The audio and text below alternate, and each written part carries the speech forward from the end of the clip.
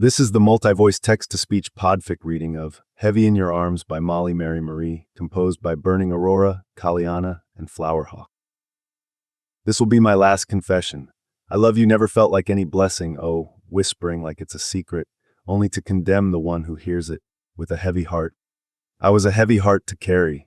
My beloved was weighed down, my arms around his neck, my fingers laced a crown. I was a heavy heart to carry, but he never let me down. When he held me in his arms, my feet never touched the ground. Remus. The muffle of encompassing water, the pull of suction against glass, the grumble of nervous impatience. Every unfamiliar sound left Remus more concerned than the last, additive to the searing pain on the left side of his chest, and his right ankle, and both his arms. The further he dragged himself from the fog of this oblivion, the more he began to remember. Last night had been the full moon. No, not just a full moon, he recalled as he could hear the ripping of his own flesh underneath his fingernails, feel the slip of his own blood as it pooled beneath his feet, suffer the foreign, scraping howl inside his own throat. A blood moon. This left him wondering where he had ended up, exhausted and unconscious after spending all night giving himself new scars. The shrieking shack really only worked to conceal him during the initial transformation into the wolf. But the wolf always found ways out of the shack, no matter how Remus tried to restrain him. It meant that Remus often woke in unfamiliar places, the middle of the forest, the base of the willow, the shores of the lake. He could barely remember the events of last night, which was a tad unusual. Most moons, while he didn't have control over what he did, he certainly had memory of it. Last night was less than a blur. Vaguely, he could almost remember chasing a shadow around the forest. It was bitter work trying to force his eyelids to open. None of his fingers or toes would follow his command either. There were only two things working for him: his equilibrium and his ears. From that, he knew he was lying down, and he knew someone was in the room with him. He could hear them tinkering with what sounded like potions vials from somewhere behind him. Beyond that, it sounded like everything around him was muted, like he was encased in a thick glass box deep underwater. Realization wrenched at his gut. Oh no. Without the full return of his sight, and knowing that he was going to tear open some of his wounds, he demanded his body move for him.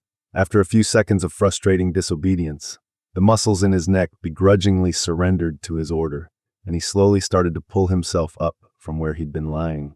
He could feel his skin separating, tearing apart from where it had fused thinly back together. With determination and desperation, he bore down, labored breathing seething from the tight spaces between his clenched teeth. Hey.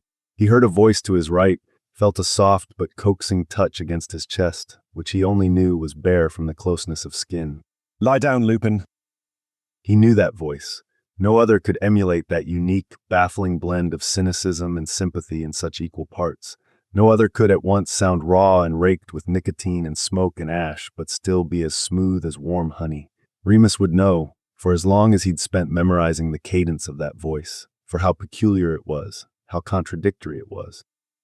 It was Sirius Black, the boy with the long, dark, wavy hair that he tied to the top of his head with his rune-carved wand to keep the hair from his face before a duel.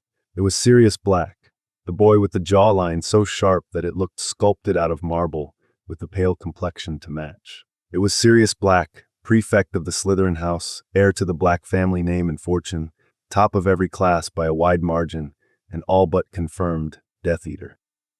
Why was he with Black? Maybe he'd stumbled back into the castle and gotten lost, winding up in the dungeons. Because that was where he was. He knew that now. The muffle of underwater. The dungeons were partly under the Great Lake, where the giant squid was famous for dragging his vicious tentacles across the thick glass that kept them all from drowning. While he let Black lead him softly back down to the downy mattress beneath him, he didn't stop in the attempt to open his eyes to get a better idea of the situation. After all, Black was a Slytherin. He was a Death Eater. It didn't matter what Remus felt about him. The first thing his eyes fell upon once they opened, blurry and blinking, was Black, kneeling next to him with his hands held over Remus's abdomen in a healing spell that was so skilled that Remus couldn't feel anything in the area under Black's elegant fingers. Even Poppy's spells weren't this adept. He could always feel the effect of it, the pain it left behind. The concentration in Black's furrowed brow was tactile, like it hung in the air, The sleeves of his white Oxford shirt were rolled hastily up to the elbow. Underneath those sleeves were smears and fingerprints of blood, some diffusing as a crimson tide up the coiled white fabric. With sudden, shocking clarity, Remus realized what it was he had been trying to find with no success. On Black's inner left forearm was only a bloody handprint, obscuring a rather terrible-looking scar that ran from his wrist to his elbow. There was no dark mark. But all the other Death Eaters had them, and Remus knew they had them, because he'd seen them. Even Black's own younger brother, Regulus, had one. Remus had seen that one too, the day after Regulus had reportedly gotten it. It had been red and angry from how his skin seemed to reject such a vile debasement. Now that Remus thought of it, he'd never seen the mark of the eldest Black brother. In fact, he'd never even seen Black's forearms at all. The further he thought back, the more he realized he wasn't sure anyone had. Not once had he seen Sirius in anything other than his dark robes, or a long-sleeved shirt, or a jumper over his shirt and tie. Remus had always attributed Black's strict personal enforcement of the dress code on his being a prefect. He'd never seen Black with even his tie off, not even at dinner. Except, well, he wasn't wearing his tie now, with his head bowed low over Remus's skin like he was whispering a prayer into it, rather than a spell. With his tie missing from around his throat, his collar was splayed carelessly down to the second button, off-center to one shoulder. His hair was tied up with his wand. In that way, he tied it up just before a duel in defense against the dark arts, but also not in the way he tied it up to duel. During a duel, an elastic kept every long hair accounted for, in perfect place, even when he pulled his wand out just in time to utter a counterspell. Just then, with the way Black was bent over Remus, his hair hung loosely into his face, the wand at the crown of his head hurriedly placed without attention. Under a heavy, dry swallow, Remus spoke as he watched Black adjust the expertly placed bandages wrapped around Remus's chest. Why are you helping me? There was no reply as Black let his fingers ghost down Remus's thigh, his feathered touch leading Remus to the abrupt awareness that he was very naked underneath the sheets of Black's bed. When Black pulled the blanket from atop Remus's feet, Remus could see the advancing purple bruise circling his grotesquely swollen ankle. He winced at the sight, but the pain wasn't all that bad. In fact, compared to when he'd first woken, none of the pain was that bad, really. Eventually, Black spoke, taking Remus's hand into his own quite clinically, turning it in his hands and examining it closely. I think you would have died tonight, had I not been there. Why were you there? Remus asked, partly out of suspicion and partly out of curiosity. The look on Black's face was, at first, confusion and disappointment, and his gray eyes met Remus's for the first time since Remus had regained consciousness. With the transparency of Black's gaze, Remus finally noticed the treacherous dark circles under Black's tired cinder eyes, amplified by deep worry lines in their corners. There was something unsaid in them, too, masked by the haunting sharpness of his gaze, though Remus couldn't find himself needing to look away. Then, without warning, there was the hint, just the barest hint of a smile at the corner of Black's lips, and for only a moment, all the sorrow was scrubbed clean. I was your distraction. Sirius. There was a shaking breath pushing through his lips that he was actively trying to ignore, despite the stuttering it infused into the cigarette smoke that veiled his gray eyes. It hadn't been this bad in quite some time. He hadn't felt sleep in days. He was going to have to run again. Earlier in the week, Regulus had taken the mark, for which Sirius had refused to be present. Their mother was thrilled, of course, except for the disgust in her mouth when she berated Sirius for his vehement refusal of the same mark. It didn't matter that Sirius had exceeded expectations in all his Newt classes the year prior. It didn't matter that he was at the top of every class this year. It didn't matter that he was, objectively, the perfect son. Because he didn't take the mark. Because he didn't agree with the murder of innocent people, Muggle or Muggle-born included. Because he didn't think he was better than any other student at Hogwarts. Blood status be damned. Because he didn't want to follow a fascist. His mother threatened to disinherit him, of course, and Sirius had arrogantly begged her to do it, begged her to let him be rid of this godforsaken family. The look on Regulus's face had him retracting that statement. He still wanted to be rid of them, just not all of them, not Reg. To his surprise, his mother hadn't blasted his name off the tapestry of the family tree on the wall of the sitting room at number 12 Grimmauld Place. He was fairly certain she was just forcing him to stay in the family purely out of spite, and her spite could live for decades. Pushing himself from the balusters of the astronomy tower, Sirius tossed the dying embers of his cigarette into the waning darkness. Half of the reason he'd taken up smoking was to spite his mother, so he must have inherited something from her, after all. Damn. There was a certain pink rose bush behind which Sirius always chose to disrobe. It was off to the side of the castle, away from the herbology greenhouses, should any couples come stumbling by in their oblivious bliss, but still fairly near to the Great Lake. Being close to the Great Lake was important, as the secret tunnels underneath it that Sirius had discovered early in his Hogwarts residence led back to the dungeons, and almost directly to Sirius's dorm. He was lucky that he didn't have a roommate at Hogwarts. Well, some days he considered himself lucky. Days like this. Nights, rather, when he needed silence and stealth to sneak back into the dungeons. Other days, having his own dorm felt quite lonely. Behind that friendly pink rose bush, Sirius removed his clothes, taking a moment to enjoy the coolness of the early spring morning against his fevered skin. It was almost as pleasant as the run would be. Almost. With practiced technique, he transformed into his animagus. Padfoot. That was the name he'd given to this version of himself. It was the one thing he could choose about it. He hadn't been given a choice to become an illegal animagus. It was a black family tradition. Even Regulus had done it last year. Once, they'd gotten into serious trouble when the neighbors started to cause a panic about seeing a black German shepherd and a Barbary lion with a dark mane casually strolling about the borough of Islington. Almost immediately after becoming Padfoot, his ears pricked toward a sound. A howl. It was close. He went racing off in the direction of the sound. As the howling grew louder, more frequent, more frightening, the hackles at the back of his neck rose, a snarl forming in his throat. As he approached, he stilled, one paw raised in the air. It wasn't just a howl, it was a cry, a bellow. Before him was a full-standing werewolf, drenched in crimson blood. He meant to step back, to run, to cower. A werewolf could slit him to ribbons without even an effort. It looked like this creature of the night had already done it to some poor animal before him, maybe many. Before he could turn, he looked closer. No, it wasn't animal blood. It was his own, the werewolf's. The claws at the ends of his own fingers dug and tore and ripped into his own flesh, across his chest, along both of his arms, down his own face. With stunning plainness, Sirius realized, with a dreadful twist of his gut, that there was a person trapped in there. Without a thought in his canine head, Padfoot barked, immediately drawing the attention of the beast in front of him. He readied himself for the vicious chase to follow.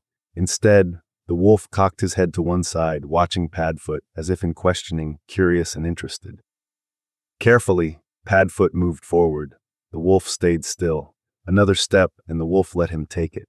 With a respectful bow, Padfoot lowered his head in front of the wolf's terrible claws, dripping with the blood of its host. As Sirius braced for something brutal, like his throat being slit or his spine being pulled straight from his fur, the wolf surprised him by nudging him, gently. With taunting fire in his bright red eyes, Padfoot immediately dashed off into the direction of the forest. The wolf followed, letting out a howl that was so different from the one before it. This one sounded practically playful. It certainly didn't sound quite so hollow. Running in the forest with this wolf at his tail, and at his side eventually, Sirius lost all track of time. Though he was running for the exhaustion of it, this wolf gave him new energy. His desperate and imminent need to sleep was forgotten. It was just Padfoot and the wolf, running until their lungs were breathless and their muscles sore, under the light of a full red moon. As they neared the lake, Sirius saw the first glimpse of daylight peeking over the mountains in the distance. A soft whimper behind him reminded him that this wolf was a human being who was about to return to find broken skin and badly bleeding wounds. Through the transformation, the howl in the wolf's throat soon became screams, accompanied by the sounds of bones reshaping and organs squelching. Quickly, Sirius reverted back into his own skin, tearing across the lawn to the rosebush where his clothes were hidden. Stay with me, stay with me. Sirius shouted from across the distance, his voice cracking under the strain as he saw gray fur give way to freckled skin now so bruised. Hopping into his trousers, Sirius stumbled back toward the stranger. There wasn't enough time to put on his shoes, so he left them there, but had enough sense to grab his white uniform shirt, with the silver and emerald green tie still pressed underneath the collar. As quickly as he could, he darted back to the human form, collapsed onto the shore of the Great Lake, daylight highlighting the numberless old scars etched underneath all the fresh wounds. He didn't take time to look at his face. Not at first. No, he had much more important things to do. His white shirt immediately soaked red with the blood of the stranger as Sirius pressed it hard to the cavernous claw marks that the wolf had excavated into his skin. A makeshift tourniquet of Sirius's tie went around his left upper arm in an effort to slow the blood flowing from a gash just inside his elbow. In his panic, Sirius looked up. He looked at his face. It was Remus Lupin, the boy with the shapeless golden curls that hung low in his face but were buzzed short on the sides. It was Remus Lupin, with the sun-tanned freckles scratched out by the faded pink scars that peppered his face. It was Remus Lupin, a quiet and unassuming Ravenclaw with limbs too long for his frame and a voice too soft for his build. He was a werewolf. Not taking too much time to process it, Sirius strategically tied his shirt around the wounds at Lupin's chest and kneeled to hoist Lupin across his back, over both shoulders. Stay with me, Lupin. He repeated in a whisper. He tucked his arm between Lupin's legs, wrapping his hand around Lupin's naked thigh, his fingers slipping dangerously over the coagulating blood that coated Lupin's skin. It was going to be a painfully long walk back to his dorm. He desperately hoped he'd be able to make it before the rest of his house woke. Remus? The shadow in the forest. It had been him. And it wasn't a shadow at all, Remus began to remember, but a dog. As memory began to return, Remus could recall a black dog approaching the wolf with caution. His head had been bowed low in a show of submission, much like Black's head had been bowed low over Remus just moments before. He remembered the canine moving slowly. He remembered being surprised at how the wolf had nudged him, docile and tame. You're an animagus. Remus spoke through breath. At first, he'd been wary of this good deed. What did Black want from this? Was he going to reveal Remus's secret? Did he intend to blackmail Remus for his silence? Now that they knew each other's secrets, it was reassuring. Black nodded, but it was nearly imperceptible. I am, was all he said. Through the addle in his brain, Remus tried to remember the dawn, but there wasn't much there, beyond them running together through the forest, bowing before each other, as if in play. There was nothing that showed the way Black's face had looked when he had discovered it was Remus. Had he been surprised? Disgusted? Try as he did, Remus couldn't pinpoint seeing Black's face at all.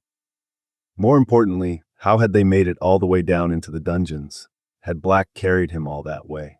With a blush that burned his skin, Remus realized that Black had to have carried him, and he did so while Remus was completely nude. The blush deepened.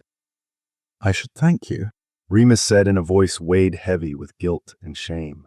As Black's face returned to stoicism and detachment, he moved his hands seemingly erratically across Remus's skin, inspecting every one of his bandages, and there were many, stretched across his chest, tucked into his left elbow, wrapped around his throat, wound into his fingers. No need, Sirius said, that hint of a smile purposefully erased from his expression as his fingers drifted up Remus's chest, dusting over the gauze at Remus's throat. When Remus tilted his head back to let Black carry out his work, those silver eyes flashed up to find Remus's gaze. How did you get me here? Remus asked, genuinely curious, finally starting to glance around the room. He was surprised not to find anything that looked of personal value. The room was full of things that evoked the spirit of Slytherin: an oversized forest green chair with silver threading in the corner, an evergreen bedspread over silver sheets covering Remus's naked frame, a malachite wallpaper in an endlessly repeating pattern that depicted a silver snake devouring its own tail, an Ouroboros, the symbol of death and rebirth.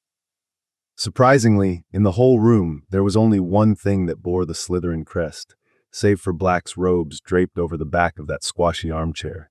A banner hung crooked on the wall across from the glass that looked out into the depths of the lake. Even more surprising was the size of the room. It was only meant for one occupant, unlike other dorms. I carried you, Black replied with what looked like wit in his gaze, his eyebrow flirting with the idea of rising on his forehead, but without the permission to do so. The ethereal glow of the bottom of the lake cast an eerie celadon film across his pale cheeks, making him look like an ancient being that had crawled out from the lake, evolved over the last several centuries. For the sake of his own pride, he didn't ask Sirius how he'd carried him, because, no matter what the answer, it was sure to be excessively embarrassing. He imagined Black kicking open the door to the Slytherin common room, with Remus naked in his arms, bridal style. Method aside, he was still wildly curious how Sirius managed to get him to his room unseen. I'm sure you're aware of this, Black, but I'm stark naked. Remus said, a measure of teasing in his voice, unexpected even to himself. The pink that splashed through Black's cheeks surprised him a bit, and he wondered if he was the only party feeling this comfortable. Sirius. He said, curving low to cover his face as he let his hand slide over the back of his neck. It left a bloody red streak across the white collar of his shirt. You can call me Sirius. Sirius.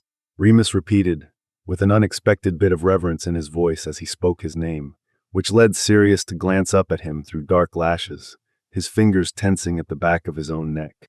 I guess what I'm asking is how you managed to successfully sneak a naked bloke into your bedroom without anyone noticing. The color spiked in Sirius's face, reminding Remus of how unusual it was for him to be able to speak with so much candor, or at all. He chalked up the strange level of comfort he felt with Black to the fact that Black knew everything, knew the secret of his lycanthropy, had been there in anime just to distract him from the violence of the blood moon. He'd seen everything, too, not just every inch of Remus's bare skin, but the drama and crisis and risk, and he had stayed. He had fought to save Remus's life. For a moment, Sirius began to fidget, only just realizing that his hands were still covered in Remus's blood, so he scoured it away with a wandless spell that took Remus by surprise.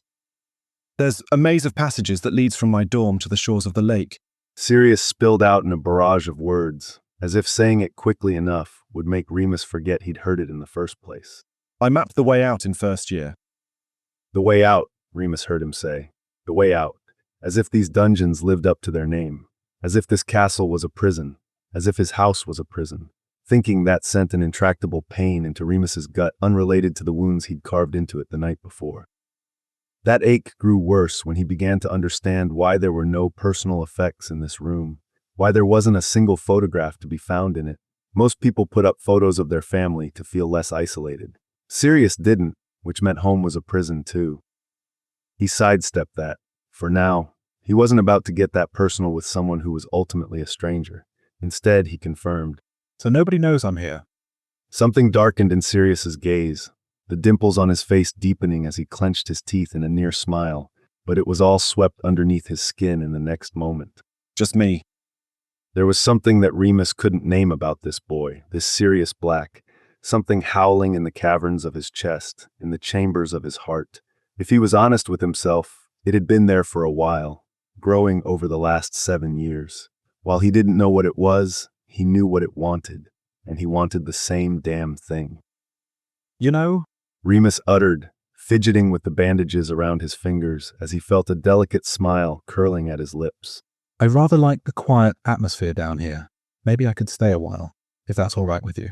His gaze playful, he looked over at Sirius to watch his mercury eyes glaze over, their focus moving to a distance beyond the borders of the room. He blinked and it was muted, but it never fully left.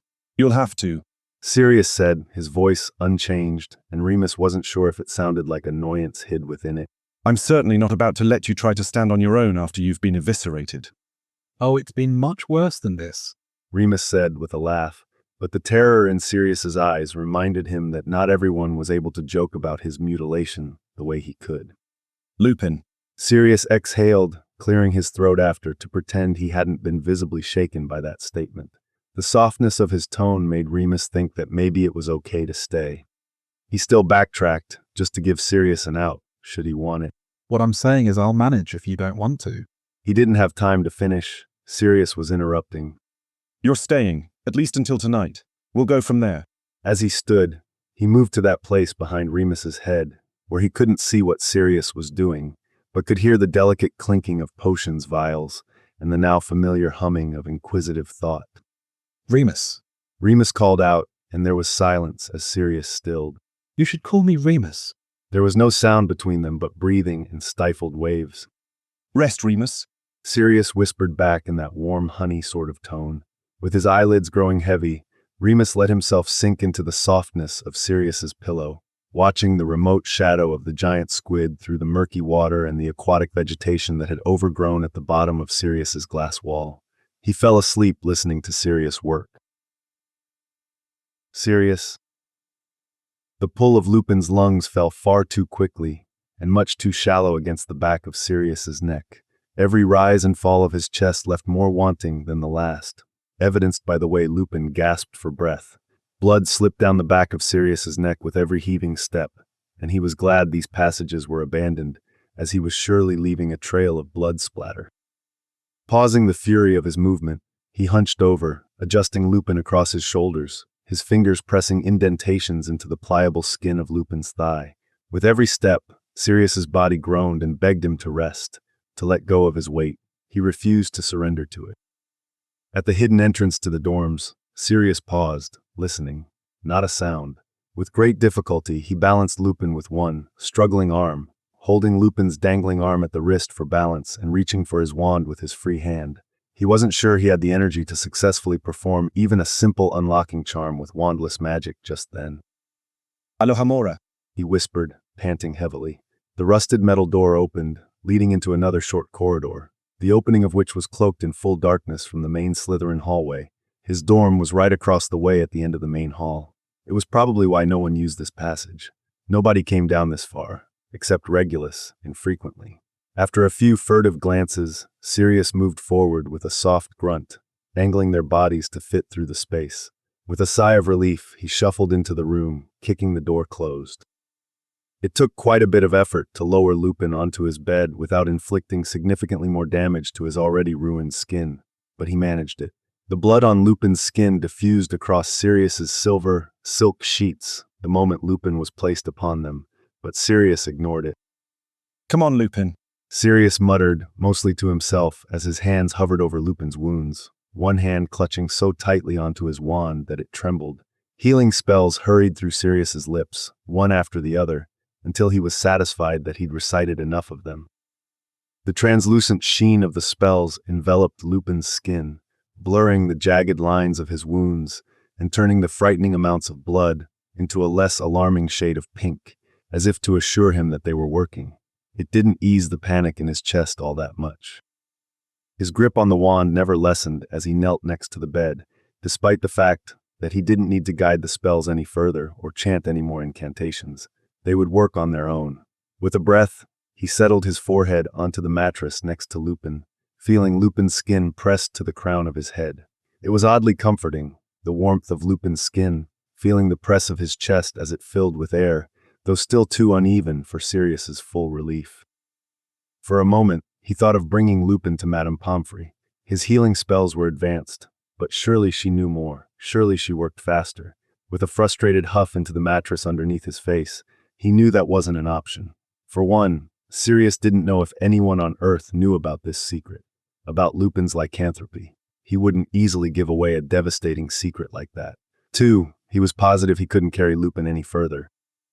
A fevered blush swept over Sirius's cheeks as he realized. 3, Lupin was still totally naked.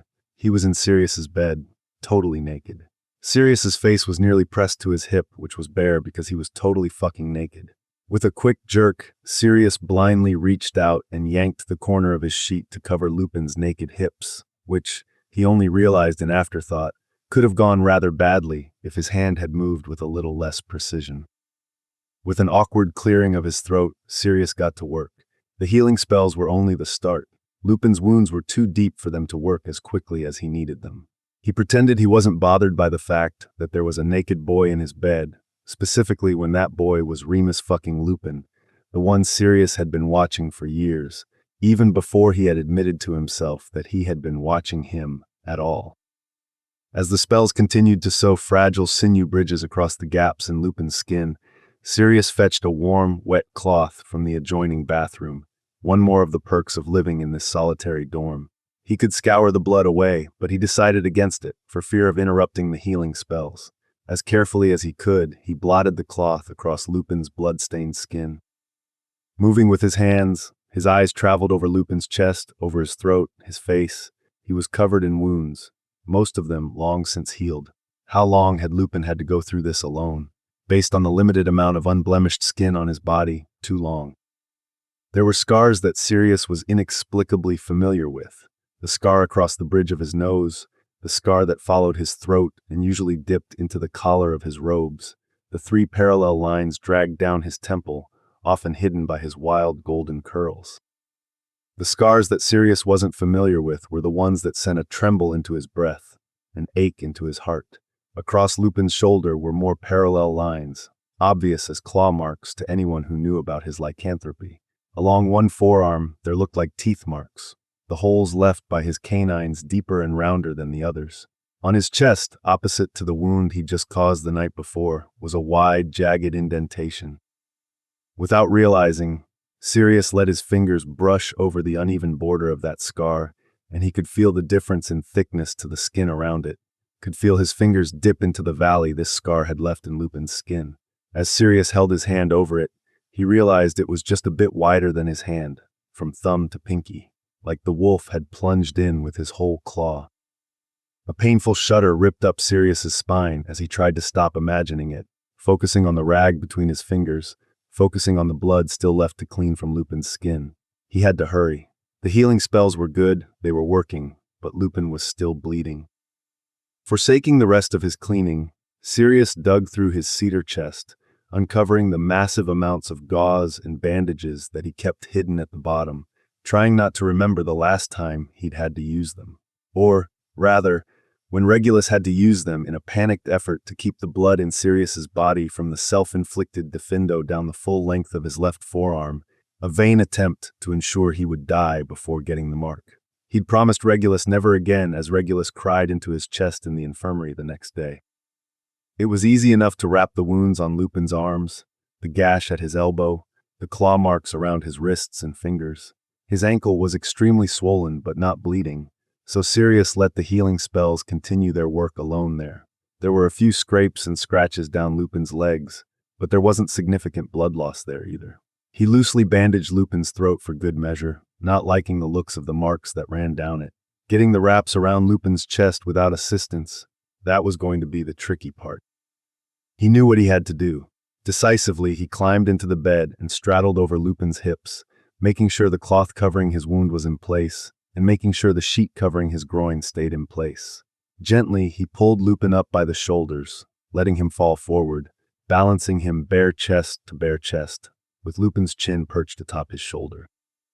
After quite a bit of twisting his wrists and adjusting Lupin's body and gripping him tightly when he nearly slipped away and squirming at the twitches of Lupin's hips underneath him, Sirius returned Lupin to the carved-out spot in his bed with steady but gentle hands on his back. Sirius took another several minutes to make sure all the dried blood was cleaned from Lupin's skin, head to toe, save for one specific region covered by the edge of a sheet, even trying to wash the matted blood out from Lupin's hair. While he wished he could scour the sheets, so Lupin didn't have to lie in the crust of his own dried blood, he didn't want to perform 2 spells at once and chance interrupting the healing spells, so he left it for now. Once he was absolutely, unquestionably certain that Lupin was healing, that he wasn't going to bleed out in Sirius's bed, Sirius took a few hurried minutes to clean up himself, scrubbing away the dried blood by hand, just to make sure all his magic was focused on healing Lupin. His bloody uniform shirt and tie went into the bin. There was no saving them. No matter, he had several spares of each, and it was lucky he did, because Lupin was going to have something to wear when this was all over. Something tugged at his heart at that word, over.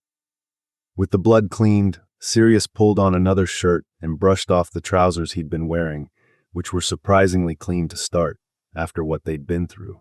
After he buttoned the shirt, he tucked it in, out of habit. He could thank his mother for that. With a defiant snarl in his lip, he unbuttoned the top 2 buttons, internally refusing to put on the tie. He'd just gotten his hair tied haphazardly on top of his head with a clean wand and the sleeves of his shirt rolled up, knowing his work wasn't over, when there was a sickening gasping from Lupin's throat. With his heart sent racing, Sirius slid into the bed next to Lupin, trying to figure out what the fuck was happening. Lupin was sucking in air, but his chest didn't rise with it, his lungs didn't inflate with it. It was stagnating in his throat. The sound of it was harrowing. His healing spell wasn't deep enough. There was damage much further in than Sirius had accounted for initially. Thinking quickly, he realized that the way Lupin was choking for air was because his lung was collapsing. His rib had likely ruptured the space surrounding his lung. With shaking hands, Sirius scrambled for the quill at his bedside table. With his teeth, he plucked out the feather to clear the barrel and spat it onto the floor, taking a very quick breath before pressing the sharp point into Lupin's skin. The immediate hissing of air and the loud intake of air that Lupin pulled into his now inflating lungs told Sirius his suspicion was correct. When the air stopped moving out, Sirius pulled out the quill tip, startled at the volume of blood that followed. Shit. Sirius hissed through teeth that snapped closed as he immediately held his hand over the wound to stop it. He gathered up a sloppy handful of gauze and pressed in tight, whispering a succinct healing spell over the wound to close it as quickly as he could.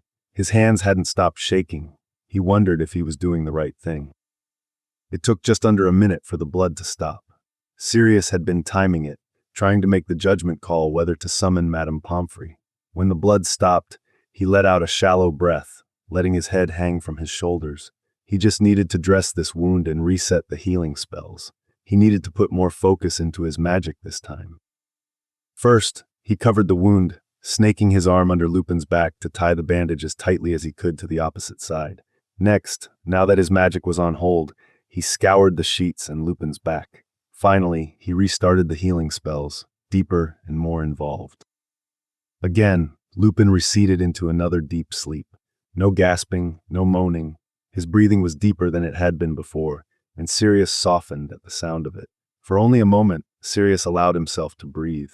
With his elbow propped up on the mattress, Sirius rested his forehead against the back of his wrist, one of the only clean spots left on either arm. And he listened. He listened to the calm lulling of the murky water beyond the glass. He listened to the quiet chatter begin to fill the hall outside as morning approached. He listened to the even rhythm of sleep and breathing inside the chest of his new temporary roommate. After that one moment, Sirius stood, covering Lupin fully before he moved to the desk in the far corner of his room, thumbing through the vials of potions that he'd made recently. He searched for a specific healing potion that he could give to Lupin for when he inevitably had to leave this room. His heart went into his throat at the thought of him leaving, and he knew why, but he intended to ignore it, as he had been ignoring it for longer than he could remember. That wasn't going to be any time soon anyway. As he was, Sirius would be surprised if Lupin would even be conscious in the next several hours. Even then, he would be equally surprised if Lupin were even able to sit up straight, much less stand, much less walk. It didn't matter. Sirius was happy for the excuse to stay in his room all day. Happy for a reason to not have to interact with the students outside. Happy that he didn't have to put on that mask and pretend like he sympathized with all the things he hated about this house. And he could keep pretending that he wasn't sort of happy that it was Remus Lupin in his bedroom. He didn't hate being in Slytherin. Slytherin was as noble a house as any, full of history and loyalty and tradition and family. If he had a family worth loving, he would love Slytherin. If the wizarding world weren't on the brink of war, he'd love this house. If an obscene percentage of his house weren't getting branded to pledge their fealty to a tyrant from Slytherin, he'd love it. With a shake of his head, he focused on the task at hand, still searching for the potion vial he knew was there. They clinked together as he moved them down the desk. As he found the correct vial, there was another ghastly sound from Lupin's throat, very unlike the last. This one was the bearing down of breath, concentrated into a determined seethe. Lupin was awake. He was trying to move. He was trying to leave. With 2 wide steps, Sirius was at his side. Hey, He whispered, flattening his palm to Lupin's chest and trying to guide him as gently as possible back to the mattress. lie down, Lupin. His eyes were still closed, his teeth still clenched. Sirius wagered he probably had figured out where he was. No other house had the sounds that Slytherin had. The wet squish of the giant squid's massive tentacles sliding against the glass, the muffling of sound only found underwater. Based on their reputation, Sirius wasn't surprised that Lupin wanted to leave. What did surprise him was the way his head turned towards Sirius's voice, despite the concerned furrowing of his thick eyebrows, one of those eyebrows notched out with the presence of a long faded scar. It surprised him that Lupin seemed to visibly soften at the sound of Sirius's voice, like he was relieved it wasn't someone else. It surprised him more than anything that he let Sirius coax him to lie again in Sirius's bed. It was pleasantly unexpected. Eventually, when Lupin was finally able to pry his eyes open, heavy with the weight of his exhaustion, they were on Sirius immediately, and they stayed there. They danced over the face, twisted in focus, to the hair messier than anyone in the castle had ever seen it, to the shoulders hunched over in examination of his work, to the bloodied hands that were renewing the countless healing spells scattered over Remus's frame, to his forearms exposed and empty of ink. There they stilled, they widened, and Sirius knew what it was he had been looking for, because everyone was always looking for it. He'd gotten away with lying about it to the rest of his house. He'd gotten away with always covering his forearms to hide its absence, but he did not have the mark, the only one in the Black household who hadn't taken it. I'm not one of them, Lupin. You're safe here. You're safe with me. He didn't say any of this out loud. He wasn't even sure Remus wanted to hear it, and Lupin wasn't speaking either, so Sirius returned to his work, extending the deeper healing spells to make sure Lupin's lung wasn't going to collapse again. With that done, he moved to check for bleeding through the bandages. Why are you helping me? Lupin asked as Sirius brushed the tips of his fingers across the bandages wrapped around Lupin's chest, relieved not to feel the wet squelch of blood there. For a moment, Sirius was silent, knowing the answer, but trying to avoid admitting it, as he continued his survey of Lupin's body, moving down his leg to look over his ankle. The swelling had gone down, the bruising worsened, but Lupin didn't seem to show fear of Sirius's touch, not even when that touch moved into Lupin's hand, as Sirius traced over his scarred palm. Finally, Sirius just gave something close to an honest answer. I think you would have died tonight, had I not been there. It didn't touch on the reasons Sirius wanted to save Lupin. It didn't address the hours Sirius had spent healing him before he'd awoken. But it was an answer. Why were you there? He asked immediately in return, and Sirius didn't know much about lycanthropy, so he shouldn't have been disappointed that Remus didn't remember him being there, or Padfoot, or the lakeshore at dawn, or Sirius carrying him to the dorms. He shouldn't have been disappointed that this attachment to Lupin didn't cross over when the other party was either not himself or unconscious for the extent of their time spent together. Not to mention, Sirius's vague attachment to Lupin extended far beyond the events of last night.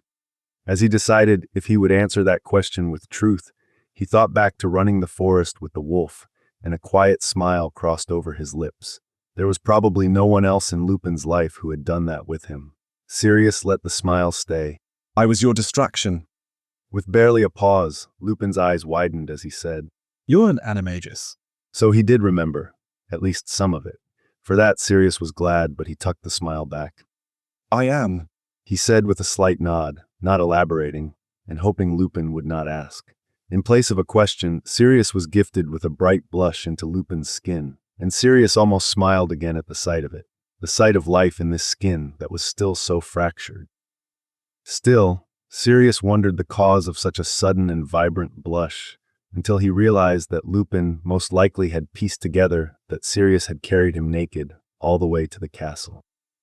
I should thank you. Lupin said with a heavy voice, and Sirius had to busy himself with pretending that he was looking over Lupin's bandages again to avoid mirroring that blush. No need, he said, hardening the lines of his face to keep his emotions in check, which proved extremely difficult as he reached the bandages at Lupin's throat, and Lupin craned his neck in response to let Sirius touch him. He moved like a display of submission, without a speck of doubt in his honey and cinnamon eyes as they met Sirius's sudden and darkening gaze. How did you get me here? Lupin asked, breaking Sirius's gaze to glance around the room. There wasn't much to see. Where other people had knickknacks from home and photographs of their family, Sirius had a single Slytherin banner, given to him by Regulus on the day Sirius had been sorted into Slytherin, his younger brother so proud of him then. With sass in his voice, Sirius grinned while Lupin looked away. I carried you. When Lupin looked back, Sirius scrubbed the expression, but his cocky eyebrow fought the order. I'm sure you're aware of this, Black. Lupin said, and Sirius winced at the use of his surname, nearly missing the taunting tone of Lupin's voice as he said, But I'm stark naked. Despite the effort he put towards stuffing it down, the blush still bloomed quite obviously in Sirius's face. But he was so distracted by the sour taste left in his mouth by Lupin calling him Black that he swerved completely around that comment and blurted out his first thought. Sirius. He spouted, blushing more, and lowering his head to cover it up, pressing one hand to the back of his neck to fake an itch. You can call me Sirius? He clarified. There was a tick of silence from Lupin before he repeated, Sirius. with such a wistful tone that Sirius had to look up, had to watch him speak his name, had to see the quiet smile in the corner of his mouth as he said it. He continued, still smirking.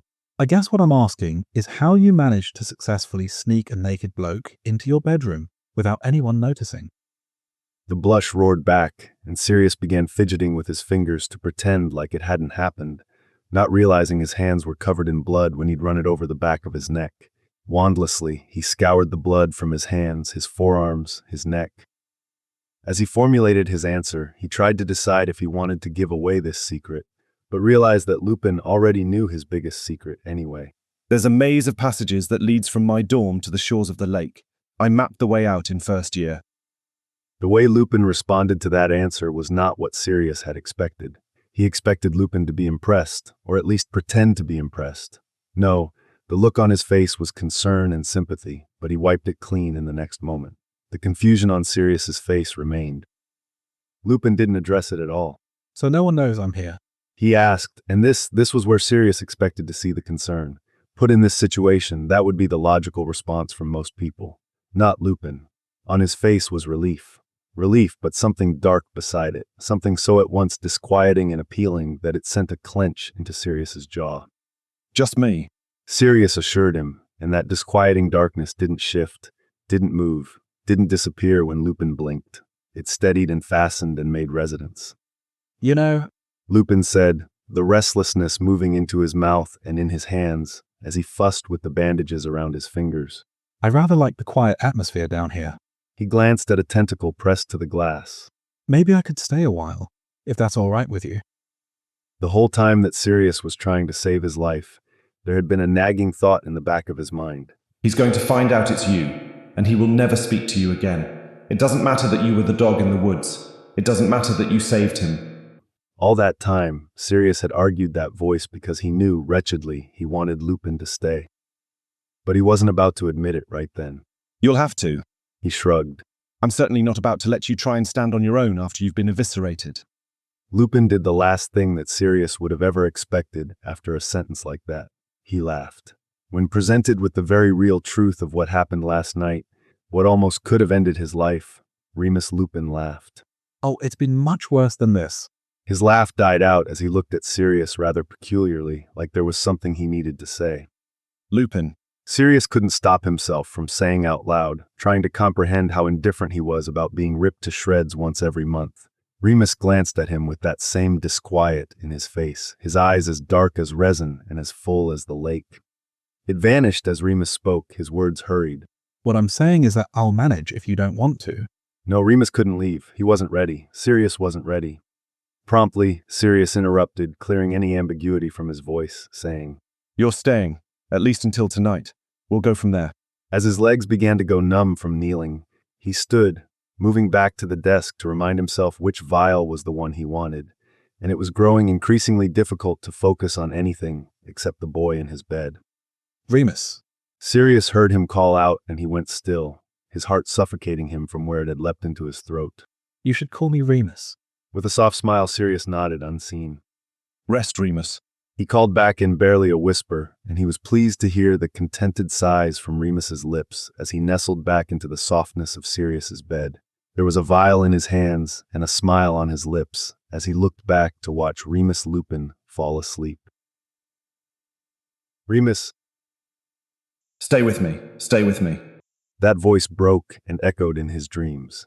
A naked, pale figure went racing away from him, but the perspective was all wrong. He was watching it sideways, and then it shifted, but not righted. His gaze was drawn down, motion blurring the scenery. There was a hand on the back of his thigh. His chest was pressed against something warm and unyielding. He could hear the heaving of breath somewhere close. Stay with me, Lupin. That voice said, the tone changed to a pleading whisper. As Remus woke from the dream, he began to realize that was Sirius's voice. These were the events that he couldn't recall from the night of the full moon. This was the memory of Sirius saving his life. It was an odd sensation, waking in a strange room, in a strange bed. It was odder still when Remus woke to find himself alone in that strange room, though he supposed it wasn't a strange room anymore. It was Sirius's room, Sirius's bed. Somehow, in less than a night, Sirius Black knew him better than anyone else had ever even attempted. It was pleasantly unexpected. As he struggled to sit up, finding himself to be thoroughly unable, he heard the knob of Sirius's bedroom door rattle. After a silently muttered prayer to the Grey Lady, Remus let out his held breath to see Sirius leaning in through the crack in the door, glancing at Remus before entering, as if ensuring he had Remus's permission before coming into the room. "This is your room, you know." Remus joked, giving up on sitting upright and letting himself fall back into the most comfortable pillow upon which his head had ever rested. As Sirius kicked the door closed, Remus saw a tray in his hands, food filling every available space on it. The flash of a smile crossed over Sirius's lips, and, unlike the ones before it, he let it stay there for a moment. Just wanted to make sure you were decent. His gaze swept over Remus's bare chest as a show of his sarcasm, before making an absurd shrugging motion that Remus was sure referenced their strange shared comfort about Remus's constant nakedness in Sirius's bed. "As decent as can be with my entire wardrobe in a separate tower." Remus laughed softly, enjoying this comfortable banter much more than he was ready to admit to himself. Carefully, Sirius set the tray at the side of Remus's bed. Or was it Sirius's bed? Smile still in place. You need to eat. Sirius said, his words sounding like a demand, but his tone of voice sounding like a plea. Your wounds won't heal if your body has no energy to do it. From his place on Sirius's pillow, Remus glanced over at the towering breakfast. Eggs and bacon and sausage, toast and croissants and pastries, coffee and tea and pumpkin juice. "There's enough food here to feed all of Slytherin." Remus said with a smirk, pleased by the way Sirius's smile had yet to vanish, how steadfast it was, how unyielding. You're probably right. We're all collectively trying to maintain our perfect figures, he said, rolling his silver eyes, the grin widening on his face. Remus tried again to sit up, the muscles of his abdomen twitching and fluttering with pain and fatigue. Before Remus could even wince, Sirius was beside him, one hand firm against Remus's back, the other instinctively gone to support the area most tenuous. His fingers spread out over the bandages stretched across Remus's ribs. There was a breath that fell from Remus's lips at Sirius's touch against his skin like this, tender and close, before he realized that this touch probably felt familiar to Sirius. Remembering the clinical wave of Sirius's hands as they'd cast healing spell after healing spell across Remus's troubled skin, he began to imagine it, but it was conflicted by the shattered voice he'd heard in his dream. Suddenly, the wave of Sirius's hands wasn't so clinical, wasn't so impersonal. To match the pulsing anxiety that Remus had heard in Sirius's voice in his dream, Remus imagined his hands trembling, covered in Remus's blood as they worried over the fissures in Remus's flesh. He could nearly see it then, the strain in Sirius's expression as he pressed his fingers to the holes in Remus's skin, begging his veins to stop bleeding, begging Remus to live. Too much time passed after that breath for Remus to be able to hide it, to cover it as something that sounded a little more pained and a little less unnerved, so Sirius pulled away with a quick, hesitant glance. He busied his other hand building a support of pillows behind Remus.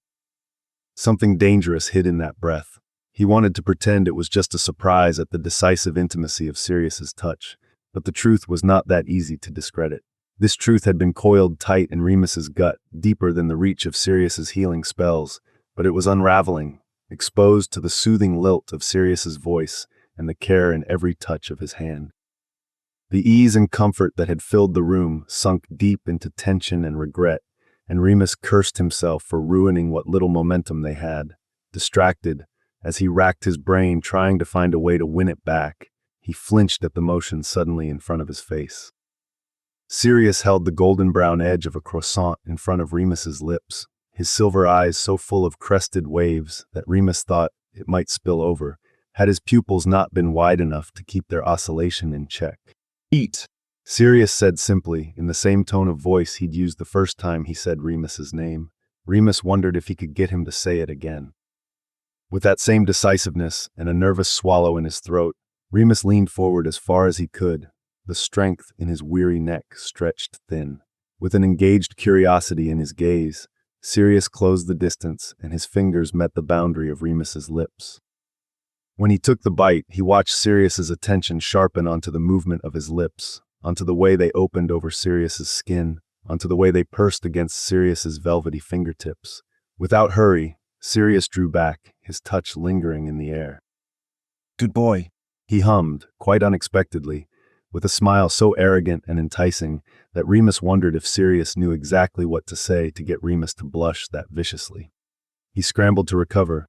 Shouldn't I be saying that to you? He countered, reaching toward the tray to take the rest of that croissant. What breed is your animagus anyway?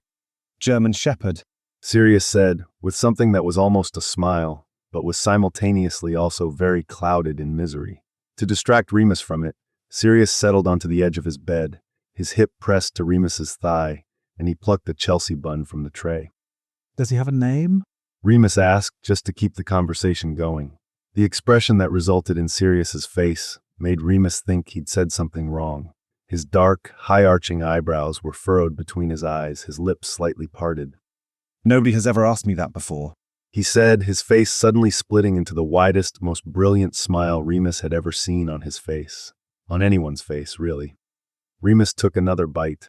That's because they hate dogs. For the first time in their many hours together, Sirius laughed. It was louder and clearer than Remus anticipated, and he wasn't prepared to restrain the immense way he softened toward it. Sirius didn't notice. Padfoot. Sirius said, with a unique sort of fondness in his voice. Remus turned the corners of his mouth down in his show of approval, though his cheeks were full of food. Very appropriate. He said, downing a very long sip of warm tea that Sirius had evidently already sweetened, alarmingly precise to Remus's taste. Who gave you that nickname? Remus asked, pretending he wasn't fishing for information about Sirius's life outside of this room. Sure, they shared a few classes, in which Remus rather frequently grew distracted by Sirius, especially the way he pushed his fingers through his hair, but he knew Sirius, really knew him, very little. A loud scoff bounced off the back of Sirius's throat. Get ready to feel sorry for me, Remus, because I gave myself that nickname. With a shrug, he took the coffee mug from the tray, unsweetened, as black as his name, and downed half of it. Remus took a breath. This was the information Remus had been trying to affirm. Well, not this information, specifically, but they had been together at Hogwarts for 7 years, and today was the first time he'd seen Sirius produce a genuine smile, the first time he'd ever heard Sirius laugh. It was as Remus feared, but it was also something that Remus was more than willing to fix. If Sirius Black didn't have friends, then Remus Lupin was intent on giving him one. Give me one. He instructed, steadying his gaze in Sirius's direction. When Sirius returned that look, his eyes were narrowed and searching, casting across Remus's face. The smirk returned to the corner of Sirius's pink lips. You can't just demand a nickname, Remus. These things have to come out fluidly, organically. There was a certain level of sarcasm to his voice, and Remus paused, shoveling eggs and bacon into his mouth to speak. You've already picked one, haven't you? He asked, twisting his expression into accusation and suspicion, going so far as to throw the corner of his toast at Sirius, who curled in on himself to avoid it, but was smiling all the while. Remus was getting used to the sight of Sirius smiling. Already he'd begun formulating ways to make it happen more, to make it brighter. I absolutely have, and you're not going to hear it until you least expect it. Sirius stated factually, and Remus had a very strong urge to dive across the bed and tickle him until he surrendered the name. If his ribs weren't split apart, he probably would have. About that time, when Remus had just started to feel the pressure of swelling and the itchiness of healing and the anxiety of pain, Sirius shifted toward him. His hands were raised over Remus's belly before Remus could even ask, before Remus had even winced. He uttered spell after spell, each a slightly different incantation, and Remus could feel it differently than he had that morning.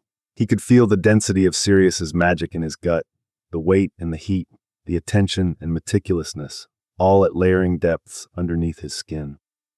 The look on Sirius's face was nothing like it had been only a few hours before, when he had been bowed low over Remus in silence and focus. Now he called on his magic effortlessly, with fluent bewitching and a dexterous wave of his hands. When he looked up, his silver eyes reflected the vibrant color of his magic, a prism over the dark cloud of his eyes. Better. He asked under a tired smile that reminded Remus that Sirius had not only run out the full moon with him last night, all night, but had been caring for him since dawn. With all the exhaustion that must have been weighing on him, Sirius still worked with a soft smile. Better than I've ever been. Remus replied without pretense, watching for the flush to blossom underneath the pallid marble of Sirius's cheeks. When it arrived, it was beautiful.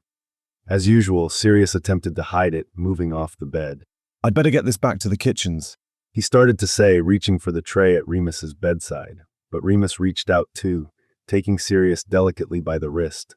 When Sirius's gaze shot over, Remus wondered if he could feel the spiking of Sirius's pulse underneath his fingertips. He moved his thumb into Sirius's palm. In a low voice, Remus spoke. Stay, Sirius, stay with me. Under a strained, deep breath, Sirius swallowed, his eyebrows rising, hidden by the lengths of hair brushed across his face. At first, Sirius argued. It's all right. I'll just pop back into the kitchens and... Sirius, you're spent. Remus emphasized, tensing his arm just a bit to pull Sirius back toward him. The tray will wait. You need to rest now. You'll work yourself to death over me. As Sirius looked toward their joined hands with wonder, he spoke under his breath, as if he didn't intend Remus to hear it. A better death than what the gods have planned for me. The breath was torn from Remus's chest with woe and agony. The desolation in Sirius's life went far deeper than Remus knew, that Remus might ever know. But if there was something he could do to mitigate that sorrow, even if only for a time, it would be sweet work. Padfoot. Remus whispered, moving his grip on Sirius's wrist to let his fingers slip between Sirius's, provoking a sharp intake of breath through Sirius's parted lips. Please. I don't want to hurt you. Sirius finally admitted, glancing at the empty space next to Remus, obviously calculating the minuscule distance that would lie between them. With a quiet smile, Remus reminded him. You're the one who's keeping me alive. It was like the tension melted from Sirius's shoulders and he slumped forward, holding Remus's hand to his chest, a ghost of his warm breath seeping over the tops of Remus's calloused knuckles. Are you sure? His voice was small and timid. Remus nodded, pulling him close. But Sirius let his hand fall away from Remus's grasp, moving to the other side of the bed, so he didn't have to climb over Remus, though Remus had been preparing himself for the latter. As Remus pulled some of the pillows out from underneath the tower that Sirius had built behind him, and Sirius lifted the edge of the blanket, they both went rather still as they realized, in the same moment, that Remus was still very, very naked underneath that blanket. I did not think this true. Remus laughed to hide the blushing of his cheeks. With a blush and a laugh of his own, Sirius went rummaging through the chest of drawers in the corner next to the squashy chair, emerging hesitantly with a pair of black boxer briefs. I'm really sorry, he said, pulling his lips into his teeth. The only other clothes I have are my uniforms. Blinking in confusion, Remus stared at him, scratching the scruff on his chin. What do you wear when you're not in your uniform? Sirius shrugged, but he looked a little annoyed at the answer he knew he was about to give to that question. I wear that bloody uniform from morning to night. While Remus had expected that answer, based on the fact that he had never seen Sirius without a tie until today, it didn't hurt any less to think that Sirius was constantly under pressure to be so perfect. Then what do you wear at night? To sleep? Remus enunciated with a laugh. Again, Sirius blushed. He cleared his throat, brows furrowed. I don't usually wear anything to sleep. Instantly, that blush invaded Remus's cheeks like a fever-inducing virus. Oh, right, sorry, he said, pretending to be entirely unfazed by the notion. With a grimace and reluctance in his fist, Sirius held out the black boxers for Remus to take. I swear they're clean. Remus took them, pretending to be totally indifferent to the fact that this fabric had been against the indelicate parts of Sirius Black. As he slipped Sirius's clothes underneath the sheets and attempted to maneuver them down to his feet, he found it much more difficult than he anticipated, with the state of his ribs. More than once, Sirius moved to help, each time pulling his hands back with a frustrated sigh. Remus, if you want, I can...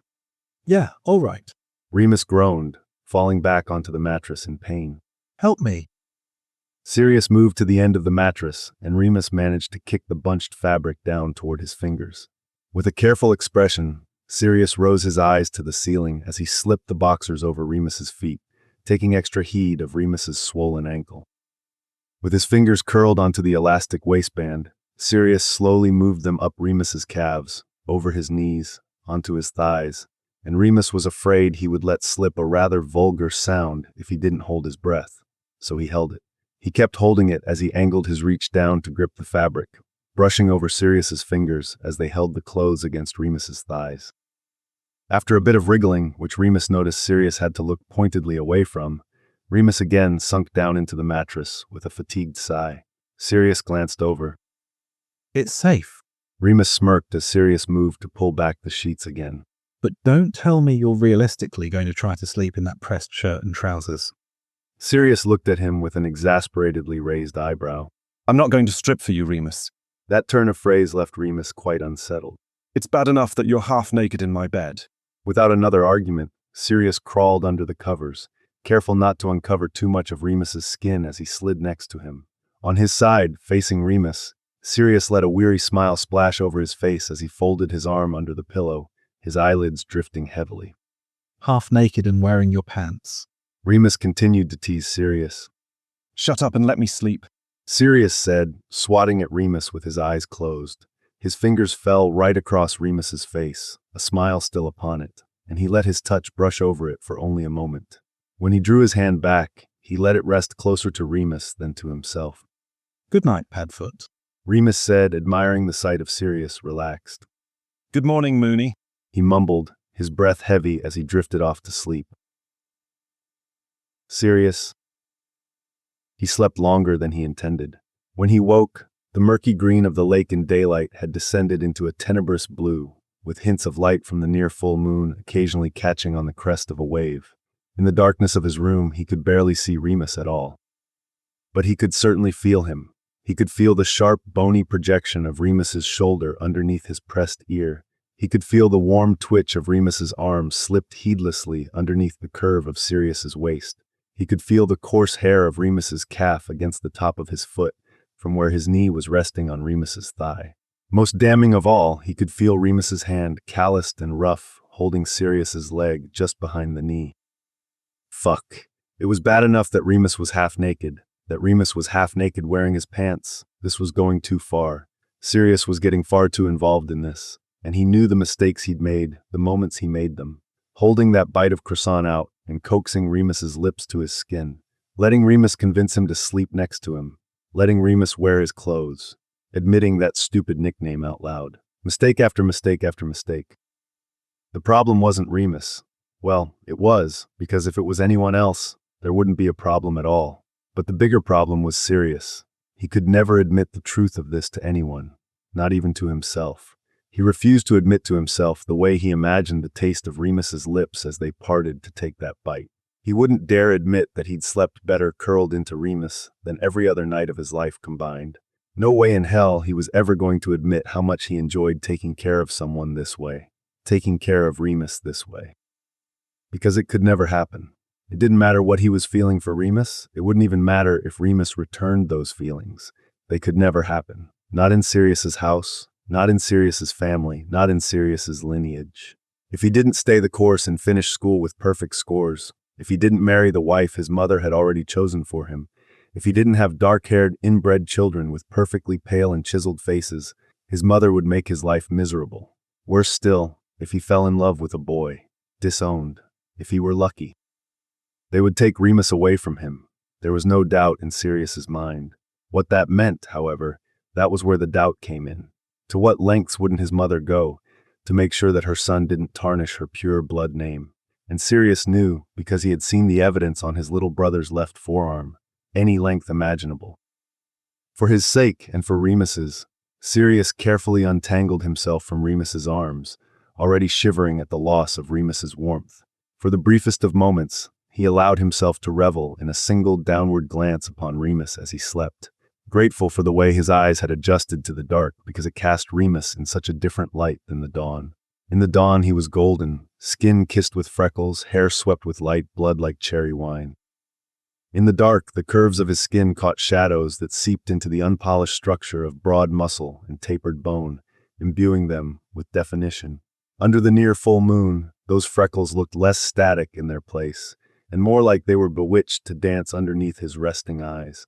Through the turbid light of the lake, his ungovernable curls were no longer golden. They were as dark as pitch, touched with flakes of iridescence.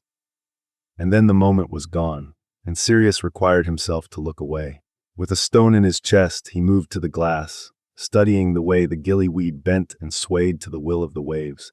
A swarm of grindylows surged past, barely before his eyes had even registered their presence. Looking out at the lake had always given him a great deal of peace, cleared his head of every vile thought, soothed an angry heart. Then why wasn't it working now?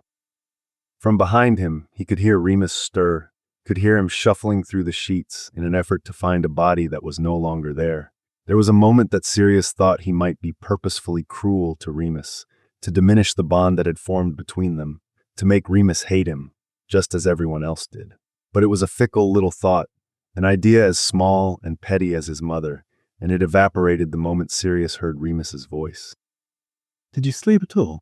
Remus asked, and Sirius allowed his face to make the wanting expression that it made so instinctively in response to the depth and grit of Remus's voice.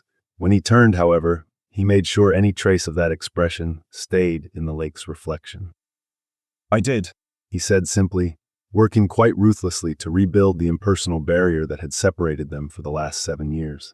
The tired smile on Remus's face crumbled it at once. I'm not sure you know the difference between sleeping and just keeping your eyes shut for a few minutes. Remus said with a sarcastic lilt in his voice. He didn't know how right he was. Beyond the twitch in the corner of his mouth that would have developed into a smile if he'd let it, Sirius didn't acknowledge the humor in Remus's voice. He was still suffocating under the weight of threatened familial obligations, and what else would be threatened if he failed to deliver on those vows? He couldn't let his mother find out he was even friends with Remus. It's late. You should get back, Sirius said, shifting his eyes to look at Remus, and immediately wishing he hadn't. It wasn't the way he had let his arm move to stretch over his head. It wasn't the dark circles that formed a resinous patina against his freckled skin. It wasn't the way he arched back into the mattress to stretch, all expansive waist and exposed throat. The reason Sirius regretted looking back was the way that Remus responded to the words Sirius hadn't wanted to say. Oh, He said, pursing his lips and nodding curtly. right. Do you think you can stand? Sirius asked, moving to the edge of the bed, but not allowing himself to reach out to Remus the way he wished he could. With a short breath, Remus closed his eyes tightly. No way to know except to try. He said with a smile that looked uncomfortably forced. Nothing like what Sirius knew his smile should be. Nothing like the way he smiled when he'd said Sirius's name for the first time. I'm right here. Sirius assured him, his defenses slipping as he watched Remus tense every muscle in his upper body to even get to an upright position. Maybe it was too soon to try to move him all the way across the castle. Maybe he could stay. Just one more day. He didn't voice this.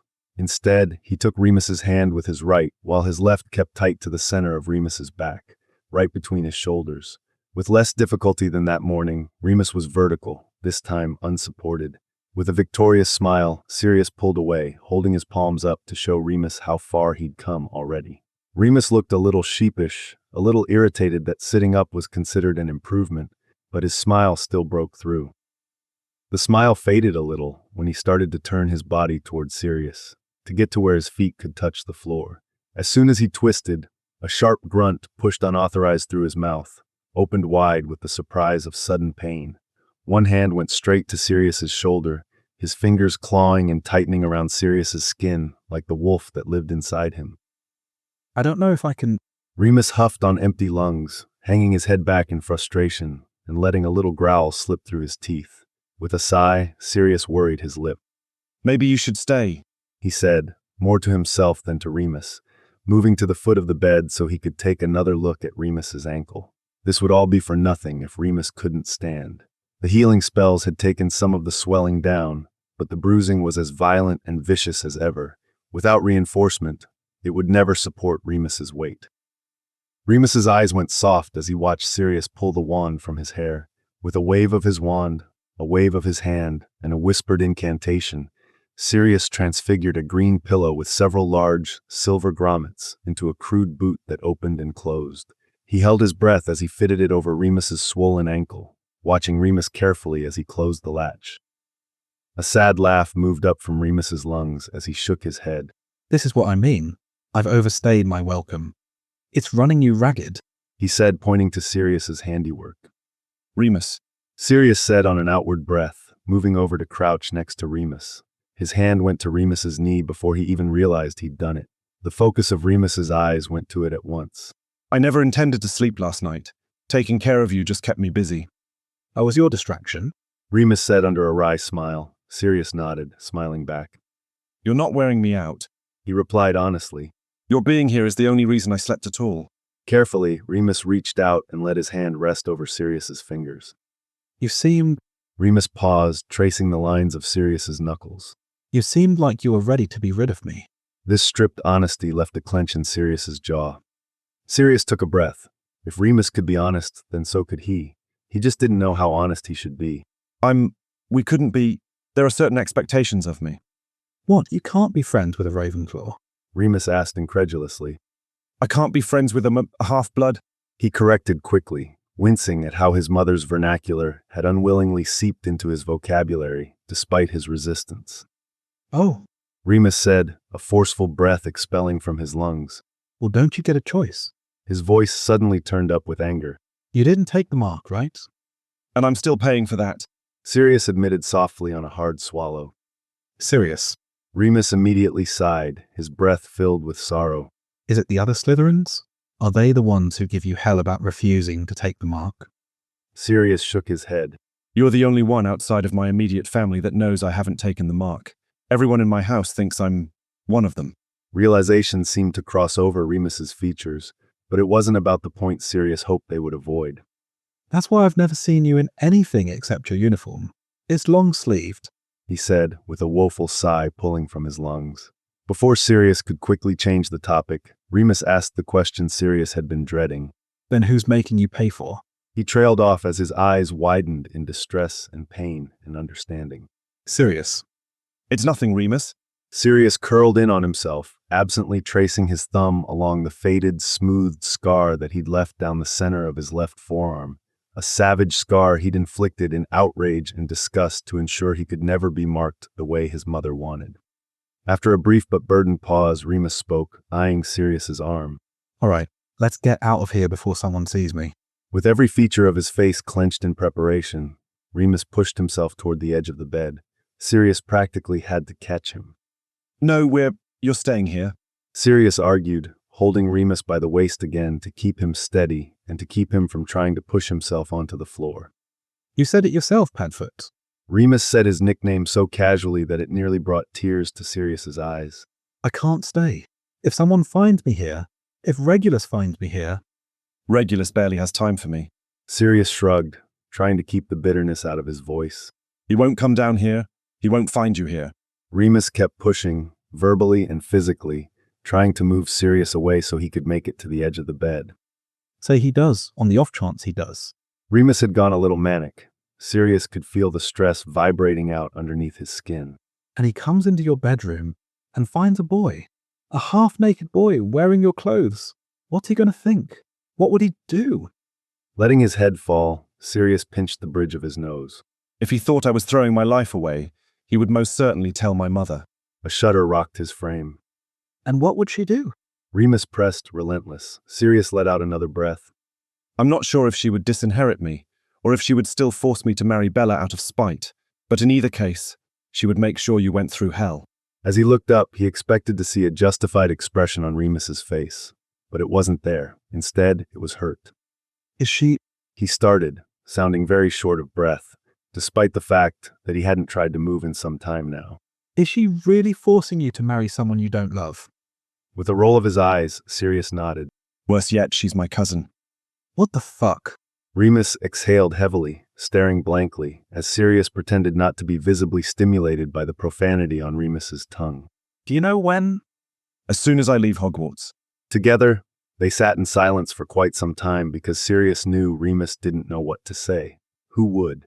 Sirius could cast it off and pretend they hadn't had this heart-to-heart, but one of his hands was still pressed to Remus's waist, the other back on Remus's thigh, with Remus's fingers still mindlessly ghosting over his own.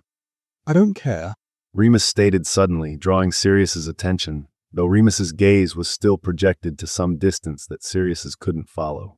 Without pause, Remus took Sirius's face into his hands, their foreheads nearly pressed together, as Remus's commanding gaze sends an immediate blush onto Sirius's cheek. I don't care what your mother thinks. I don't care what she would try to do to me. The only one I care about is you, Pads. A delicate breath fell from Sirius's lips. Moony. As his eyes scattered chaotically over Remus's face, suddenly closer than it had ever been, he could see the ignited fuel in the golden color of Remus's eyes. He could form constellations in the freckles on Remus's cheeks. He could taste the sugar from Remus's tea on his breath. He struggled to take back control of himself. If you tell me to leave it alone, I will. Remus said, with conviction in his voice, with truth in his eyes, with unwavering loyalty in his hands. But I'm not staying away because of her. I want you to stay. Sirius spilled immediately, his words tumbling over each other in their desperation to be heard. With a breath, he corrected, calmly. I want you to stay. Then I have to go. Remus said with a wide smile as he wrinkled his nose against Sirius's, before pulling away and taking hold of the edge of Sirius's bed frame in strangely shaking hands. What? Sirius squeaked anxiously, holding his palms against Remus's shoulders in an attempt to keep him from flailing off the bed. With one heave, teeth clenched to suppress the pained growl that tore up from his throat, Remus managed to swing his legs off the mattress. After a few deep, exhausted breaths, with Sirius hovering nervously, his hands fumbling around every bandage in contact with Remus's skin, Remus spoke. I never said anyone had to know about it. His voice was raspy with too much air and too little energy, but as smug as ever. With a raised eyebrow, Sirius smirked. You want to keep our friendship a secret? The level of excitement on Remus's face was entirely ridiculous. It was excessive and childlike and extremely contagious. It might be fun. He grinned, shrugging. With a sigh, Sirius sat next to Remus on the bed, taking Remus's hand into his own. For only a moment, he let his fingers rove delicately across Remus's palm before slipping Remus's arm around his shoulder. There was only a momentary widening of Remus's eyes as this renewed closeness, but realization burned through as Sirius slid his arm around Remus's waist. Holding him as tightly and as powerfully as he could, they stood together, slowly and carefully. As they moved, Sirius studied Remus's face for any signs of pain, but the only thing on his expression was the familiarly soft smile that Sirius couldn't quite interpret. At least the brace on his ankle was holding up well. In that case, Sirius said as they took their first tentative stumbling steps. I guess I should show you how to sneak back into my bedroom. With a coy smile, Remus tightened his arm around Sirius's neck, pulling himself in so he could press his lips into the waves of Sirius's hair. Remus. He was getting married. Sirius's palm was cupping Remus under the ribs as they made short-lived laps around Sirius's bedroom. There was a wonderful laugh in Sirius's throat, and he was getting married. To someone else. To someone he didn't even love. To his cousin. With careful, brief steps, Sirius led Remus around his room, letting Remus use him for support as Remus tried to accustom himself to the cast Sirius had fashioned for his ankle. If there was any ache in Remus's voice, Sirius steadied his grip. If there was any stumble in Remus's step, Sirius's hand went to his abdomen, and he was getting married to someone else. Their exercise stopped in front of Sirius's closet. As Remus leaned against one of the posts of Sirius's bed, Sirius fished out some extra trousers, an extra white shirt, and, just for safety's sake, a Slytherin tie. There was an abundantly clear level of pleasure in Sirius's expression at getting Remus to wear so much of his own house colors. Remus rolled his eyes, smiling. After he laid out the clothes rather meticulously on the foot of his bed, he picked up the trousers and went to one knee in front of Remus's feet, without so much as a single moment of hesitation. With the waist of the trousers open for Remus to step into, Sirius glanced up at him. There were 1,000 unclean thoughts that drove through Remus's mind, each more sordid than the last, with Sirius looking up from his knees under those innocent and dark lashes, with his cheeks still flushed from carrying half of Remus's weight, nibbling the inside of his lip. I could probably manage this myself. Remus said with a laugh, trying to ignore the spike in blood pressure that he could feel concentrating at the center of his hips. There was no way he could get out of this without Sirius knowing the truth, how Remus literally felt about him. I'm already down here. You may as well let me do it. Sirius replied, totally sincerely, and Remus screwed his eyes closed, wishing Sirius had phrased that just a little differently. Fine. Remus huffed. You can help me step in, but I've got it after that. He added, pretending he didn't see the way Sirius furrowed his eyebrows at the sudden awkward tension between them. With his boot first, Remus put his feet through the legs of Sirius's trousers.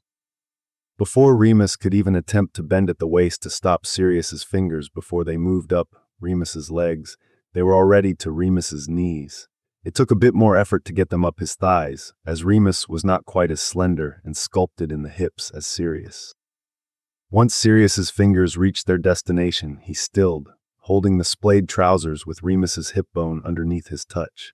With his eyes scattering over the bruises and scrapes slashed over Remus's belly, he let his fingers stray a little from the waist of the trousers.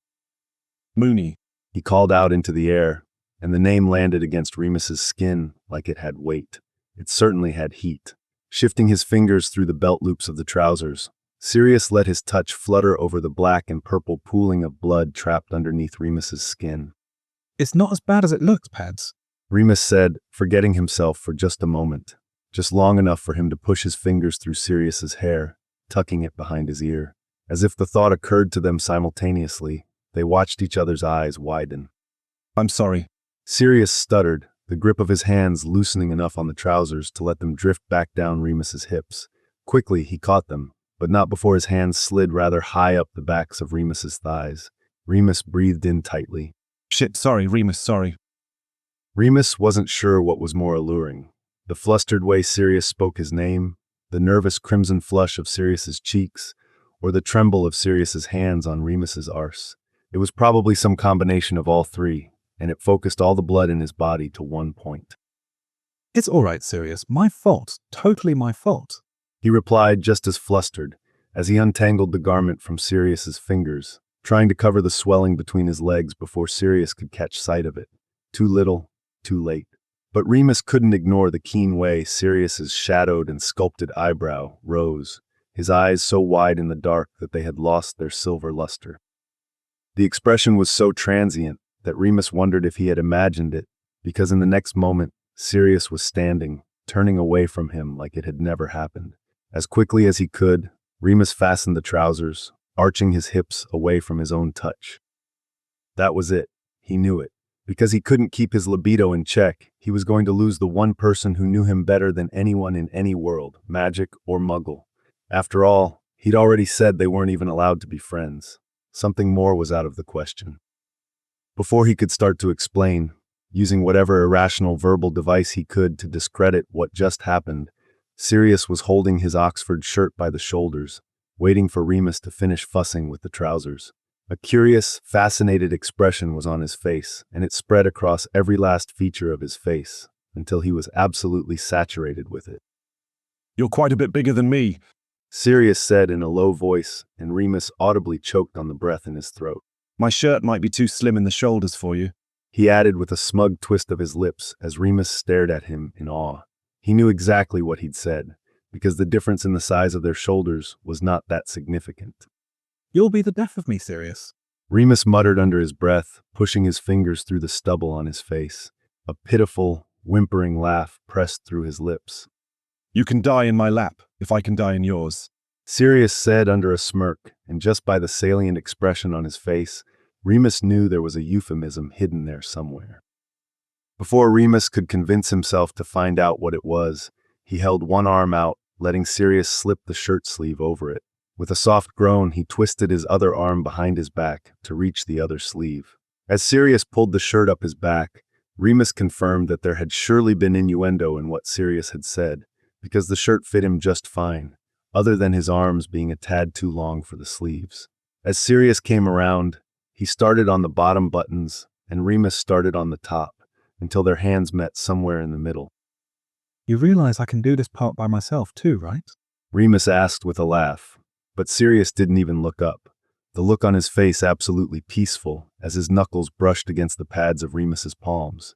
Without a word, he leaned past Remus to reach the tie at the end of his bed, entirely unruffled by the fact that their chests were pressed together. Wrapping the tie around Remus's throat, Sirius smiled as his fingers worked deftly to tie the silk band. These colors look good on you. He spoke softly, the silver returned to his eyes. Your colors.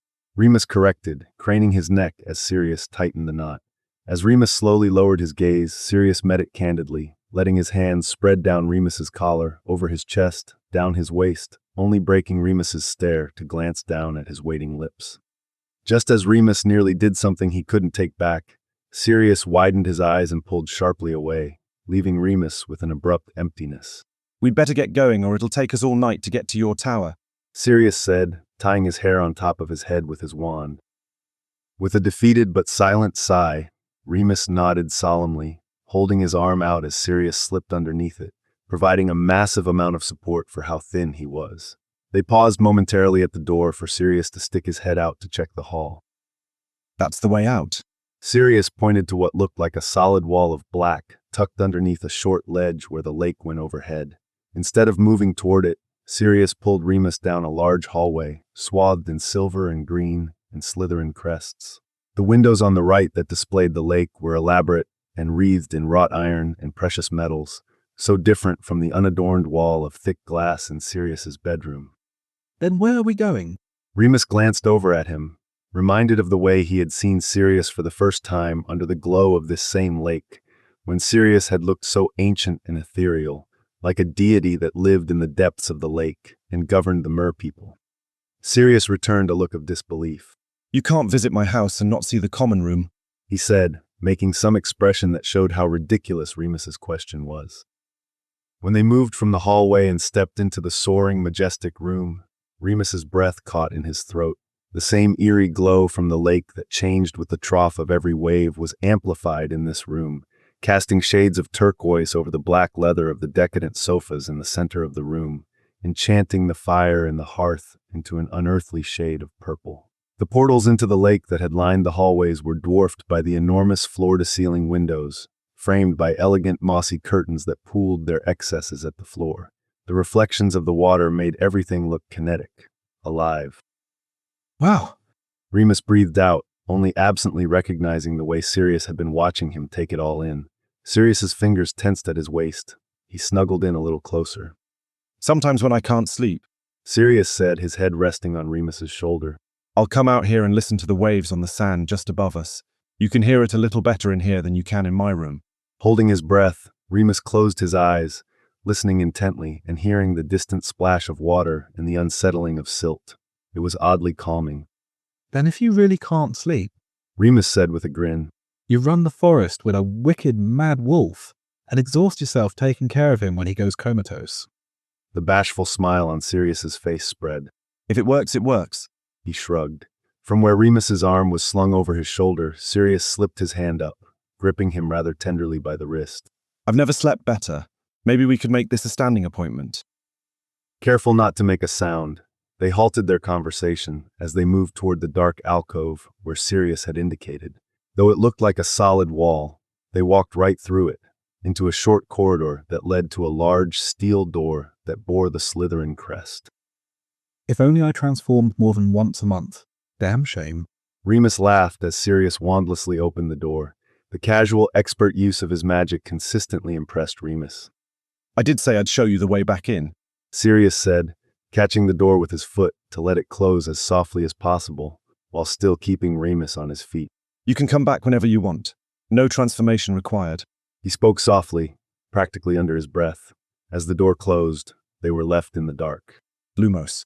Sirius whispered, and the wand that was shoved into his messily coiled hair flashed bright, lighting up the way in front of them.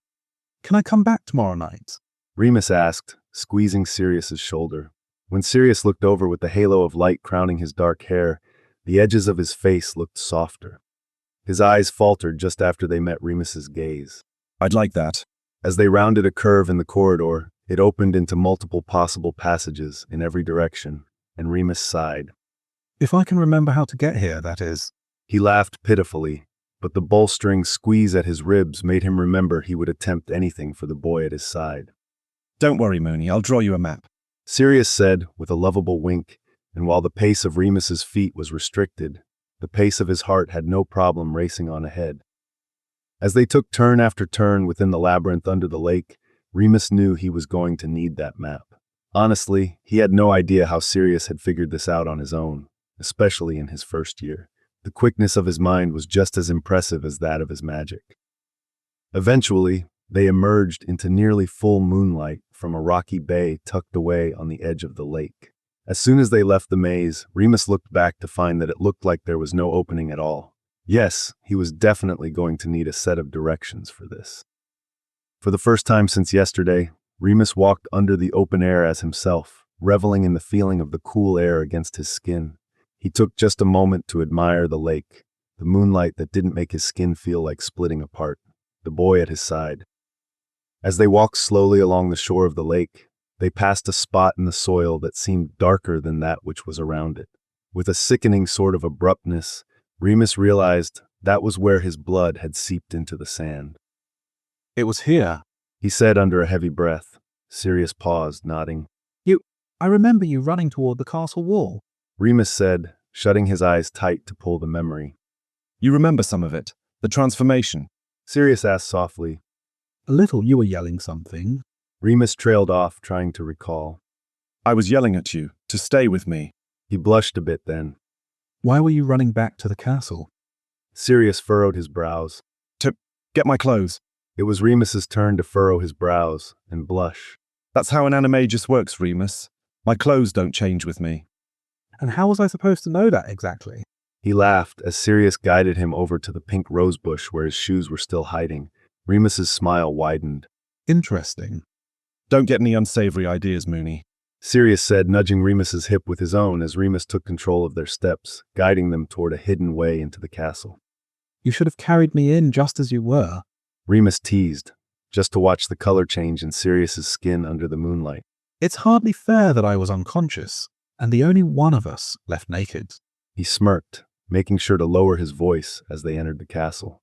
As Sirius was doing all the heavy lifting, Remus made sure to keep an eye out for Filch. To be fair, I did only have my trousers on. Sirius mentioned as they made careful work of the moving staircases. Since I was using my shirt and tie to keep you from bleeding to death.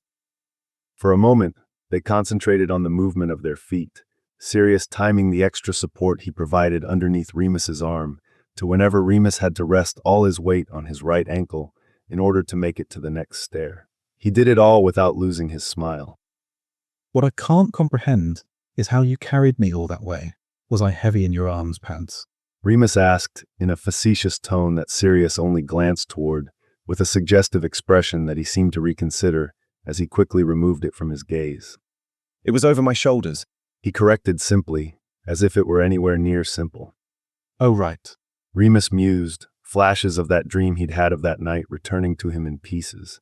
The world turned upside down as his head hung from Sirius's shoulder, the sturdy and unyielding strength of Sirius's neck supporting most of Remus's weight, the anxious trembling grip pressed tight to the back of his thigh, his naked thigh. Oh, Remus repeated, coming to an embarrassingly blunt realization. so you had my... He stopped, puffing his reddened cheeks. Oh, yes. Sirius replied with a ridiculous grin, that lewd expression returning to his face instantly, like it had been there all along, biting under the surface. Right next to my ear. Oh my God. Remus mumbled, burying his face into one hand, trying to hide the feverish blush deepening and spreading over his skin. I am so lucky it was you that found me. Trust me, I'm the lucky one. Sirius grinned, biting down onto the tip of his tongue with one of his overly sharp canines. The expression was so filthy that Remus lost his footing. When he recovered, quite ungracefully, he growled. You are not helping. Oh, is that what I was meant to be doing? Sirius smiled innocently. From what I could tell, you've really got nothing to be embarrassed about at all, Moony. I mean, really. Remus interrupted before Sirius could make it worse. Thank you, Sirius, I get it. You've seen me naked, yes, that's been established. Awkwardly, he pushed his hair from his face. Sirius glanced over, side-eye. That's cute that you have to tell yourself that, he said with far too peaceful a grin. You and I both know it was much more involved than just seeing. The mortified groan that Remus let out was a bit too loud. Sirius laughed, shushing him. Whatever it was, unless you fondled me while I was unconscious, I'm sure it was necessary. Remus stuttered out, throwing his head back in embarrassment. Despite that, he was strangely delighted by how much Sirius was enjoying tormenting him over this. This peculiar comfort that he could only feel with Sirius was better knowing Sirius felt it with him, too. Maybe I should tell you that I straddled you in bed. Sirius hummed thoughtfully. Remus blinked at him, the blush returned in full as Sirius's deviant smile continued to grow. You know, eventually, I'm just going to need a detailed account of where your hands were at all times during my coma. Thank you. Readying his wit, he looked over to see how Sirius would respond to that baited comment, but Sirius's expression had gone rather solemn. We made it, Moony. Sirius said as they turned the corner, finding the spiral staircase that led to the door of the Ravenclaw common room. His tone had dropped off significantly. Well, you can't come all the way to my house and not see the common room. Remus said with a sly grin as they ascended the stairs, with some difficulty, as they could no longer fit side by side. With his hands steadying Remus's hips, Sirius followed closely behind him. More than once, Remus nearly toppled to his knees because he was more focused on the touch of Sirius's delicate hands so low on his hips than he was on the movement of his clumsy feet. At the top, the bronze eagle knocker on the door spoke in a methodical tone. The more there is, the less you see. It was a new riddle than the day before. Remus paused to think. Darkness. He answered confidently, and the door swung open. Quietly, the pair crept into the lofty circular room. Remus moved to steady himself against the wall so he could watch Sirius take in the view of his common room, from the carpet so dark blue that it was nearly black to the constellations on the ceiling, charmed to mirror the night sky to the stained glass windows with patterns of eagles and owls and the lost diadem of Ravenclaw. How different our rooms are. Sirius said in an airy voice as he brushed his fingers over the bronze threading of the midnight blue crushed velvet loveseat, staring into the embers still glowing from the white marble hearth. As he looked back to Remus, the reflection of the constellations twinkled in his silver eyes, despite the hood of his eyelids, despite the thickness of his lashes. Under that gaze, Remus couldn't help the next thing that moved from his lips. Next time, I'll let you hang out naked in my bedroom all day, for fairness' sake, he said with an arrogant grin. As Sirius sauntered back over toward him, the glimmer in his eyes was replaced by a clear, hollowed gaze. When Sirius got close, he didn't stop. He moved in, nearly pressing Remus to the wall behind him. To dissuade the sudden tension, Remus changed topic. I don't think I thanked you. Immediately, the dark, wide hunger in Sirius's eyes evaporated, as if he suddenly realized what he'd been about to do. You can thank me by staying off that foot as much as you can tomorrow. Sirius smiled, pointing to Remus's boot as he moved back toward the still open door to the common room. I'll have to, or I won't be able to come see you tomorrow night. Remus replied with a smile just as soft and wanting as the one he'd seen on Sirius's face. Before Sirius could get too far away, Remus caught him by the wrist, pulling him back so strongly that Sirius stumbled into Remus's chest, and Remus wrapped his arms tightly around him. Thank you, Padfoot. Sirius sighed into his hair, sending a shiver down his spine. I should be thanking you. Why? Remus laughed, letting his fingers spread out over Sirius's back. You're the one who saved my life. Sirius nestled into Remus's arms, burying his face into Remus's neck. Someday I might be able to say why you've saved mine too. He whispered in a shaking breath that fell warm and wishful into the loosened collar of Remus's shirt. I don't think you see yet that I'm the one who is heavy in your arms, Moony, with all the weight I'm bred to carry. Remus's hold on Sirius's shoulders tightened. They may have bred you to carry it, but I'd like to help make sure you don't have to carry it alone. With a sharp breath of surprise, Sirius pulled back to look Remus in the face. For a moment, he shifted forward, but the sound of someone descending the stairs into the common room sent them scrambling apart. Go. Remus urged quietly, pushing Sirius in the direction of the door. After a slight moment of hesitation, Sirius leapt in and pressed a soft kiss to Remus's lips. When he pulled away, he hovered only a moment, anxiously searching the surprise in Remus's face before racing back out the common room door. As Remus stumbled backward in surprise, falling hard against the wall behind him, a sixth year appeared at the bottom of the dorm stairs. Remus, She asked, bleary-eyed. is everything okay? Bringing his fingers up to his lips, still feeling the tingle of Sirius's lips against his, Remus stared wide-eyed at the door. Yeah. He breathed out, distracted and dreamy. I don't think I've ever been better. Sirius didn't sleep. Instead, he spent the rest of the night going over every microscopic change in the expression on Remus's face after Sirius had kissed him so suddenly. Was that a surprise? Good surprise or bad surprise? It wasn't terror, right? Shit, what if it was?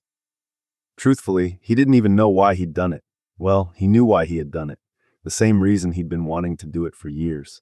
But it was so reflexive, so instinctual, that there was no logic behind it. Because rationally, it wasn't prudent. There was no way in all of hell that he could ever be romantically involved with Remus, with a boy, even in secret. Still, last night, when Sirius had his hands exceptionally low on Remus's hips, because he would not admit to himself that he groped Remus's arse. When he saw the physiological way Remus responded to Sirius being knelt in front of him, to Sirius's hands on his skin, he knew there was something between them that wasn't between other friends, even secret ones. On the way into the castle, when he had been brazenly teasing Remus about seeing him naked, Sirius couldn't ignore the fact that through the blushing, Remus had been baiting him into saying more, into admitting more. When they got into the common room, the disheveled hunger on Remus's face nearly resulted in Sirius pressing Remus to the wall with just his hips. Maybe if he had done that, he could have played this off. He could have pretended his brain was fogged with exhaustion and desperation and want, and Remus was the warm body that was present. But instead, he'd pressed his lips to Remus's so tenderly that there was very little left to interpretation. It was obvious that Sirius was falling for him, that he'd been falling for some time. While he wasn't sleeping, he made good on his promise to make Remus a map through the labyrinth under the lake. Honestly, it was a good thing his heart hadn't stopped racing since that kiss, or he probably wouldn't have been able to finish. It was so elaborately detailed that it took him all night. Every turn was accounted for, every step, every second. Because Sirius didn't want to take a single chance in not knowing. If Remus didn't come back tonight, as it was already morning, then Sirius would know it meant he had screwed up by kissing Remus like he had. Sirius couldn't blame it on a faulty map. The map was flawless. The first class of the day was History of Magic, which was a dreadfully long and boring class, and the only way Sirius had ever gotten through it was by pretending to stare out the castle windows. In truth, he wasn't staring out the windows at all, but staring at Remus Lupin, who sat right between Sirius and the window, without fail, every day.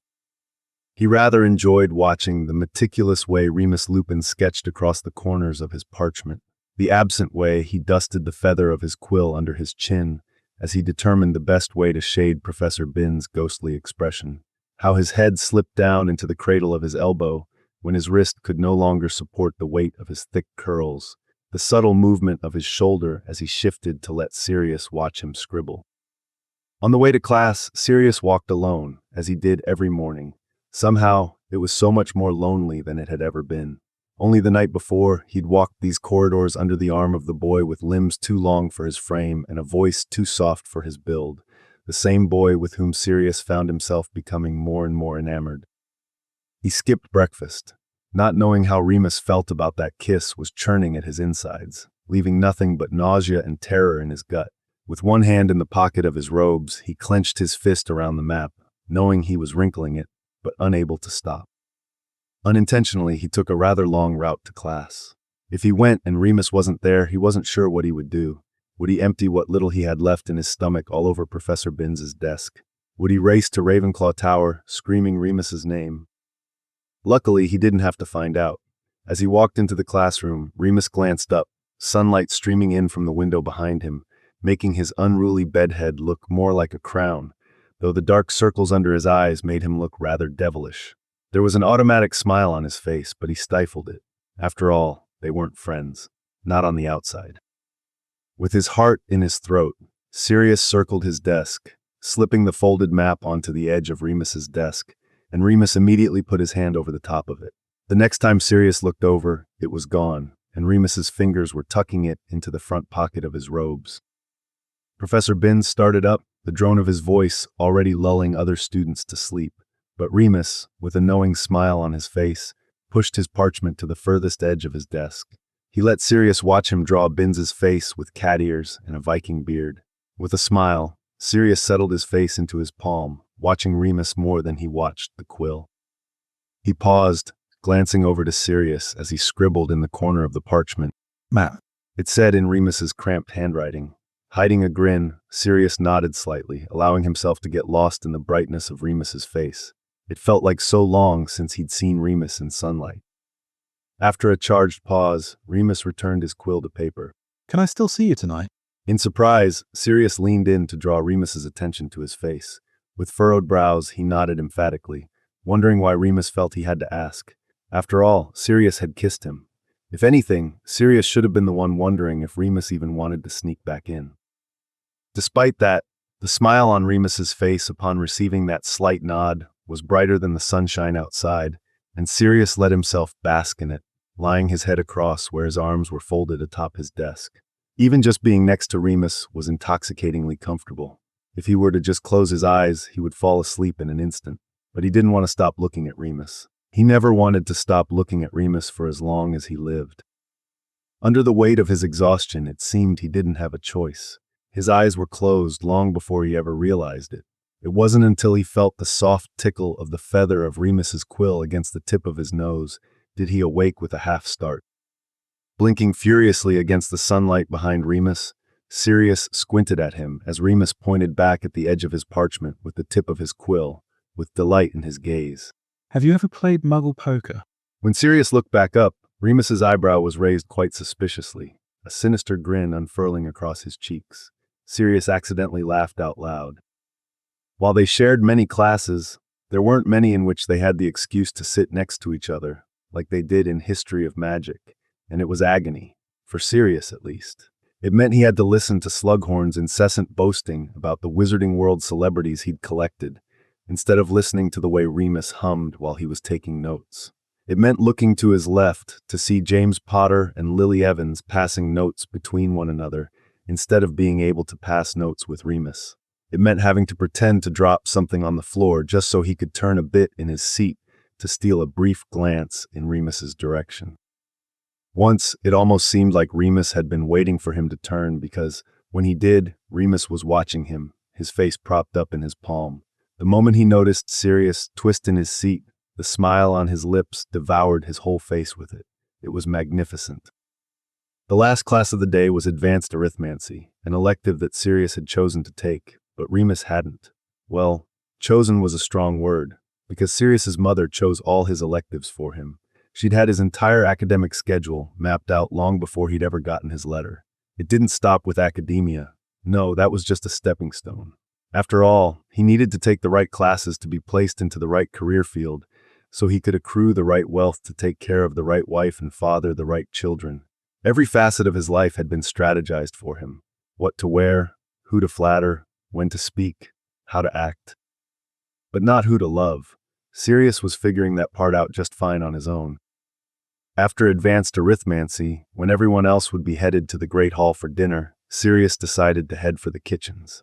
There was a particularly tiny house elf called Sissy, who, for reasons unknown to Sirius, had taken a liking to him.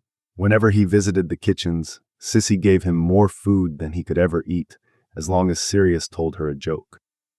Her favorite so far had been, What does Filch shout when he jumps from the broom closet? and Sissy had gone quite silent, waiting for the punchline, her wide eyes shimmering in anticipation.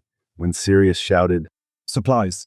throwing his hands into the air, she had dissolved into a fit of giggles, her spindly legs kicking underneath where she was sitting on the edge of the counter. That was only the day before, when he'd returned to his bedroom with a tray full of breakfast for Remus. Sissy had given him extra after hearing he was taking care of someone. That little house elf was quite refreshing, so different than Creature, who did nothing but scowl at Sirius. He knew he shouldn't take it out on Creature. After all, he was only repeating things he'd heard his mistresses say about Sirius. But Sirius couldn't very well blame his mother. On his way to the kitchens, trying to choose between a handful of jokes, trying to decide which one Sissy would laugh at the most, Sirius glanced up to see Remus walking in the opposite direction, toward the Great Hall. For a moment, they shared a clandestine smile. It was fleeting. A duo of Slytherins came around to Remus's other side, purposefully catching the curve of the boot that Sirius had transfigured for him, sending Remus stumbling down to the stones of the corridor. Without hesitation, Sirius lurched forward to catch him. Remus. He called out, dropping to his knees to position himself below Remus, slipping his hands underneath Remus's outstretched arms. With a soft grunt of the air being forced out of his lungs, Remus landed against Sirius's chest. Sirius pulled him in tight. Moony. Remus let out a sigh. I'm all right, Sirius. He assured him, but Sirius wasn't ready to let him go. Not yet. This was the closest he'd been to Remus all day, and it still wasn't enough. Oi, Black. It was one of the other Slytherins, the one who had tripped Remus, a dark-haired boy with broad shoulders and lips so thin they were merely a line across his face. With fury in his gaze, Sirius flicked his eyes up toward the boy, balling a fist into Remus's robes. What the bloody hell are you doing, Sirius? The blond Slytherin boy asked, looking at the way Sirius held Remus with confusion and contempt in his gaze. You should have just let him fall. He's a mudblood after all. A breath seethed through Sirius's clenched teeth as he heard that word being used on his Remus. Before he could move, before he could turn to plant his fist into the face of the arsehole who dared use that word, Remus tugged him back. Don't. He cautioned with a hesitant breath. You're a Death Eater, remember? The clench in Sirius's jaw tightened as he considered flashing his forearm and snogging Remus right in front of these bastards. Let me handle this. Remus whispered as he began to struggle against Sirius's hold, though it was more tender than it was tight. Get the fuck off me. He shouted, pushing Sirius away from him as hard as he could, and Sirius went tumbling backward. Reem. Sirius started to say before he saw the warning in Remus's face. I know what you were doing. He yelled, pointing sharply into Sirius's face. You were trying to hold me down so your Death Eater buddies could get a few more good kicks in. Well, you're out of luck today, Black. Sirius nearly smiled. Remus certainly was laying it on thick. The wand in Remus's sleeve dropped into his waiting fingers and he raised it. Obscuro. He shouted theatrically, making sure to cast above Sirius's head to hit the two other Slytherin boys. Well done. Sirius whispered with a grin as the Slytherins grumbled loudly about the dark blindfolds suddenly over their eyes. Remus leaned in, stroking Sirius's cheek fondly. I'll see you tonight. He smiled dreamily for a moment before racing down the corridor, just as the Slytherin boys pulled the literal wool from their eyes. Sirius pretended to do the same. Sorry about that, Black, I thought. Avery, the dark-haired boy, extended his hand to help Sirius from the ground, but Sirius looked at him with derision, eyes hollow and gray. Sirius knew exactly who these boys were. Their first names were insignificant, but his mother had made sure he memorized the surname of every pure-blood family in the wizarding community. He had to know their family trees just as intimately as he had to know his own. He knew the families these boys belonged to, Avery and Mulciber, and he knew their standing. I wonder. Sirius hummed, his voice low and threatening as he stood, dusting off his robes calmly. What would the Dark Lord think about his most loyal servant having his motives questioned by those who haven't even taken his mark yet? As the looks of fear in the two Slytherin boys solidified his bluff, he stepped in and jabbed his finger into the chest of the arsehole who dared call Remus a slur. Question me again and we may have to find out. So sorry, Sirius. Mulciber stammered. Sirius wondered how far he could take this. Don't touch Lupin again. I have my own plans for him. He said, completely truthfully, working exceptionally hard to keep the smile tucked deep into the corner of his lips. Yes, sir. The boys whispered in sync, and Sirius almost lost his composure. Instead of taking the chance of speaking and laughing, Sirius jerked his head to the side, in the direction of the Great Hall, silently and grimly indicating for them to get out of his sight entirely. Without another word, the duo went barreling down the corridor, bickering with each other regarding fault.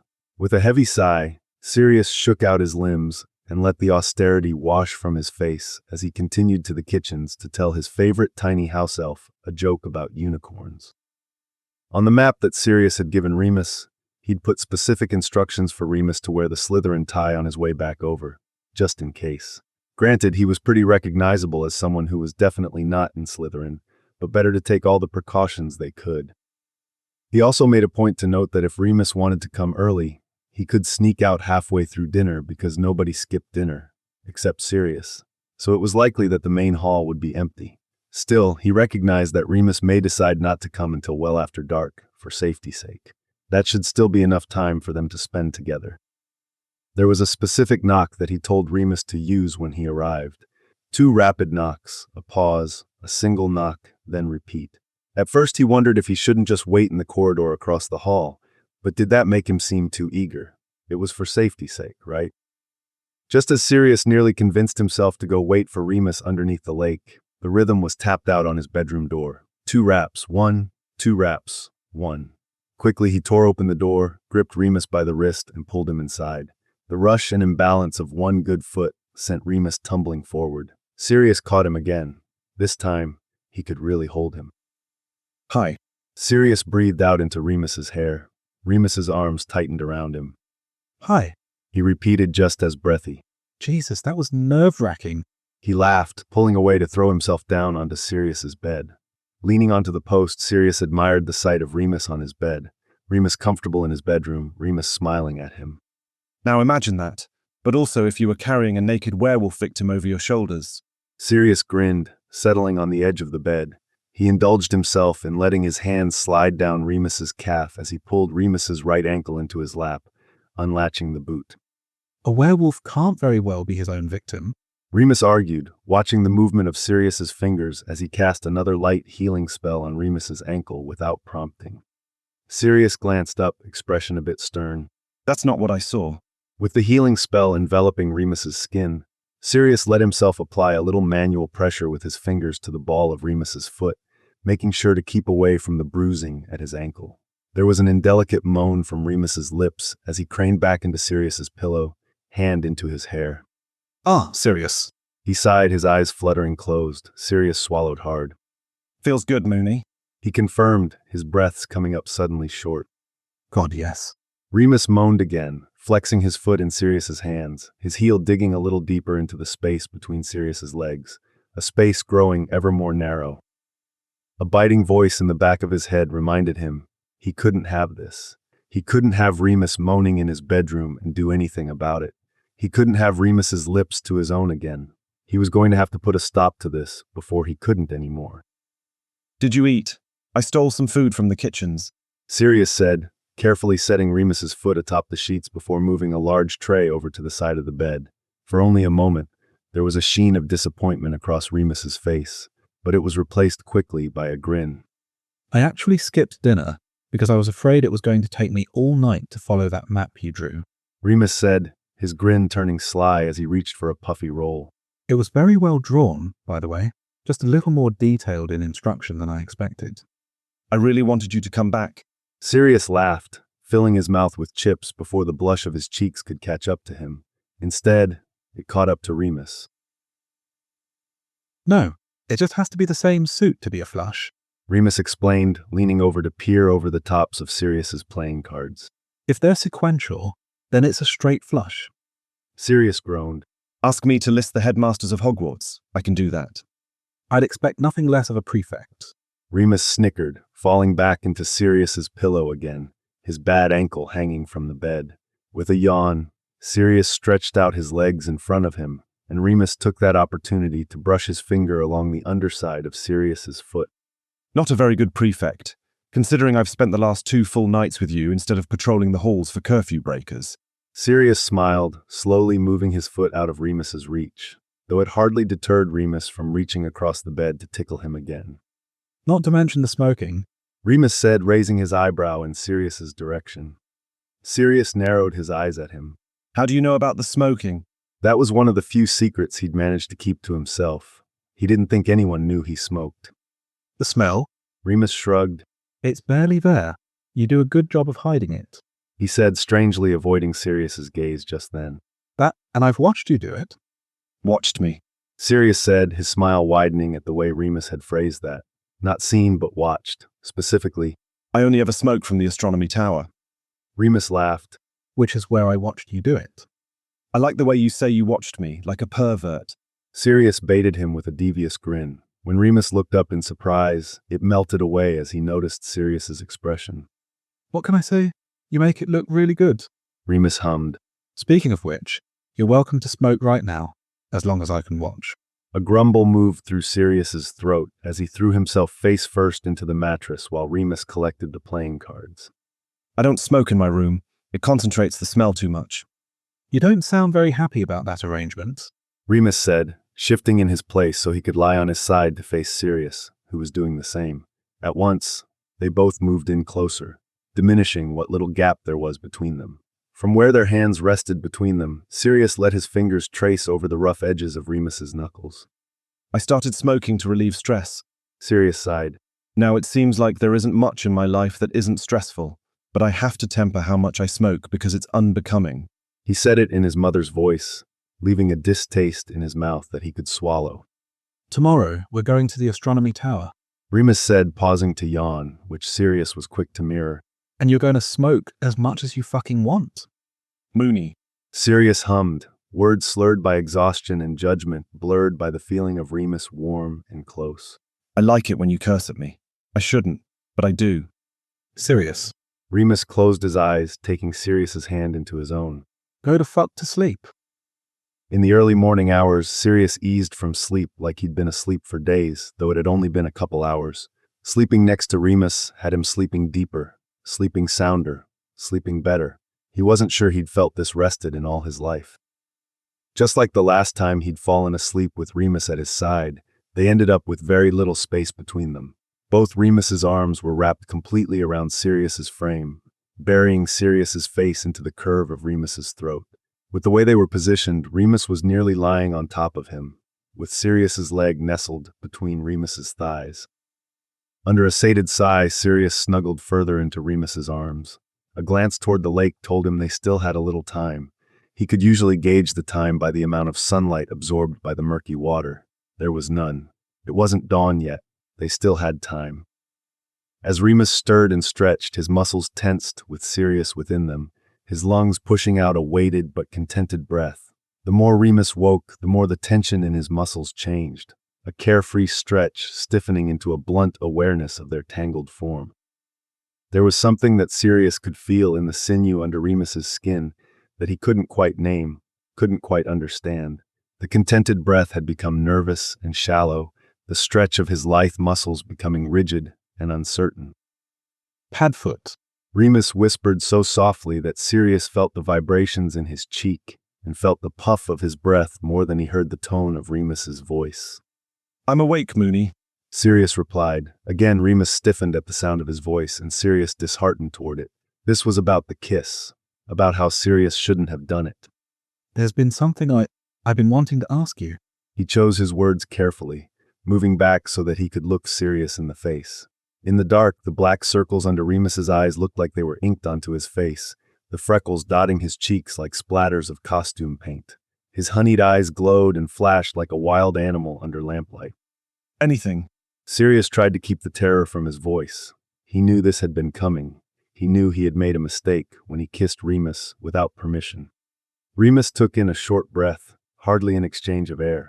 I've been wanting to ask you this all night, all day, in the middle of class, in the corridor when you caught me.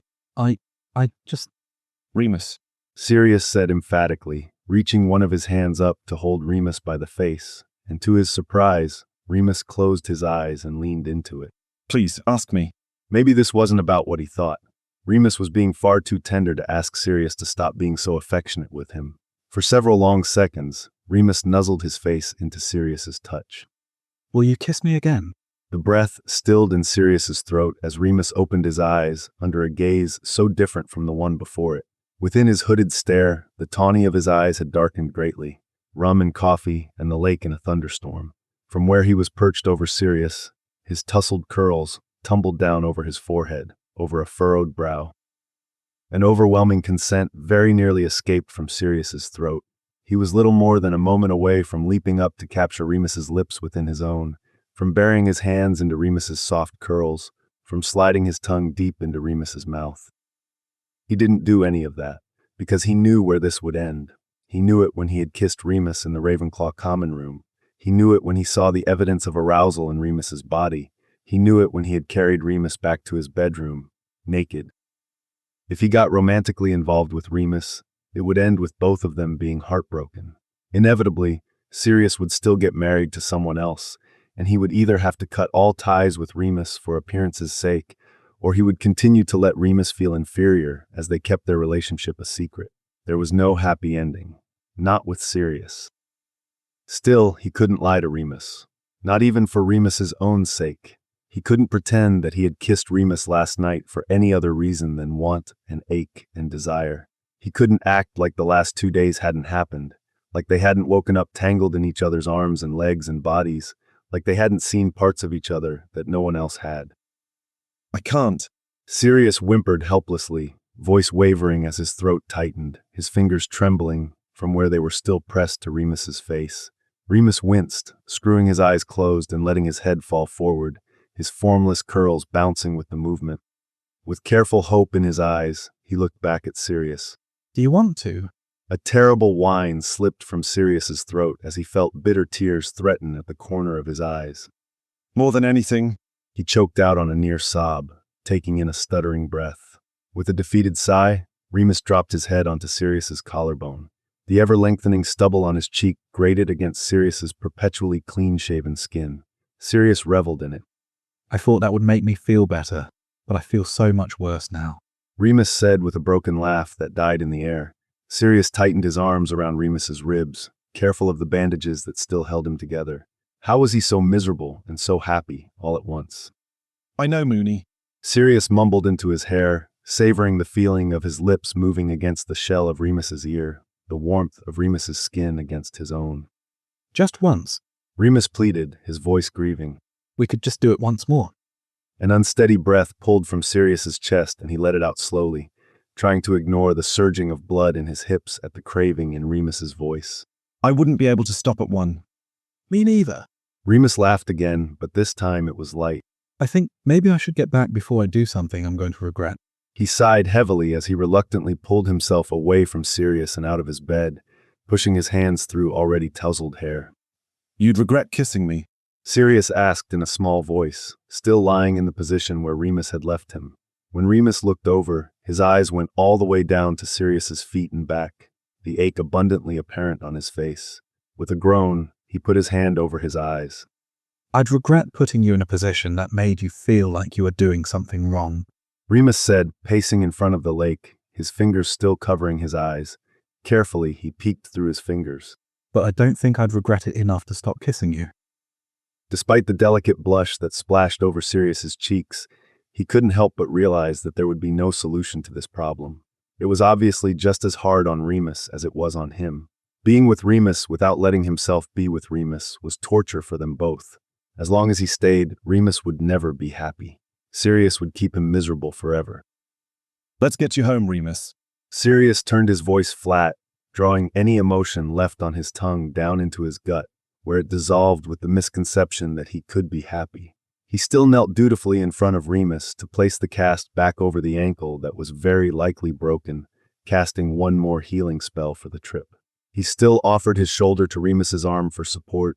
He still walked Remus all the way to his house, and he let himself hold on to Remus tightly, one more time, outside the door to his common room, because he had decided, resolutely, after tonight he would never let himself see Remus Lupin outside of class again. Remus. All day, all fucking day. Not a single shared glance, not one covert smile, not even an uneven breath in Remus's direction. And Sirius had skipped History of Magic altogether. It left Remus feeling like the wound in his ribs had opened up again, but worse. So much worse. What had he done? It had to have been about the kiss, about asking Sirius for another, when Remus knew Sirius couldn't give it to him. He knew Sirius was marrying someone else. Remus was only complicating things by asking him for that. He was backing Sirius into a corner. Still, the way Sirius had responded to Remus's suggestion of once, just once more, wasn't exactly filled with dissension when he replied. I wouldn't be able to stop at one. Then again, maybe that was part of the problem. Sirius knew how this would end, just as Remus did. This wasn't a way out for Sirius, just digging himself further in the hole in which he was trapped.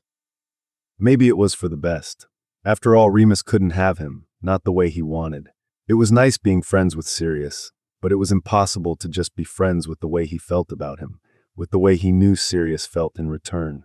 Not to mention, they couldn't keep it a secret forever, especially not once Sirius was legally married to someone else. The thought of that turned Remus's stomach. It was bad enough that she was his first cousin, but Remus had figured out it was Bellatrix, a girl from Slytherin who was quite a bit older than Sirius. She'd left Hogwarts before their first year. Word around school was that she was a cruel creature with a twisted sense of humor who was morbidly devoted to what's his name. Remus knew he shouldn't be angry about it. It wasn't his business. But ever since he'd woken up in Sirius's bed, it felt like anything to do with Sirius was his business, like he was meant to save Sirius from this, the way Sirius had saved Remus from himself. Wasn't that only fair? He also knew he shouldn't be angry with Sirius for shutting him out the way he had. After all, Remus knew why he'd done it. He'd done it for Remus's sake as well as his own. It was futile to start something between them that they knew they could never fully have. Even if they kept it a secret, Remus knew he wouldn't be able to let Sirius go home to that woman every night. He would never stop fighting to get Sirius away from her, to keep Sirius to himself.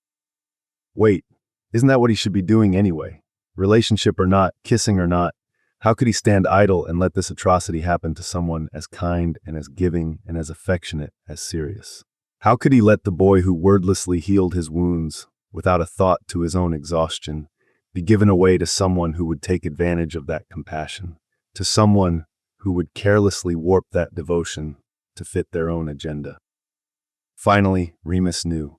It had taken him all day long, moping in his own self-pity, but he finally knew. Maybe Sirius would reject him again. Maybe Sirius would carry on not speaking to him. Maybe Remus would ruin the only chance he had left, but he had to try to save him. With a map in the pocket of his trousers and a Slytherin tie around his neck, Remus set off toward the lake. Dinner was just starting in the great hall, so nobody noticed him slip away. Nobody noticed the green and silver tie tucked underneath his jumper. Nobody noticed the way he hopped as carefully and as quickly as he could on the boot wrapped around his right ankle. In his desperation to see Sirius, he took wrong turn after wrong turn in the labyrinth below the lake, trying to rely on his memory over the map.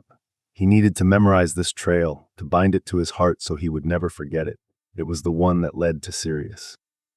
Concealed in the darkness just beyond the hall, Remus looked across to the door of Sirius's bedroom. After a couple quick glances, he emerged and rapped the pattern out against the grain of the hardwood. 2, 1, 2, 1. There was no answer. Was Sirius ignoring him? Distant voices sent Remus scurrying back into the dark corridor. As the pair turned into the hallway, Remus recognized one of them as Regulus. There was concern on his face, but it was hidden, masked by a practiced detachment. The only reason Remus could see it was because he knew what it looked like in a face so wrenchingly familiar to the one in front of him. Have you seen my brother today? Regulus asked the other boy, his steady voice remote and frigid, but if Remus was right, there was a stitch of worry threaded through it. The blond boy shrugged. I saw him leave his room earlier, said he wasn't feeling well and was going out for some fresh air. The trouble in Regulus's expression deepened, but only for a split second, before it was hastily obscured again by polished indifference. As they disappeared inside a room up the hall, Remus slinked back into the labyrinth, moving through corridors like he had the plans laid out before him. He knew exactly where Sirius was hiding. You know, when I suggested this, I meant for us to go together. Remus called out to where Sirius sat on the ledge of the astronomy tower, one leg dangling dangerously into open air, the other tucked tightly within his grasp. His face was turned from Remus, cigarette smoke coiling into view from above Sirius's long dark hair that looked more disheveled than it should. Sirius didn't turn. Remus, He sighed deeply, his voice sounding frustrated. you know this isn't going to work. He settled his chin onto the top of his knee, at least giving Remus a glimpse of his profile. The dark circles under his eyes made Remus regret sneaking into his bedroom last night rather than letting Sirius get some rest. There was a cigarette dangling almost forgotten between his lips. They were curved down into listlessness. Cautiously, Remus moved in, settling next to Sirius on the ledge, letting both of his feet hang below the ledge. With a thoughtful expression, Remus spoke. I don't think I care. Sirius finally looked over at him with a wild look of surprise. The cigarette between his teeth tamped down through the sudden clenching of his jaw. I don't care. Remus repeated with a shrug. I'll take what I can get. If you want to just be friends, I can do that. If you want to kiss me only when the need arises, go ahead. I'm willing to take anything, Sirius. Just let me stay with you. When Remus looked over, Sirius's eyes were wide. His lips parted so far that the cigarette fell from them, bouncing off the open ledge. Mooney, Sirius finally whispered, and Remus was surprised at the tears suddenly pooling along the borders of Sirius's eyes. Voiceless, Remus moved close, pulling Sirius to his chest. I won't let you do this alone, Pads. Remus breathed out into his hair. Whatever you have to do to satisfy your family, I'll be here, even if it means marrying someone else. I can't let you do that. Sirius mumbled into Remus's jumper, curling tight fists into the fabric, until Remus could feel a breeze sweep underneath the hem. You would be miserable. So will you, and I can't let you be miserable alone. Remus said, closing his eyes and holding Sirius as tightly as their bodies would allow. Quiet sobs pressed from Sirius's throat. Why go through this for me? You've known me for 2 days, Remus. Sirius reasoned with speech, but it didn't lessen the hold he had on Remus's waist. Remus smiled softly. In 2 days, you know me better than anyone else in this castle. Better than members of my own house. You're the only one who knows about the wolf. I don't think anyone would have kept that secret the way you did, cared for me the way you did. Jesus, you've seen me naked. A barking laugh echoed out against Remus's chest, so he continued. And it's not just the last 2 days, Sirius. It's 7 years of watching you from across the room. 7 years of letting you watch me scribble on parchment. 7 years of memorizing the way your voice sounds until I could recognize it in my sleep. 7 years of not knowing. There was a weighted pause before Sirius asked. Not knowing. With an airy laugh, Remus slipped his hands around Sirius's face, pulling him back so he could look at him fully. Never had he seen Sirius look so unpolished, so disordered. The face normally so pale and sculpted was reddened and puffy, streaked with tears but still splashed with a careful smile, and Remus wasn't prepared for the surge of affection it sent into his heart or the truth it sent to his tongue.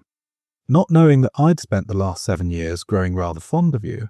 He sighed, leaning in so that he could press Sirius's forehead to his own. The last 2 days just proved it. It was an oppressive confession, not quite a declaration of love, but the prerequisite for one. Sirius had surely heard that in Remus's voice because he was quiet for some time, but Remus wouldn't dare consider retracting it because it was the truth. However, he did ready himself to tell Sirius that he didn't expect anything in return, and he knew Sirius had obligations to his family, and he knew Sirius was getting married, and Remus was happy just being his friend if that was all right with Sirius, and. His rabid thoughts stopped short when Sirius spoke. Maybe tonight. We could go to your room. Sirius said, his voice hushed. The spike in Remus's pulse was so high, Remus felt a dizzying rush of blood to the head. I'd like that. Remus replied with an echo of what Sirius had said to him in the beginning, when they were still awkward, when they were still figuring out what the hell they were to each other. With their foreheads still together, Remus watched as the smile grew on Sirius's face. With eyes narrowed, Sirius glared at him. I think you're cheating. With a full laugh, Remus fell back onto his pillow, clutching onto his broken ribs in welcomed pain. You're just really terrible at this. He laughed loudly, and for a moment, it looked as though Sirius meant to shush him, forgetting that they weren't in his bedroom. Sneaking into Ravenclaw Tower was entirely too simple, because Ravenclaws didn't give a shit. Half of them were all introverts and only left their rooms and their books when they were absolutely required to leave, or even less often, and the other half were sneaking people into their own rooms. Hell, Remus's roommate spent nearly every night in his girlfriend's dorm, whose roommate spent nearly every night in her girlfriend's dorm. It was totally fucking lawless.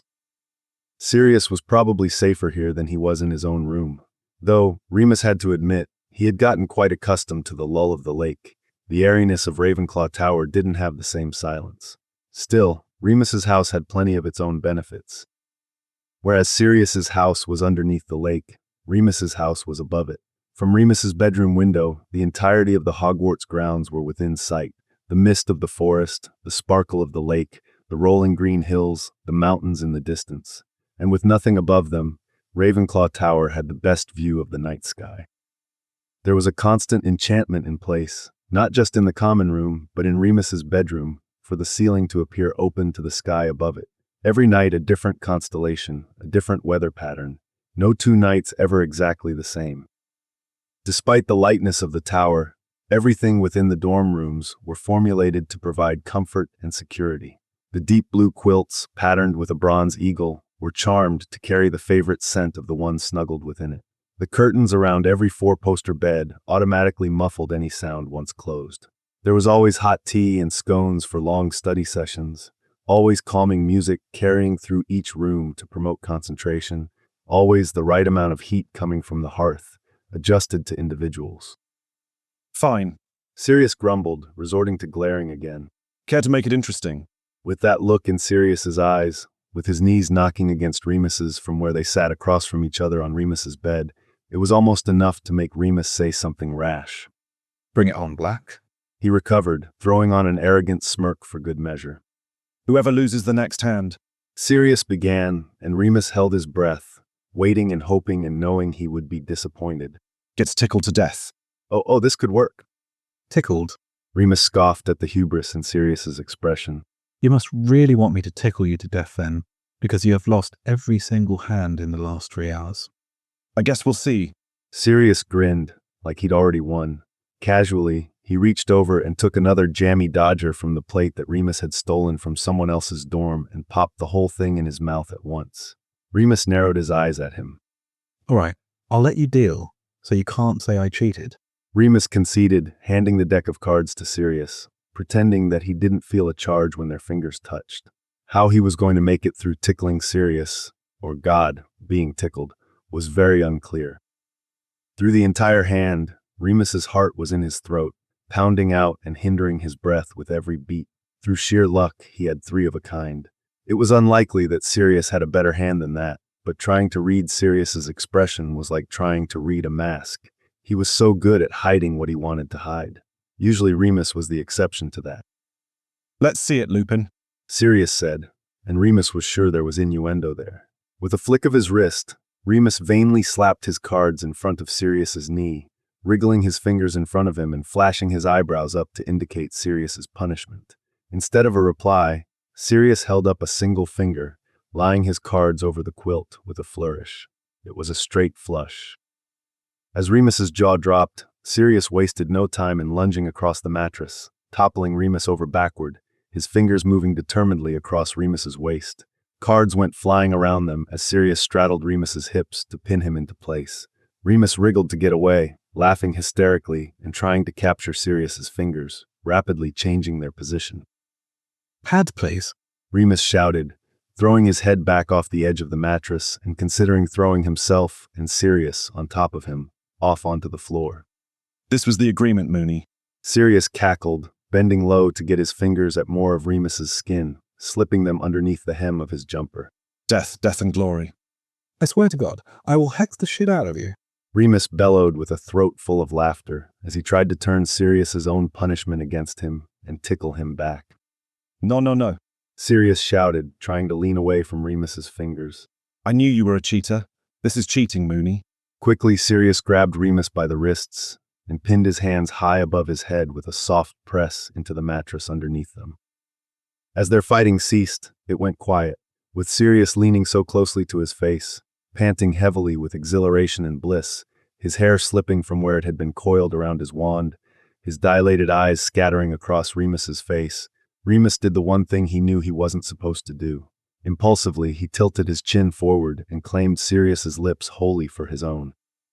The curse was on his lips sooner than Sirius's were. He readied the apology, readied the explanation, readied himself to beg for Sirius's forgiveness, but there were no amount of words that could correct this level of betrayal. He'd told Sirius that he was all right being friends, that he would accept what he was allowed, and then stole something that was forbidden anyway.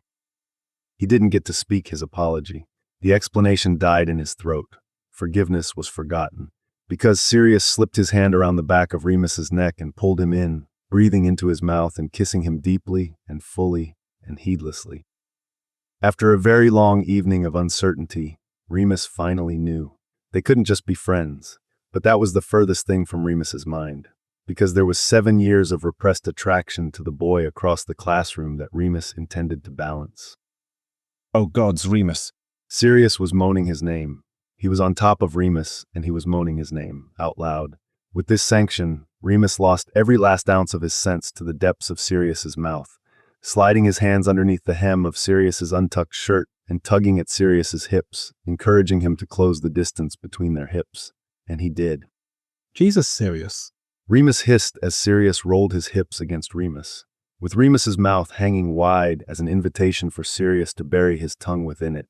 Sirius obliged him, and they moaned in synchrony at the crackle of heat that struck between their open mouths. Before Remus could call his name out again, Sirius tore himself away from Remus, immediately moving to pace around Remus's bedroom like a caged animal. With fury in his movement, he ripped the wand from his hair and flicked it in his trembling hands, sending out sparks and embers that left scorch marks in the dark blue carpet underneath his bare feet.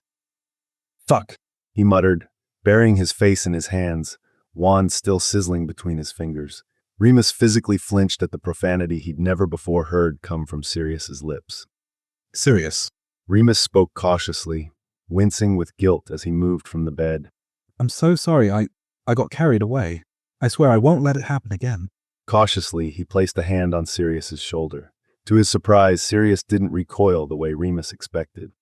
I will. Sirius swallowed. I'll let it happen again. I know I will. He turned to face Remus, defeat in his expression. Because I wanted it to happen, I made sure it would happen. Which is okay, Sirius. Remus assured him emphatically. It's okay to want this. You're not married yet. You're not even engaged, really. We can take the time we have left and... And what, Remus? Sirius barked back. Do you think I could get married to someone else? Someone that dreadful, after I've spent all this time with you, as perfect as you are?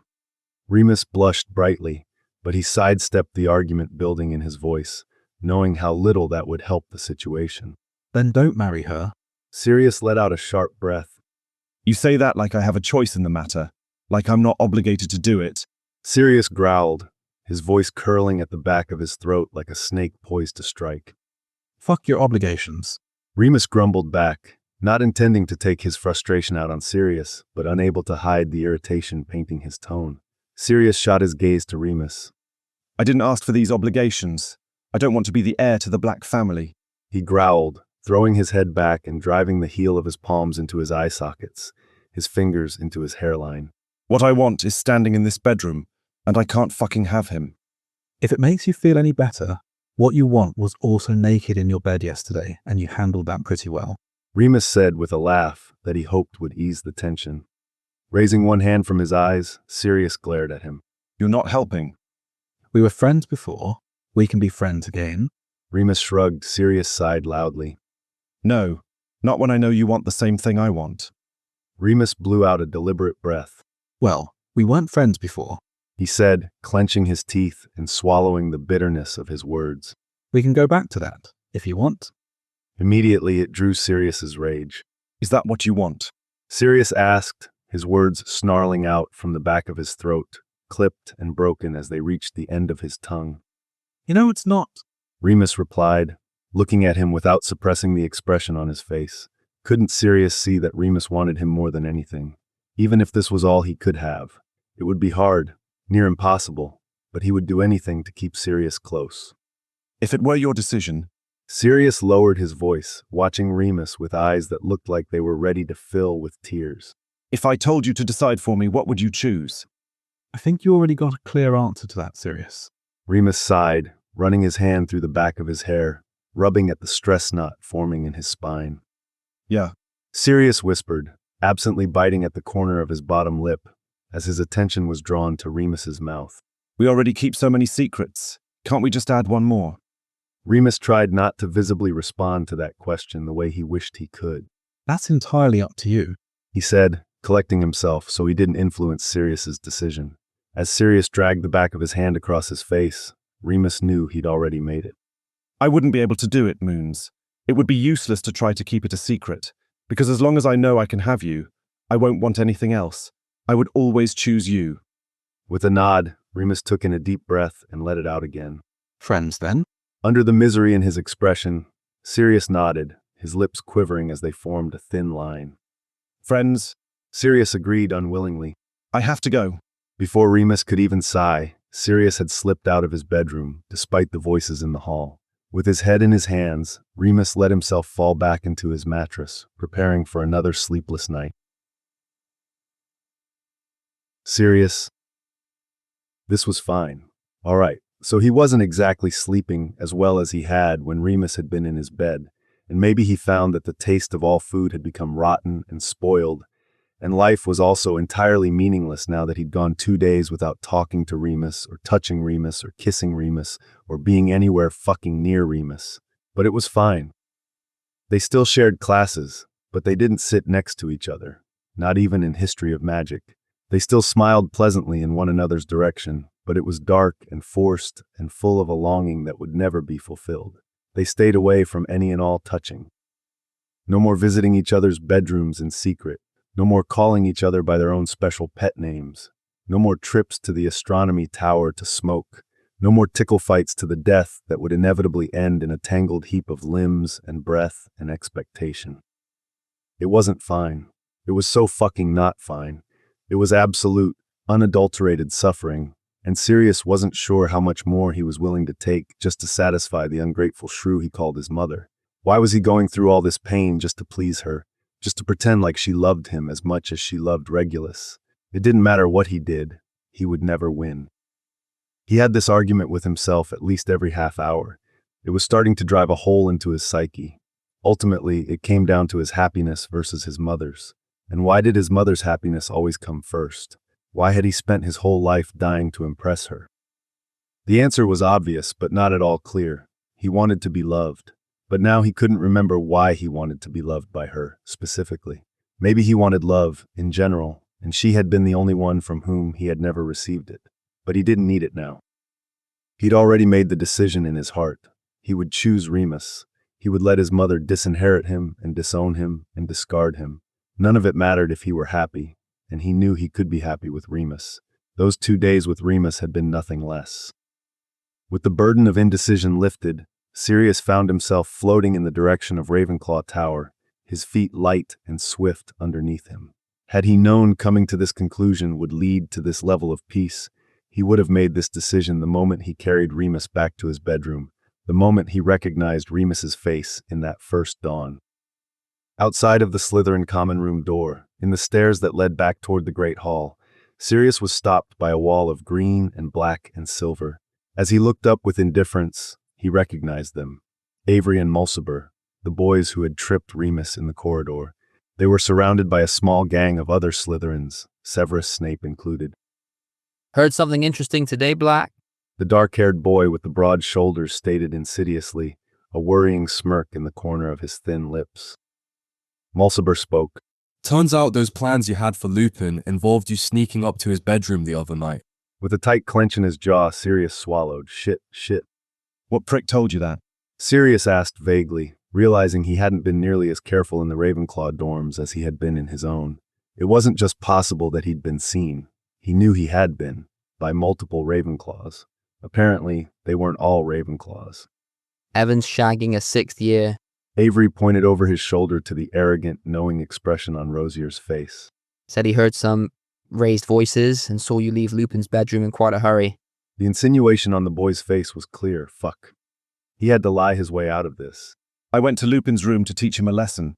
Sirius huffed, not exactly ready to outright deny his non-relationship with Remus. After all, he had taught Remus a rather harsh lesson about underestimating his blind luck in Muggle poker. Show us your mark, Black. Severus demanded from the back. Sirius stiffened.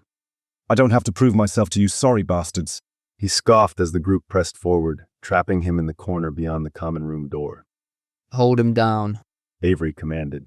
Before Sirius could flinch, the boys were on him, one hand strong under his chin, forcing his face to the ceiling, several more pinning his arms to the wall behind him, still others tearing at the cufflinks of the shirt underneath his robes. At that point, Sirius didn't even bother fighting, didn't bother calling for help. There was no help for him in this house, not when he didn't carry the mark. It was only a matter of moments before they found his bare arm, void of ink and dark magic. The silver serpent cufflinks that Regulus had gotten for him on his last birthday clattered to the stone floor. The seams of the shirt that his mother insisted he could only wear if it were custom tailored to flatter his inherited frame popped and snapped. Sirius blinked back the angry, hot tears, threatening to spill over his cheeks. It would only make this worse if he cried. I fucking knew it. Avery hissed, holding Sirius's naked arm out for the group to see amid the grumbling and hostility. He felt someone scrape roughly down the scar on his skin. I bet he did this to himself so the mark wouldn't take. Mulciber scoffed, inciting a chorus of riotous and sneering laughs all around him. There was only one way this was going. After the hell you gave us the other day. Avery said, pulling Sirius's face down so he could look him in this eye, his fingernails digging sharply into the dimples in Sirius's cheeks. You can bet you're not going to be getting out of this without a few new scars. As he felt the swarm of hands pull away from him, Sirius closed his eyes, breathing in sharply, embracing silently, summoning a memory of Remus, the one where he had called Sirius by name for the first time with awe in his expression. Just before the first punch smashed into his jaw, Sirius smiled. At some point in the night, Sirius woke from the buzzing in his pounded ears, from the jarring pain of moving in his sleep to his left side, where there were likely a few broken ribs from the polished toes of expensive wingtips. There was blood on his pillow. It was matted in his hair. As he struggled to sit up, he saw the edge of his door creep open, and the panic still swirling in his gut surged into his throat. In his pain and delirium, he'd forgotten to lock his bedroom door. Visions of angry Slytherins with their wands raised flashed into his mind. Instead, Remus's concerned face appeared beyond the door as he slipped into the room, shutting and locking the door firmly behind him. When he saw that Sirius was awake, that Sirius was sitting up, he moved quickly to his side, sliding to his knees next to Sirius's bed. Oh, Sirius! He breathed out, delicately slipping his fingers around Sirius's ears and turning Sirius's battered face in his hands. What the fuck did they do to you? How are you here? Sirius asked in a small, distracted voice, his head still swimming enough that he wasn't sure he wasn't hallucinating Remus out of his intense desire to see him. Evan Roger is telling everyone he saw you leaving my dorm. Remus said, screwing his eyes tightly closed, his hands trembling lightly over where he held Sirius. I came as soon as I heard it myself. I knew they would retaliate somehow. I was hoping it wouldn't be this bad. His fingers slipped away from Sirius's skin as he reached for the wand in his back pocket, but Sirius quickly reached out to take one hand, desperate not to lose his touch.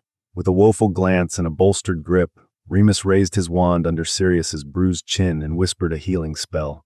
It felt cool, like river water. A grateful sigh slipped from Sirius's bruised lips. I'm glad you're here, Moony. Sirius said, reveling in speaking that name. Why haven't you cast any healing spells on yourself yet? Remus asked, strain in his voice and a tremor in his fingers from where they gripped tightly onto Sirius's hand. The movement of the hand that held his wand was erratic and hurried, as if he were trying to make up for the lost time that Sirius had wasted by not performing these spells himself. He ignored Remus's question of healing spells. It wasn't important. Besides, Remus would only worry over the fact that Sirius had rapidly lost consciousness after stumbling back into his room and out of his robes. He wasn't even sure how long had passed since he'd fallen into bed. Not to mention, there was still such a dense fog in his head. He couldn't be sure this was really Remus, and not just a fever dream he'd invented to distract himself from the pain. If this was a dream, he didn't want to waste time talking about his injuries. He needed to act. I was on my way to see you. Sirius said quickly, feeling like his words were slurring through the swelling in his face. I made an important decision and I needed to tell you. A wary smile finally appeared on Remus's face. What decision was that? That we should be together. My mother be damned. Sirius confessed calmly. The short breath that moved from Remus's mouth drew Sirius's attention to the tenderness and elation in Remus's expression. His lips parted slightly in surprise. I was hoping you'd make that face. Sirius. Remus said in a heavy exhale as Sirius let the tension in his shoulders release, falling back into his pillow, and Remus was quick to facilitate the movement. Are you sure? Even if I wasn't sure, and I'm pretty fucking sure. A blush swept through Remus's cheeks as Sirius swore. The decision's been made for me, Moony. He reasoned, trying to keep his eyes open so he could watch the changes in Remus's face. We're not a secret anymore. Moving from the side of the bed, Remus disappeared into the bathroom, emerging with a wet cloth in his hands. Again, he knelt at the side of the bed as he cleaned Sirius's face with affection and care, pushing his hair up over the pillow so he could wash the matted blood from Sirius's hair. This wasn't how I wanted this to happen. He sighed deeply. Suddenly, Sirius laughed madly, though he winced at the pain caused by the stretch of his cheeks. Ideally, my face wouldn't have been bashed to bits when I told you this, because I planned to spend the whole night kissing you. Sirius groaned in frustration, and the sentiment was mirrored in Remus's expression. At this point, I'll settle for a forehead kiss. Without a moment's pause, Remus climbed into the bed and dusted his lips over the unbroken, unbruised skin on the side of Sirius's forehead, the warm, wet cloth still softening the dried blood in his hair. Maybe I can just kiss the pieces that aren't broken. Remus whispered, acting as he promised, moving his lips to places of Sirius's face untouched by bruising or bleeding or cuts. The eyelid of his right eye, the left was nearly swollen shut, the tip of his nose, but not the bridge, which was probably broken, the corner of his jaw underneath his right ear, though the sound of his lips against it was rather muffled from the hearing loss on that side. The rag in Sirius's hair, now significantly cooled, fell from Remus's fingers as his touch slipped down Sirius's face, down his swollen jaw, along his neck. The caution in the stroke of his hand was steadily giving way to urgency and longing, his kisses becoming open and languid. This side of my mouth is intact. Sirius smiled with his eyes, tapping his finger at the unsplit corner of his lips. With a sweetened grin, Remus obliged, lingering a bit longer, until Sirius let his lips part just a bit, pulling Remus in a little bit further, his hand on Remus's jaw. Sirius. Remus spoke onto his lips with warning, but didn't pull away. As Remus stretched out next to him, his hip pressing sharply against Sirius's hip, an electric current ran down Sirius's core and he twisted his body, pulling Remus closer, knowing where that current was going to take residence. Remus leaned into him further. You're making it hard for me to stop. Then don't stop. Sirius hummed, no longer aware of the pain as he opened his mouth wide to draw Remus's tongue into it, quite successfully. I sure as hell don't want you to stop. It's just because it's late and it's dark, and we're alone and you're delirious. Remus rambled his descent, pushing himself up so that he was hovering over Sirius. Come morning, you'll be in considerably more pain, and you'll regret letting me kiss you. At the sight of Remus looking down at him with that expression in his eyes, of a want that had been pushed so near to the edge that it meant to devour them both, Sirius swallowed. His eyes focused so heavily on Remus's mouth as he spoke that he didn't realize he'd brought his hand up to Remus's face again until his fingers were already ghosting over Remus's lips. I strongly disagree. Sirius exhaled sharply, the dark tone of his voice and the dedicated attention of his eyes giving away his intention as Remus pursed his lips to Sirius's fingertips. I think we're both just overstimulated. Remus was only half arguing, speaking extraordinarily slowly as Sirius dragged his thumb down Remus's bottom lip. A dry swallow scraped down Sirius's throat as Remus took his thumb into his mouth, sucking softly. There's always so much tension between us, Remus. Sirius admitted, mesmerized by the way Remus swirled his tongue against the pad of his thumb, tucked away inside his lips. I wonder if we just got it out of the way.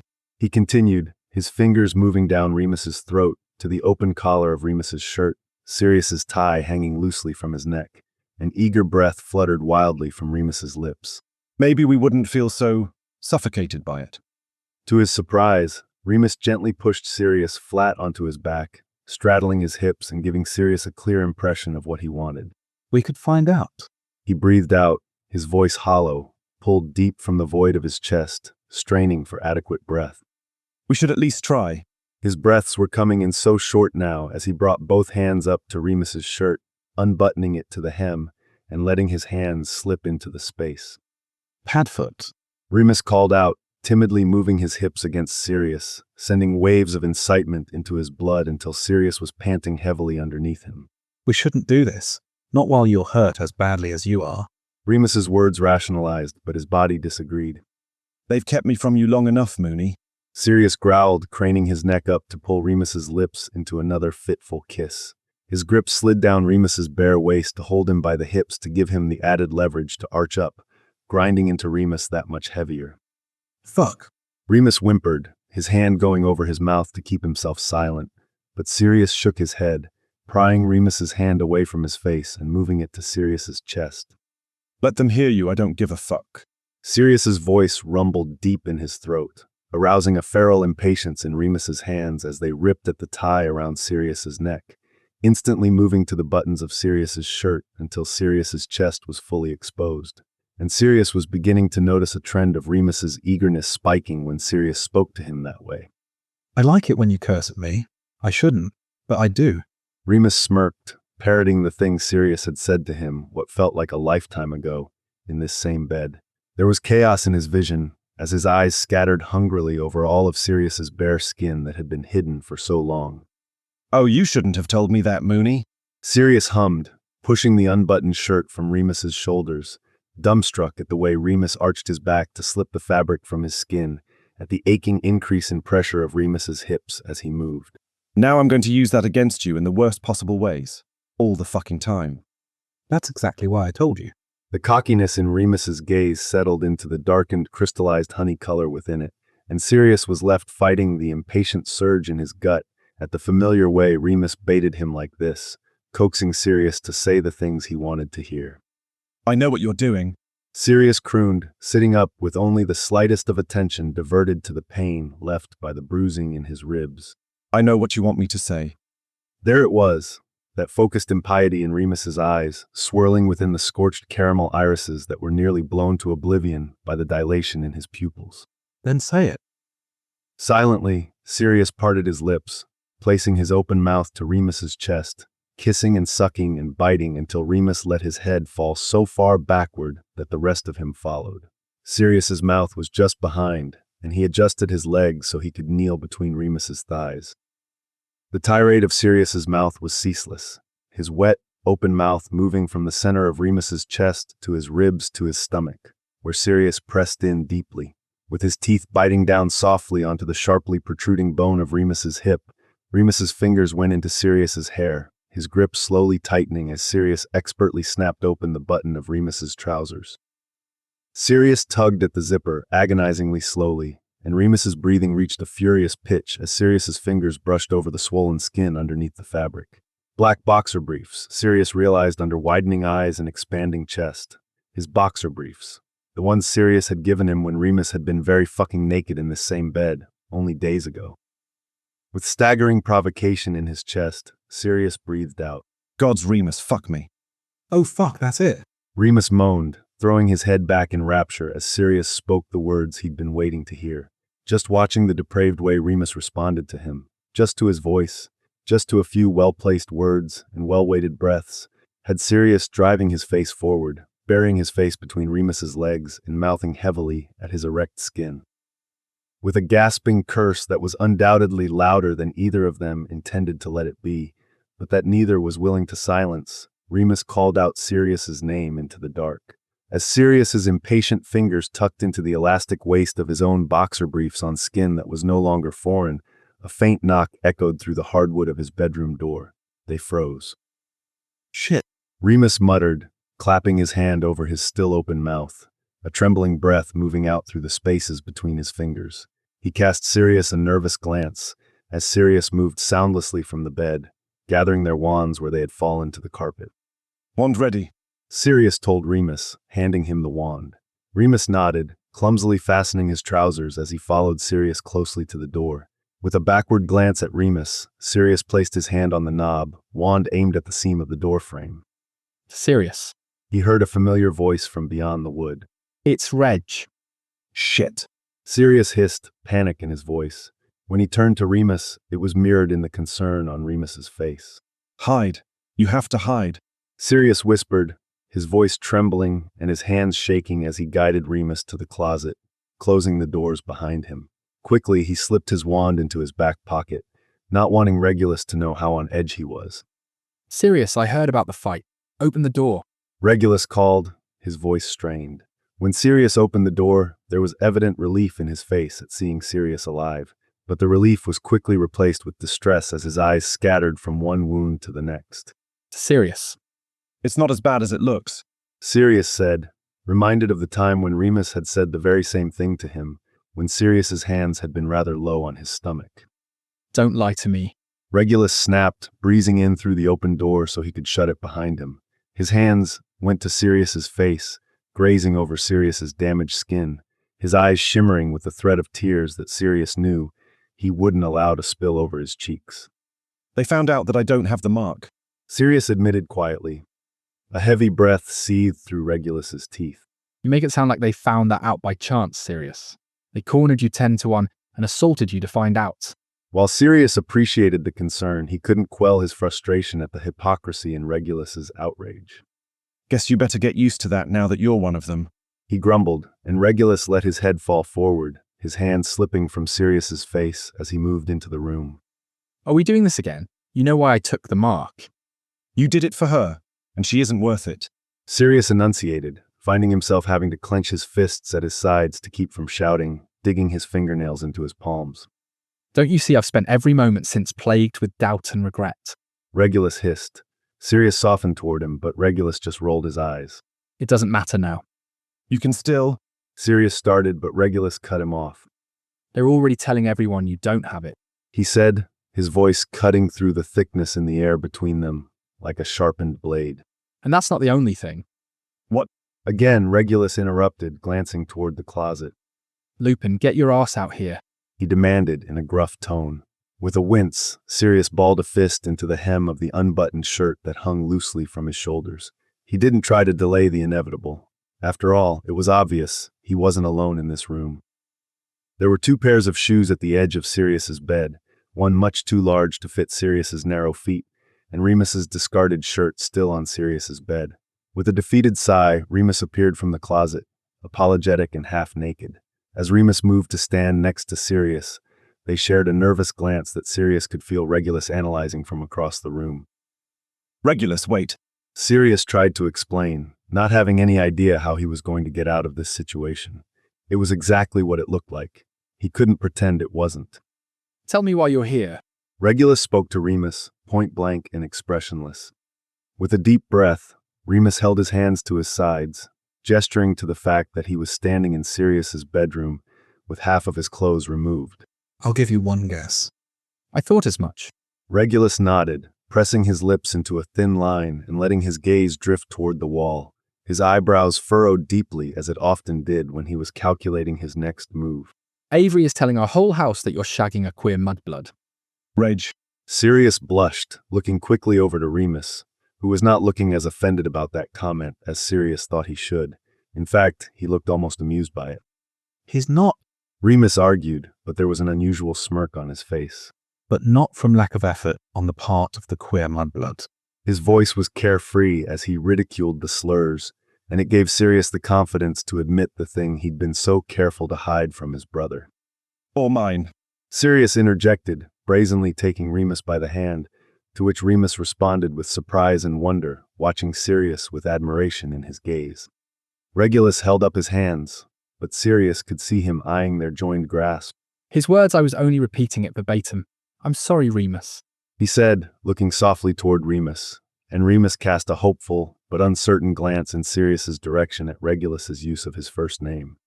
Why are you here, Reg? Sirius snapped. Came to get proof of my indiscretion to report back to Mother.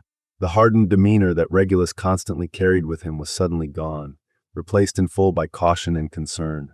Sirius startled at his shoulders laxing. Sirius, He said with a short sigh. when are you going to let me prove to you that I'm no longer on her side? I haven't been for a while. Not since she forced me to take this.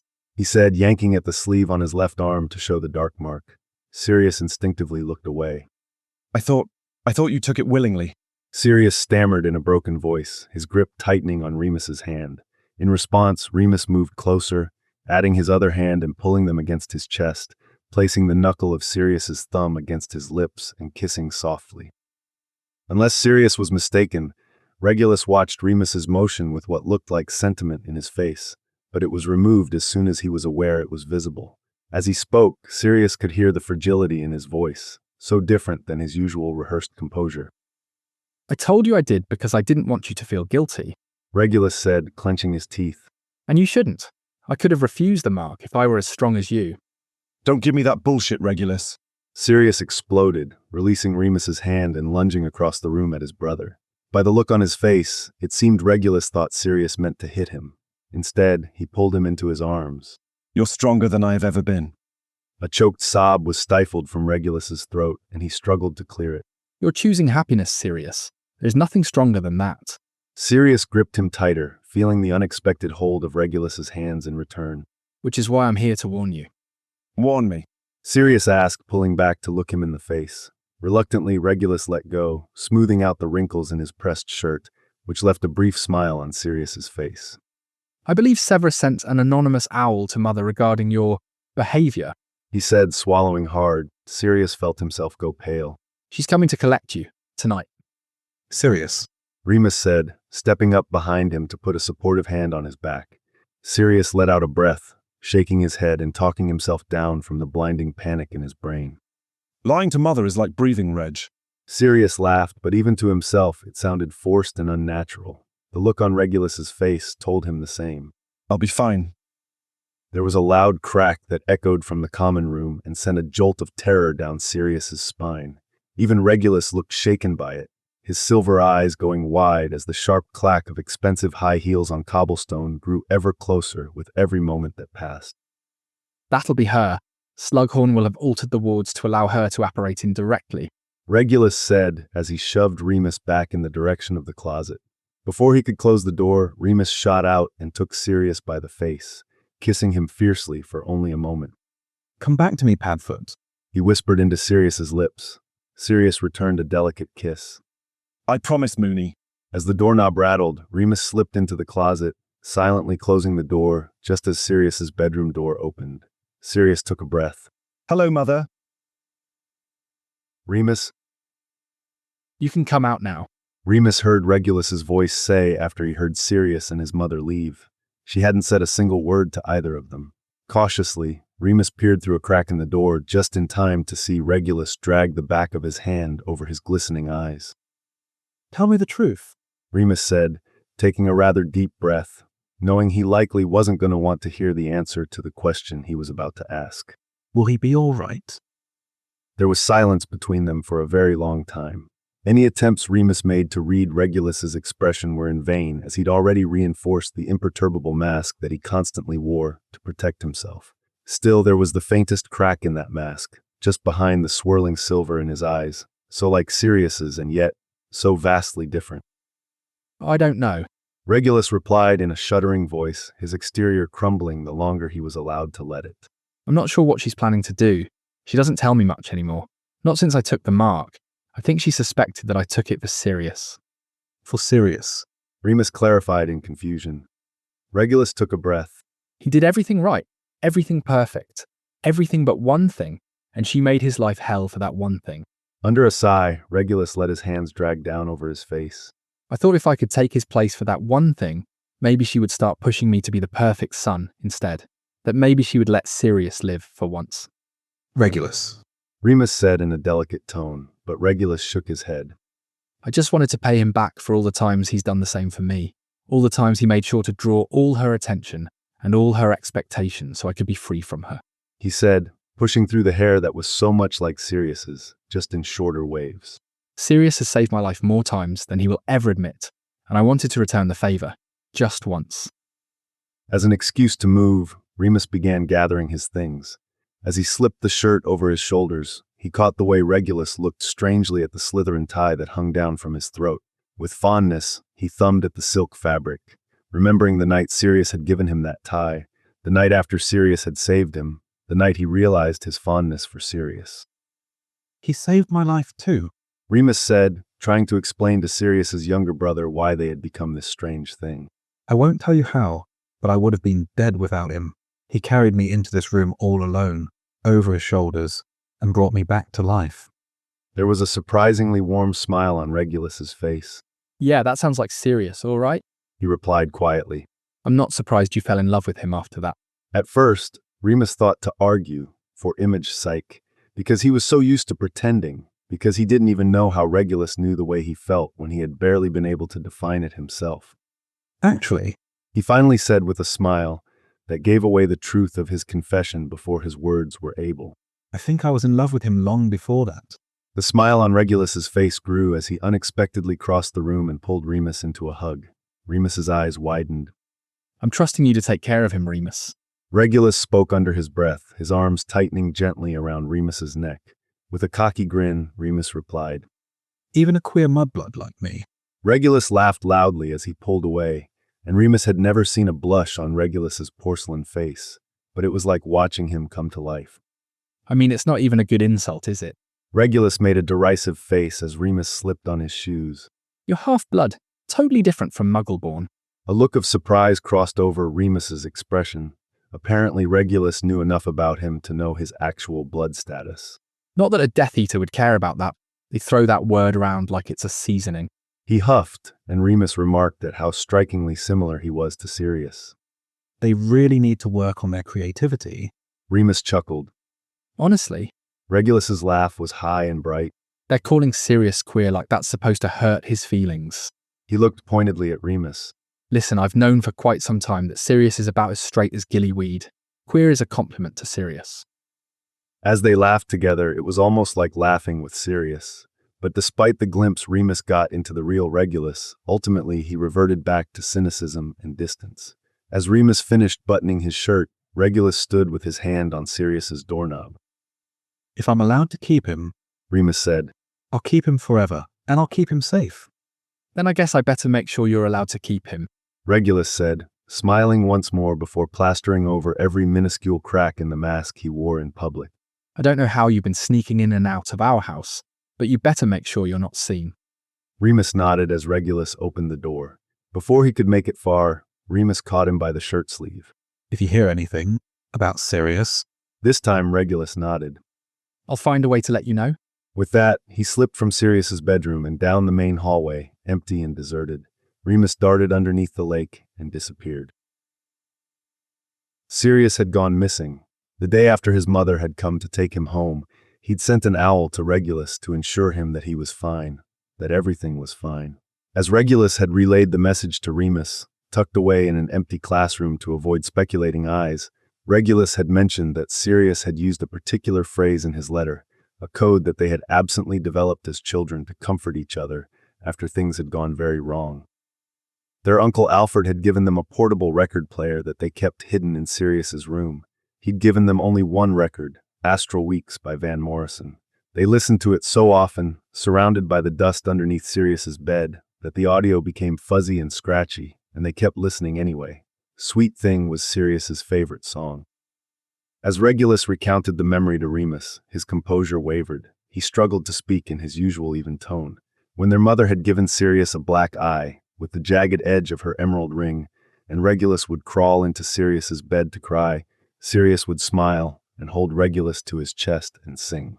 Someday they would escape Grimmauld Place, he'd say, telling him that they would not remember that they even felt the pain, that they would walk and talk in gardens all misty and wet with rain, and they would never grow so old again. Regulus cried as he told the story, his worry for Sirius palpable in the air, and Remus had taken the fragile boy in his arms then. They had stood together for a long time, Regulus sobbing into Remus's chest, and Remus letting tears roll unhindered down into Regulus's dark hair. It was that phrase, Regulus had said, that Sirius had said in his letter. I will not remember that I even felt the pain. The same phrase that Sirius had whispered to Regulus every time he mysteriously broke his nose, or went to bed without dinner, or was forced to sleep in the attic. But that letter had been several days ago. Every owl that Regulus sent back returned with no reply, so it wasn't fair to say that he was missing. They knew exactly where he was, they just didn't know what was happening to him, or when he would return, or what they could do. The rumors were flying at school. By then, everyone knew Sirius wasn't a Death Eater, that he had never taken the mark. Thanks to Evan Rosier, they all also knew that Sirius was somehow involved with Remus. Some didn't believe the idea that the two had been in a romantic relationship. Some were heavily exaggerating the extent of said relationship. Every person he passed in the corridors gave him a strange look, some disgust, some confusion, some pity. He heard the whispers all around him, wondering how a disfigured half-blood like Remus Lupin could snag a perfect pure blood like Sirius Black, or discussing why Remus would get involved with a suspected Death Eater, or snickering over which one of them was the top and which one was the bottom. Eventually, he stopped blushing about that one. There was also talk of Sirius being disinherited and disowned, rumors that his mother was going to place him under Imperius in order to get him to take the mark, suspicions that this was all an elaborate plot for Sirius to infiltrate the Resistance as an undercover Death Eater. One last message came that morning for Regulus during breakfast in the Great Hall. As Regulus had read it, Remus watched him closely, struggling to see any emotion at all in Regulus's professional placidity. He had only one distinguishable tell. He looked straight up at Remus. They had met after breakfast in that same classroom as Regulus handed over the letter with trembling hands. It read, I have seen the error of my ways, and have realized how foolish I was to refuse such an enigmatic leader. In a fortnight, I will be taking the Dark Lord's mark, after which I will not be returning to Hogwarts. Tell Remus my decision remains unchanged. Regulus had expressed his apologies, but startled at the determination in Remus's expression that quickly evolved into laughter through tears. Sirius was still in there.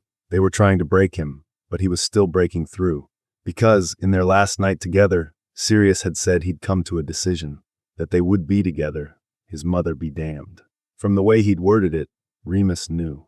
That decision remained unchanged. There was still hope. For a few minutes, Regulus and Remus discussed their options. Getting to Grimmauld Place would be the hard part. Remus could apparate once they made it off the grounds of Hogwarts, but he couldn't apparate to a place he'd never been, and Regulus had barely started to learn how. They still had a little time before Sirius was going to be forced to take the mark, so they formed a plan to leave the next evening in the middle of the night. They were willing to walk to London, if that was what it took to free Sirius from that prison. In the meantime, the gossip around the school hadn't diminished in the slightest. With all the speculation happening behind his back about his relationship to Sirius, about how long they'd been keeping it a secret, about where Sirius had disappeared to in the middle of the year, not one person asked him about Sirius directly. That is, until James Potter did. They were in History of Magic. Remus was resting his face in his hands and staring at the empty chair where Sirius should have been, trying not to think about the torture that he was undoubtedly going through at that moment. A brush against his elbow caused him to look down to see a tightly crumpled wad of parchment sitting precariously on the edge of his desk. As he unfolded it, rather loudly, he glanced behind him to see James Potter sitting in the desk just behind his own, which was unusual, considering Lily Evans was on the opposite side of the room. Weren't they disgustingly inseparable? James indicated to the page where he had scrawled in nearly illegible penmanship. Is he all right? A clench went into Remus's jaw. A subtle shake of his head sent James falling back against his chair, a heavy breath being pushed out from the depths of his lungs. He sounded worried. But why would someone like James Potter, a Gryffindor, be concerned about Sirius Black? Before Remus could dwell on that reason, he felt another forceful tap against his shoulder. When he turned, an unfurled sheet of parchment filled his field of vision. On it was written, "I'm coming to your dorm after class." But wait, how were you sneaking into the dungeons? James asked, crossing his legs underneath him from where he sat on top of Remus's roommate's empty bed. I'm not telling you that part, Remus said, giving James a playful glare to let him know he was not going to be convinced otherwise. James held up his hands as if in surrender. Remus had expected this to be much more awkward than it was, but with the volume of speech that poured from James's mouth, there wasn't a lot of space left for any awkward silences. Surprisingly, he was also an extremely good listener, which Remus hadn't been expecting from a Gryffindor. In any case, Remus was grateful to have James there, listening. There were a few things he specifically hadn't told James. Of course, he hadn't mentioned his own lycanthropy, nor did he mention that he'd been in regular contact with Regulus to get the information that he was getting.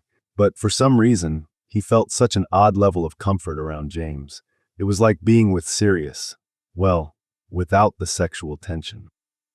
Fair. James nodded with a curious grin in Remus's direction.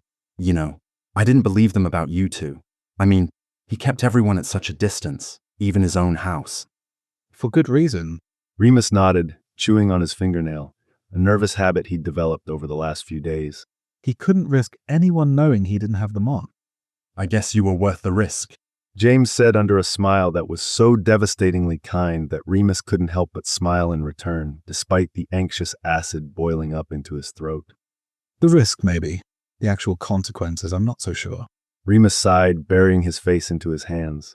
Without a beat missed, James's hand was on Remus's back instantly.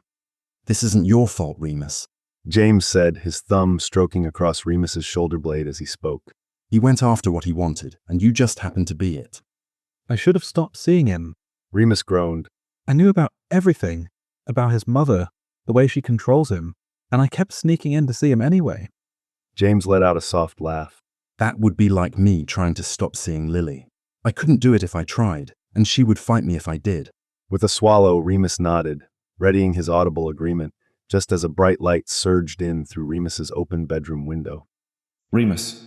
He heard an unbearably familiar voice say, but it was so disembodied that Remus knew it couldn't have come from the mouth to which it belonged. Blinking against the glow, Remus looked up, his eyes adjusting to the light as it ebbed and dimmed and shifted. Remus, is that his... James began gripping tightly onto Remus's shoulder. Patronus. Remus breathed out. An ethereal dog that bore a striking resemblance to Padfoot sat calmly in Remus's bedroom, watching Remus with unbroken devotion. As Remus looked closer, he could see all the features that were significantly different from Padfoot's. Fangs that looked too big to fit in his mouth, enormous paws that tapered into claws that were sharper than a German shepherd's should have been, fur that was wild and wiry and willful, It was like looking at a version of Padfoot that had been bitten by the wolf. Remus. The message started again, the dog holding his mouth open like a conduit for Sirius's voice, and Remus could hear the exhaustion and defeat in his even tone. I wish I'd been able to tell you this in person, but I don't think I'll see you again after tonight, so this will have to do. The breath halted in Remus's lungs as he tried to stave off the ruin he felt in his chest at the thought that he would never see Sirius again. No, don't say that. He begged silently. Sirius's voice continued. That day you spent in my room after the full moon made me want to spend every day of the rest of my life with you. I think you were the first person I loved, and I never even knew it. His voice grew distant and diminutive as he whispered. Padfoot. Remus whispered, tears spilling down his cheeks before he even recognized the swelling in his eyes. This sounded like goodbye. It sounded like Sirius was giving in. She made me tell Regulus that it would be a fortnight before I took the mark, but they're coming tonight. Sirius's voice drew in a trembling breath. And I will die before I let them brand me with their hideous symbol of hatred. So I'm going to fight Mooney, though I don't think I can win. The grip that James held on Remus's arm intensified as Remus's hands went to his face, tears soaking through tightly clamped fingers over his mouth, dripping from his knuckles. No, you have to win, Sirius. Remus whispered into his hands. Tell Regulus I love him. Tell him we will walk and talk in gardens all misty and wet with rain. And Remus... His voice paused as he took a breath. I'm sorry I was so heavy in your arms. You weren't? Remus sniffled. You never will be. But I'm so lucky it was you that found me. He said through Padfoot's image, and Remus could hear the tired smile in his detached voice at the nostalgia of his chosen words. Trust me, I'm the lucky one. Remus responded in kind, repeating the things that he and Sirius had said to one another the night they crept into the castle. It went unheard as the Patronus dissipated with something that sounded like a sigh, like a dying breath. For only a moment, Remus sat still, staring at the spot where Sirius's Patronus had been, where it had dissolved like ash and light and broken glass. Though the tears hadn't stopped streaming down his cheeks, Remus stood with resolve in his movement, in his hands, in his heart. I'm going to find him. Remus swallowed. I'm going to save him. When James stood next to him, Remus was surprised at the tears he found in the hazel eyes behind square frames. Then go. James shouted, shoving Remus toward the door. Go. As Remus raced down the stairs to the common room, he didn't have a single doubt that James Potter would have gone with him if Remus had asked. But Gryffindors were strength, and Remus needed strategy. Regulus. Remus shouted as he barreled down the stairs to the dungeons, only halting his movement as he landed heavily against the thick common room door. Regulus. He screamed at the top of his lungs, beating his fists against the door until they were sore. This was going to be difficult, but Regulus was smarter than anyone else in his house, next to Sirius, so Remus was sure he would be quick to adapt. The problem would be getting close enough to Regulus, with all the other Slytherins standing in his fucking way. Someone else opened the door, but Remus ignored them, charging into the common room, despite the protests and attempts to stop him. When Regulus appeared from the hallway to discover the source of the commotion, eyes wide with warning as he saw that it had been Remus screaming his name, Remus raced toward him, shoving him against the glass of one of the towering windows that looked into the lake. At first, Regulus looked startled, irritated even. You son of a bitch! Remus shouted out loud before moving close to Regulus's ear to deliver his actual message. They're marking him tonight. We have to go, now. Shit. Regulus breathed out under his breath before playing into Remus's act. Get the fuck off me, Lupin. They only had limited time before another Slytherin moved in to help. As Remus bunched his fists into Regulus's robes, throwing him dramatically against the glass, he spoke again. Meet me in front of the Whomping Willow in 20 minutes. For good measure, Regulus pushed back against Remus, covering up his nod of agreement. Tell me where he is, Regulus. Remus shouted theatrically, knowing he had to make this seem believable. To his relief, Regulus said exactly what he needed to say to keep any of the Death Eaters from thinking that Regulus would ever sympathize with him. Our family affairs are none of your business, you muggle half-breed. Remus almost smiled at Regulus's intentional avoidance in using that slur that the Death Eaters seemed to love so much. Half-breed was a bit easier to hear. Carefully, Remus laid his forearm across Regulus's neck, slipping his other hand into Regulus's and pressing a worn, folded bit of parchment into it. The footsteps of angry Slytherins moved toward him. There's a passage under the lake and a map in your hand. He whispered quickly before the boys tore him from Regulus. As they dragged him from the common room, Remus watched Regulus curl his hand into his sleeve, hiding the paper he held within it. From across the room, their gazes met, and Regulus lowered his head in the slightest of nods. The Slytherins gave Remus a few blows to the face before tossing him back out onto the stairs that led up to the Great Hall. But Regulus had gotten the message. That was all that mattered. Together, they could apparate into Grimmauld Place. Together, they could save him. I've never done this before, you know. Regulus said, the silver of his eyes darkening in the shadow of the shrieking shack. I could splinch us both, I could kill us. With wariness in his chest, but not a bit of hesitation, Remus had demonstrated the secret of the Whomping Willow, the knob at the base of the tree that slowed her movements, and the passage underneath the grounds that led to the shack just outside of Hogsmeade. Not once had Regulus asked how Remus knew this secret, why he needed to know this secret. Just breathe, Reg. Remus coached him, holding both hands on Regulus's shoulders as Regulus did as he was told, and sucked in a deep, stuttering breath. Think about where we're going. Imagine Grimmauld Place. Remember why we're doing this. Think of nothing else but getting into your house to save your brother. With another breath, Regulus closed his eyes. For Sirius, for Sirius. Regulus repeated like a sacred mantra as Remus locked his arm tightly into the crook of Regulus's elbow. I'm going home to save my brother. Do it now, Reg. Remus said in a whisper. He closed his eyes too. Suddenly, Remus's feet were swept out from underneath him, and it felt like he was being pulled in every direction. Or maybe it was like being pressed in from every direction. Or maybe it was more like being turned inside out, mouth first. And then, his ears popped as he stumbled forward, his feet abruptly catching on carpeting that was now underneath them. In panic, he looked over to Regulus to find Regulus doing the same. They took a moment studying each other, searching for gaping wounds and spurting blood and organs in the wrong places, but their survey gratefully returned empty. Though Regulus did take a moment to lean over and sick up all over the expensive rug at his feet. Still, Regulus had done it. They were safe, unsplinched, and standing in the formal sitting room of number 12 Grimmauld Place.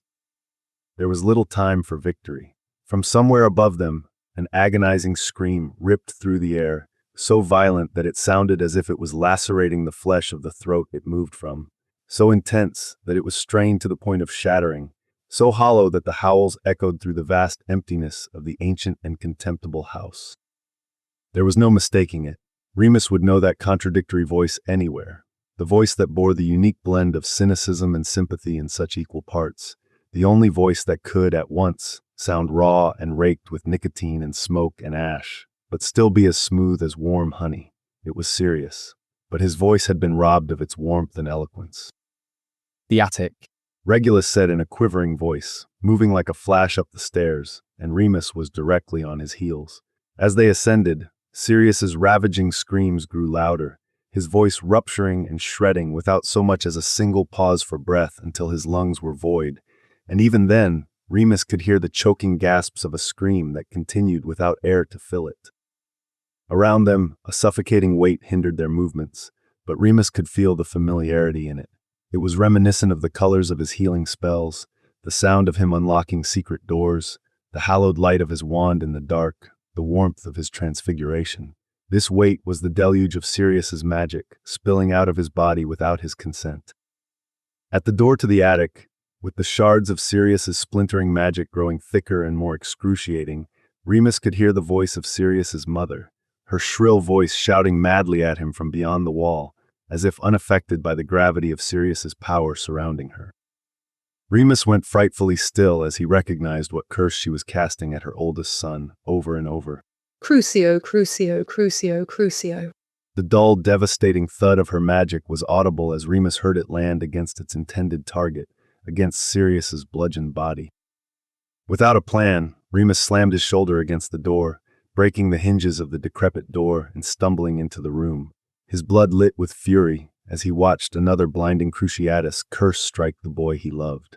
His heart swelled with wrath as he saw the tremendous tensing of Sirius's body as the curse surged through him, teeth clenching until they cracked, fists trembling as blood seeped between his fingers, tears streaking down the dirt and grime that obscured the sharpness of his features. His mouth opened wider than it should as another scream filled his throat, the corners of his mouth splitting from the stretch, but the scream went no further than the tip of his tongue. His cinder eyes blanked white as he lost consciousness, his head falling over the back of the chair into which he'd been restrained. Stupefy! Remus shouted, snapping the wand at his wrist toward Sirius's mother. Her arm went up to defend, but she had been so focused on torturing her son that Remus had caught her off guard long enough to let the spell land. She went limp and slumped to the floor. Sirius. Regulus cried as he stormed into the room behind Remus, and they moved fluidly together, working in rhythm to sever the restraints that bound Sirius to this house. Defendo. Their voices called out in synchrony as Regulus sliced at the rope that held Sirius's wrists behind his back, while Remus slashed at the tethers around Sirius's ankles. They held Sirius up together, their arms crossed over one another's from where they were snaked around Sirius's waist. Remus tightened his hold underneath Sirius's ribs. They were more gaunt than ever. Accio, Sirius's wand. Regulus called, tears dripping from his chin as he supported Sirius's hanging head against his shoulder. As the rune-carved ebony wand flew toward them, Remus reached out and captured it, securing it in his back pocket before holding on to Sirius again.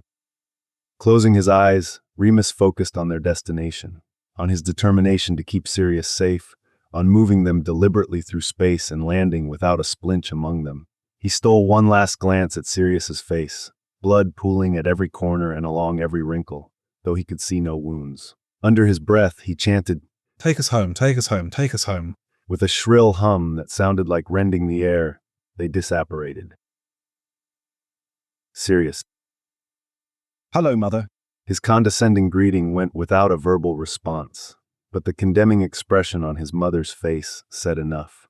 Her silver eyes were coal, darker than they were when she'd caught Sirius flirting with the Muggle boy next door when he was 13, darker than they'd been when she caught him crying after she hadn't shown any pride in his being sorted into Slytherin, darker even than that night when he had refused to take the mark. With that sickly black gaze, she moved back down the hallway into the common room, and Sirius swore he could see scorch marks on the turquoise rug from where she had apparated in with fury in her feet. She stood just over that spot, extending her elbow for Sirius to take. He could apparate himself, of course, but she wouldn't want to risk him getting away, apparating to somewhere else while the wards were lowered, escaping to a place she would never find him. With disgust sloshing into his throat, he touched her arm, and she disapparated before he could even move close. It felt as if his arm would tear off, lost somewhere in the rippled space, and maybe that was what his mother wanted. It wasn't his left arm after all, and that was the one she needed. There was no doubt in Sirius's mind that this was the reason she came for him. Now that everyone knew Sirius had refused the mark, she couldn't let the other Death Eaters continue to think she was weak, to think that her son had a will of his own. She would try to force Sirius to take the mark to repair the damage he had done to their family's reputation. As his feet pressed into the lush imperial rug in the sitting room, the movement and the dread proved too much for his gut to manage, and he vomited into the carpet. With a sneer in her lips, his mother snapped her fingers, and immediately, Creature appeared to clean it, glaring up at Sirius with much the same expression as the one on his mistress's terrible face. Before Sirius could even move, his mother's sharp fingernails dug into the flesh of his forearm, and she twisted his arm upward behind his back. With a wince, he arched to ease some of the strain he felt pulling in his shoulder. She just pressed in deeper to compensate. With a shove, she moved Sirius to the stairs, and he obeyed, not even bothering with reluctance or hesitation. There was no way out of this for him. Not yet. He couldn't dare raise a hand to his mother. At the top of the stairs, she threw him into his room, and he landed against the edge of his bed as he heard her lock his bedroom door behind her. Instinctively, he reached back. His mother had swiped his wand from his pocket while he'd been distracted. A sigh pushed through his lips as soon as he heard her footsteps retreating from beyond earshot. At least, she had locked him in his bedroom. At least he might be able to get a little bit of sleep while she plotted how to tarnish his skin with the brand of bigotry and malice. Before turning over to sleep, Sirius leaned over the edge of his bed, shuffling around underneath it until his fingers felt the sharp edge of his portable record player. Carefully, he pulled it out and set it on his bedside table, opening it and flicking the hand of the needle. With all the dust and dark magic in this house, it was surprising that the record even still turned. As he placed the needle at a spot somewhere in the middle of the record that he had memorized as the location of the start of his favorite song, he leaned back into his bed, folding his hands underneath his head. Now that the bliss of being so near to Remus had worn off, the pain of his injuries had started to return. He closed his eyes to try to ignore it, focusing instead on the lyrics that took him away from this place. And I was strong and merry way and jumped the hedges first. And I will drink the clear, clean water for to quench my thirst. Listening to this song while imagining Remus lying next to him in this bed proved to be dangerous, with the dizzying levity still rushing through his skull. Before he could admonish himself for using Remus as a distraction, Remus was next to him, his fingers in Sirius's hair. I thought you liked me acting as your distraction. Remus hummed in an ephemeral voice that sounded like it could vanish as quickly as it had arrived. You know I do. Sirius whispered, unsure if he was actually speaking aloud, or if this was all happening in his head. The only difference it made was whether he needed to keep his voice down, to keep his mother from overhearing him madly speak to a delirium illusion. When Remus's lips went to his ear, when Sirius realized he could feel the softness of Remus's kiss, the warmth of his breath, the nibble of Remus's teeth on his earlobe, that was when he knew. He'd lost consciousness. This was all happening within the confines of a dream. You blacked out? Remus spoke, his fingers ghosting down the curves of Sirius's throat, and Sirius craned his neck to let him continue, as far and as extensively as he wanted.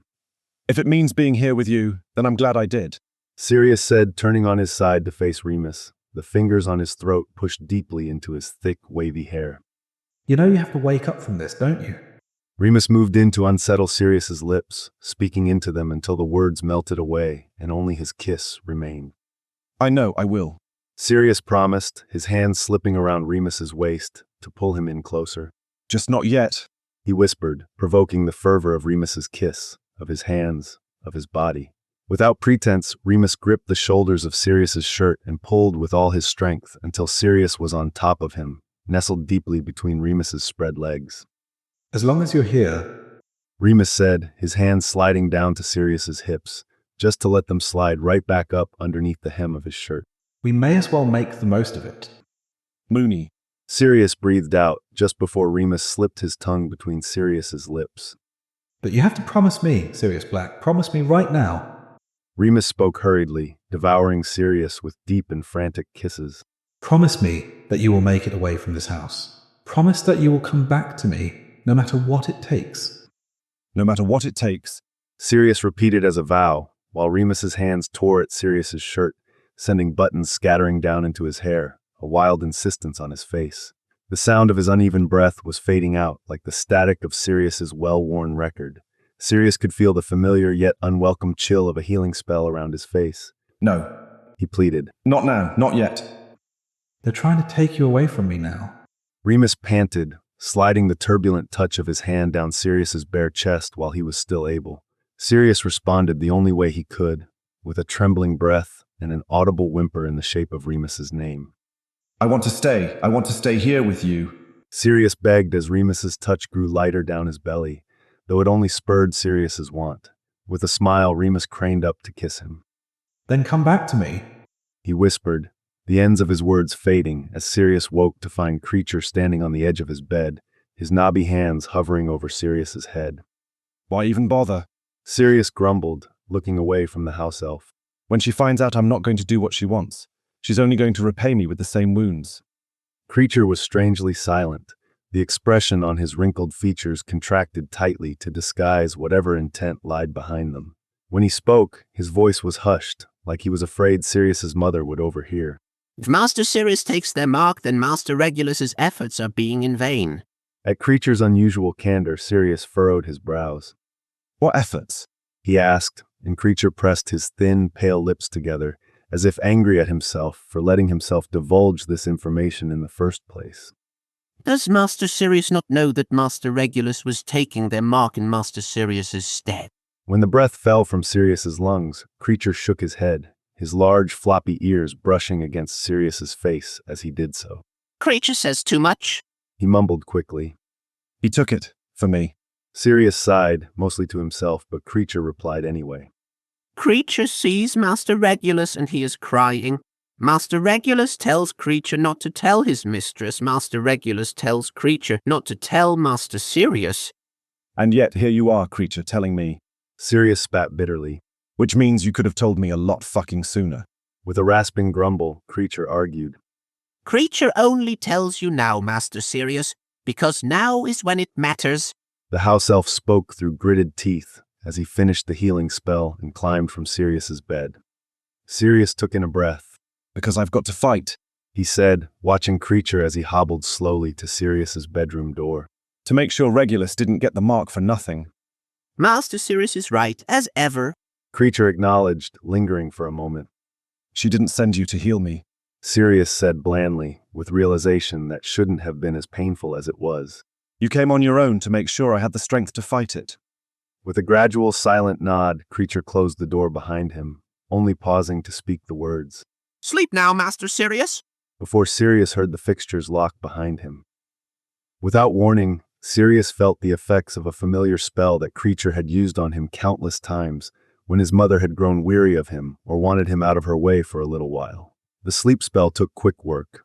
Sirius didn't even have enough time to imagine Remus next to him before his head lolled back onto his pillow, his eyes fluttering closed. His sleep had been dreamless, much to his own disappointment. Several times in the night he woke, still alone and still in his nightmare of a home. Desperately, he tried to drown himself in thoughts of Remus, most of them unholy, to at least escape into a dream, but every attempt was more futile than the last. It only riled him with no means of release. In the morning, his bedroom door was still locked, but there was a shorn bit of parchment with a quill and a note from his mother at his bedside. There was nothing more in the note than a demand that he write to Regulus and assure him that everything was fine. The first draft consisted entirely of Sirius writing back "fuck you" and sliding it underneath the crack at the bottom of the door. There was no more pretense between them. His mother had always known where he stood, even if he thinly tried to veil it for her benefit, for the benefit of the family's image. Once that image was irreparably tarnished, Sirius realized he didn't give a shit. No, worse than that, he enjoyed the ruin he had brought down on this house. A response had come a little while later, soaring under the door with a flourishing spell, and Sirius scoffed at it. The minimal effort it would have taken for her to come up the stairs and speak with him, and she had refused to do even that, instead relying on her magic to carry out her work for her. Typical of a woman who had outsourced child-rearing to an elderly house elf. The note had been spelled to open in Sirius's hands, and as it did, he realized how far into a corner he'd been backed. If he didn't write to Regulus, she had said in explicit terms, then something rather dreadful could befall the boy who had been sleeping with her son. Of course, the term she used for Remus was much more offensive, but Sirius refused to acknowledge it. With his teeth grinding in frustration at his helplessness and a loathing for his own mother, Sirius penned a second letter, saying all the things she wanted him to say, but making sure to write a specific phrase that only Regulus would understand. He spoke of his fight with the other Slytherins, stating he would not remember that he even felt the pain. It was the thing he used to calm Regulus after Sirius had been miserably beaten by his mother, time and again. As he wrote, he wondered if Remus would see the message, whether he should put something in that Remus would understand too. But the odds that Regulus shared any of this with Remus seemed unlikely. Regulus was very protective of his family, of his mother. Still, based on what Creature had said the day before, Regulus was protective of Sirius too. Absently, as Sirius sent the letter back under the door, he wondered how Regulus was dealing with this situation. Was he upset? Was he afraid? Was he as stoic as ever? All day, Sirius spent locked in his bedroom. It would have been easy enough to utter a wandless unlocking charm, but knowing his mother, he'd probably be electrocuted as soon as he set a finger on the doorknob, and Creature certainly wasn't going to help. Not that he could blame the house elf, he was only doing as he was ordered. In fact, throughout the day, Sirius kept magically finding scraps of food about his room that hadn't before been there. In his own way, it seemed that Creature was trying to help in what little ways he was able. Late in the evening, another letter was slipped underneath the door, but there was no flourish of magic that swept it in. leaving Sirius to wonder why his mother had instructed Creature to deliver it to him, instead of distantly sending it herself. As he opened the letter, recognizing Regulus's handwriting, he began to realize that Creature had given it to him in secret. In the letter, Regulus said nothing of any apparent value. He said he was glad to hear that Sirius was doing well. He hoped Sirius would come to his senses, how their mother was always right. He droned on about classes and Dumbledore's incompetence and ordinary things that didn't matter at all, until he mentioned seeing a girl with rainbow ribbons in her hair. Come my lady, rainbow ribbons in her hair.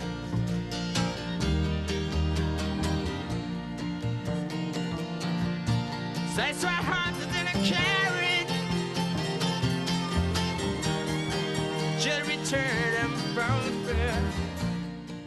Cypress Avenue. It was Regulus's favorite song from their Van Morrison album. There was something in this letter meant for Sirius, meant only for Sirius. Revelio, he whispered. His mother may have taken his wand, but even as a 5th year, he'd been able to perform this spell wandless. The writing on the letter scrambled, distorted, rearranged, until it held the message that Regulus actually intended to deliver. I'm relieved to hear she hasn't killed you yet. Though he wasn't able to read it, I relayed the contents of your letter to Remus. We're very close now, and as he has begun to grow on me, I may try to steal him out from, literally, underneath you.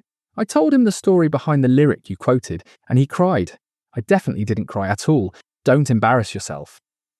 As we speak, Remus and I are plotting a heroic rescue. Again, this means spending ample amounts of time together. Consider being jealous.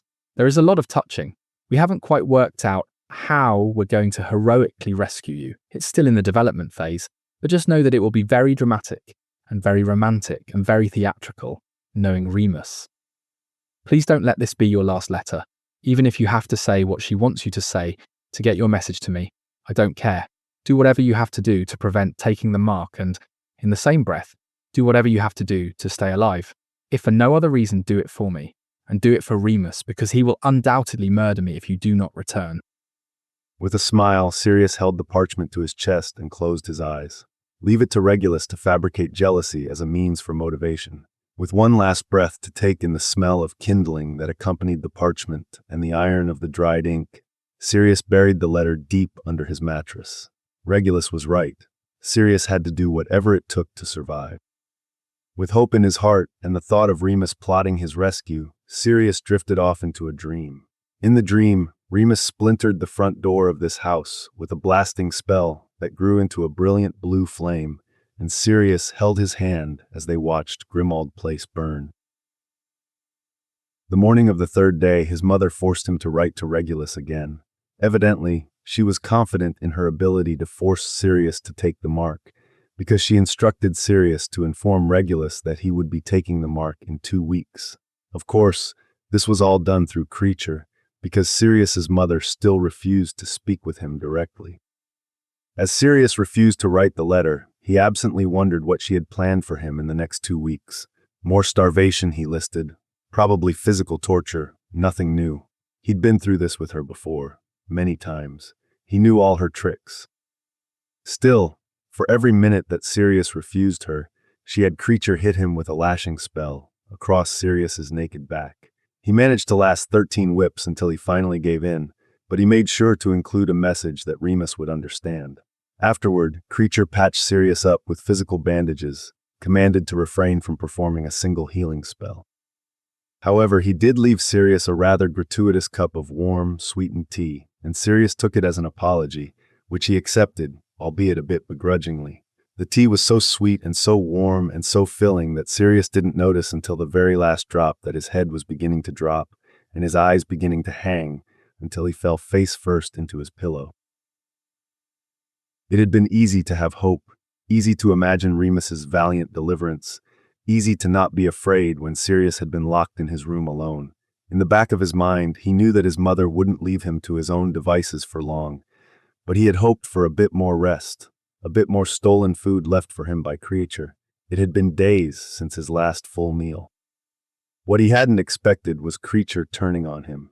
Had he been leaving Sirius food only to gain his trust, only for this ultimate purpose, only to leave a warm cup of morning tea in his bedroom so full of sleeping draught that it rendered him unconscious. Not just unconscious, but damn near comatose as he woke in the afternoon bound to a chair in the attic. His mother stood in front of him, and he ignored her entirely, wriggling his hands against the ropes that kept them straight behind his back. Both ankles were tethered to the legs of the chair, and he nearly toppled himself over in trying to free himself, all while his mother watched. With the attic door open just a crack, Sirius attempted to summon his wand, and the attempt was successful, until the wand had to pass his mother. With a wave of her hand, she wordlessly swatted it away, slamming the door as Sirius's wand clattered down the stairs.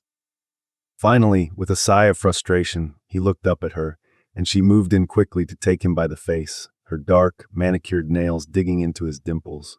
With a slow, deliberate raise of her hand, she steadied the tip of her wand against Sirius's temple. His eyes grew wide. Legilimens, she hissed. Sirius could nearly hear the rattle of her forked tongue. In his mind flashed the memories of his time at Hogwarts, being so excited to get sorted into Slytherin, just as his parents wanted, only to find out that they cared very little when it happened, because that's what he'd been expected to do. Practicing spells every night in his first year, well into the night, because he had to do everything perfectly, because he had to be better than the rest of his house, because he had to win approval that was otherwise never given. As the reel in his mind played back his time at school, he realized all the time he had wasted trying to gain that approval. Time over, he watched the scowl on his mother's face deepen, as he, yet again, proved only to meet expectations, and not ever exceed them, despite his perfect marks, despite his expertise in wandless magic, despite becoming a prefect. It was like she knew one day he would be tested, like he had been with the mark, and knew he would fail. Time moved forward, and Sirius saw the evidence of his pining. Long before their first night together, Remus was consistently present in Sirius's mind. Whenever Remus appeared, Sirius's attention was solely focused on him, like he was the only soul in existence. In his seat during History of Magic, doodling on the edge of his paper, or in Defense Against the Dark Arts, watching the way he dueled with his whole body, or in astronomy, noticing the way the scars on his cheeks and across his nose looked silver underneath enchanted starlight. If not for his mother invading these memories, Sirius would have laughed. How long he and Remus had been dancing around each other, admiring each other from a distance, and not knowing, becoming close so slowly that the universe had no choice but to intervene. He could practically feel his mother's awareness of Remus's abundant presence in Sirius's memories, but her hold didn't tighten until Sirius saw Remus lying bloody on the shores of the lake. It could have been luck, or it could have been Sirius's immense willpower to avoid the memories just prior to that one, but the wolf and the transformation gratefully stayed hidden away. As they watched the memory of Sirius hoisting Remus over his shoulders and carrying him through the forgotten tunnels underneath the lake, Sirius could feel the rage in his mother's magic. It was so familiar to him that he could taste the oft-accompanying blood in his mouth.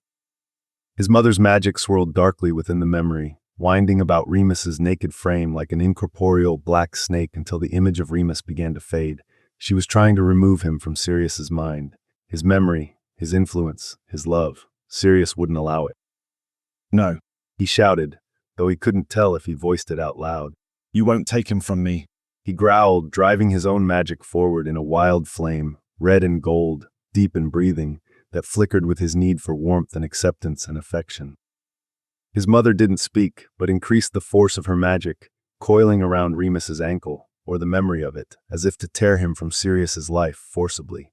With a defiant and desperate howl, Sirius surged his magic forward, scorching through the memory until there was no darkness left for her shadows to lurk within, until he incinerated her very presence there.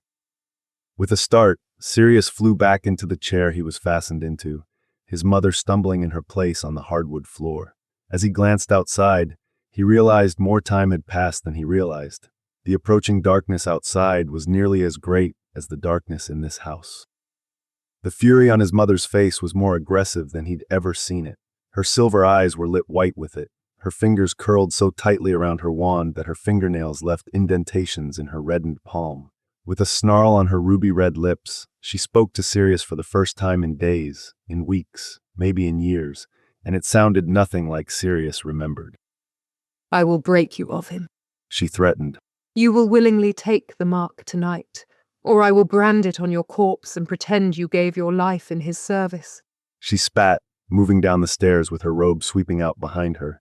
Sirius was left to shiver in the blustery chill of the attic, in the iciness of his mother's threat, in the void where her love should have been. She had tried to slam the door behind her, but it was a very old house with very old woodwork, and the door bounced back open, just a smidge, just enough for Sirius to summon his wand, successfully this time. With the sudden threat of the mark and listening to his mother say how she would lie about his death, Sirius's priority was making sure Remus knew the truth. Despite the shivering in his skin and the terror in his heart, Sirius closed his eyes and focused instead on Remus. On the calluses of Remus's hands as they held Sirius's own, on the softness of Remus's lips and the blurring of the scars that crossed them, on the fondness in Remus's voice as he had said Sirius's name for the first time. With Remus in mind, Sirius spoke. Expecto Patronum, he whispered, clutching tightly onto his wand.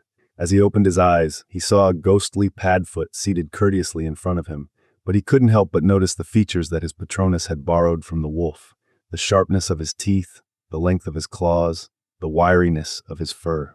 Unexpectedly, Sirius smiled. Remus, he spoke, hoping he was doing this right, having never sent a message through Patronus.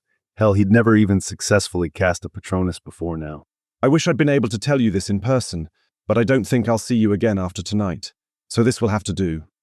The feral Padfoot sat still in his spot, as if waiting for Sirius to finish the message, so Sirius continued. That day you spent in my room after the full moon made me want to spend every day of the rest of my life with you. I think you were the first person I loved, and I never even knew it. He thought back to all the times he'd seen Remus in his memories. Not even anything of any importance, just Remus being himself, and Sirius watching with admiration. He kept going. She made me tell Regulus that it would be a fortnight before I took the mark, but they're coming tonight. He paused. And I will die before I let them brand me with their hideous symbol of hatred. So I'm going to fight, Moony, though I don't think I can win. Tears had begun to sting his eyes, the fist around his wand clenching so tightly he could feel blood seeping through his fingers. Tell Regulus I love him. Tell him we will walk and talk in gardens all misty and wet with rain. And Remus. He took in a shaking breath, watching it puff out as vapor in the cold atmosphere. I'm sorry I was so heavy in your arms, but I am so lucky it was you that found me. He smiled, thinking back to that night, sneaking back into the castle with Remus's arm around his neck, speaking with freedom, and smiling at each other unabashedly. With a nod, Sirius concluded his message, and the dog blinked, shrinking up into a ball of light that went soaring out into the sunset, leaving Sirius only to hope that his message would be received. In the moment the light vanished off the edge of the horizon, his mother stormed back into the attic, and Sirius straightened his wand again, his hand quivering with exhaustion. Diffindo, he shouted, trying to cut at the ropes that tied him, or at her, but the slash swept across the room, splintering the wood along the walls of the attic. His mother looked at him with disgust and disarmed him without even uttering the spell, tossing his wand back out the door, further down the stairs. She shut the door again, for good measure. I'm being forgiving, allowing you to reconsider. She spoke with practiced composure, but it was obvious that Sirius's disobedience was testing that greatly. I have reconsidered, Sirius stated plainly, and she finally looked directly at him. He wished her eyes weren't the same color as the ones he had to look at in the mirror. I've really reconsidered my pride in my sorting, really wishing I'd been sorted into Ravenclaw. A snarl went into her lips. Careful where you step. Slytherin is full of blood traitors and cocksuckers. Sirius insulted, leaning as far forward in his chair as the ropes would allow. Guess that's why I fit in so well for so long.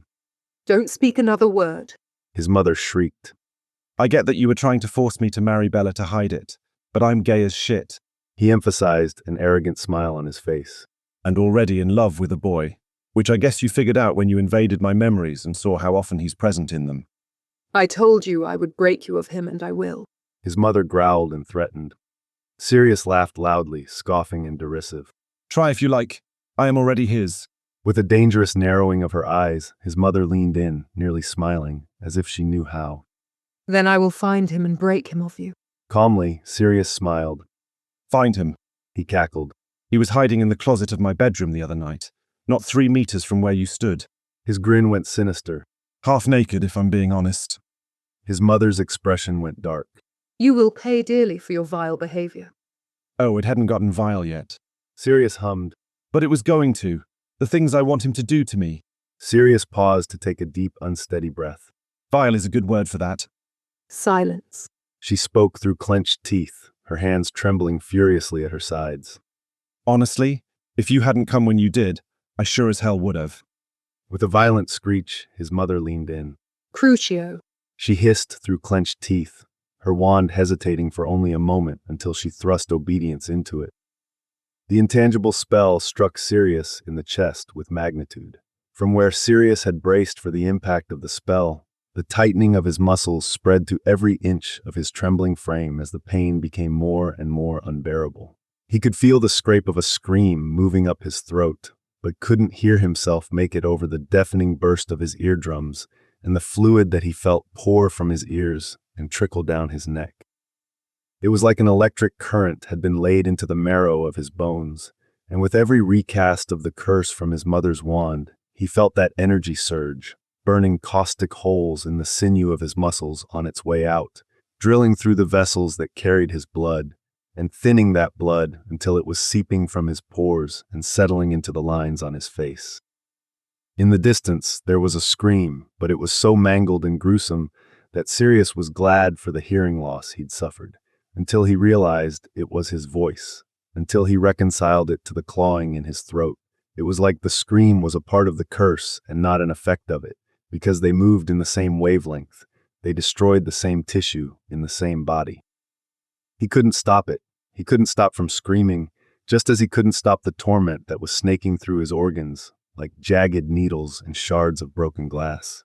As his endurance and his consciousness wore out, he swore he could hear Remus's voice. Remus? Here, lie him down here. Remus instructed as he led Regulus and Sirius, still unconscious between them, toward the creaking bed in the second floor of the shack. They placed Sirius atop the mattress as delicately as they could. His breathing was so shallow that Remus couldn't see his chest moving at all, but he could feel it underneath his palm. Is he gonna... Regulus stuttered, tears still streaming unhindered and unnumbered down his pale cheeks. He held his quivering hands out in front of him, his silver eyes widening at the sight of Sirius's blood settling and drying into his fingerprints. With a violent shake of his head, Remus replied, No. He growled fiercely, wand in hand, kneeling on the bed next to where Sirius was lying. I'm going to save him. In an instant, he cast every healing spell he knew, even the ones he didn't know, the ones he'd only overheard when he'd listened to Sirius cast those same spells on him, when Remus had been the one bloody. Can I do anything?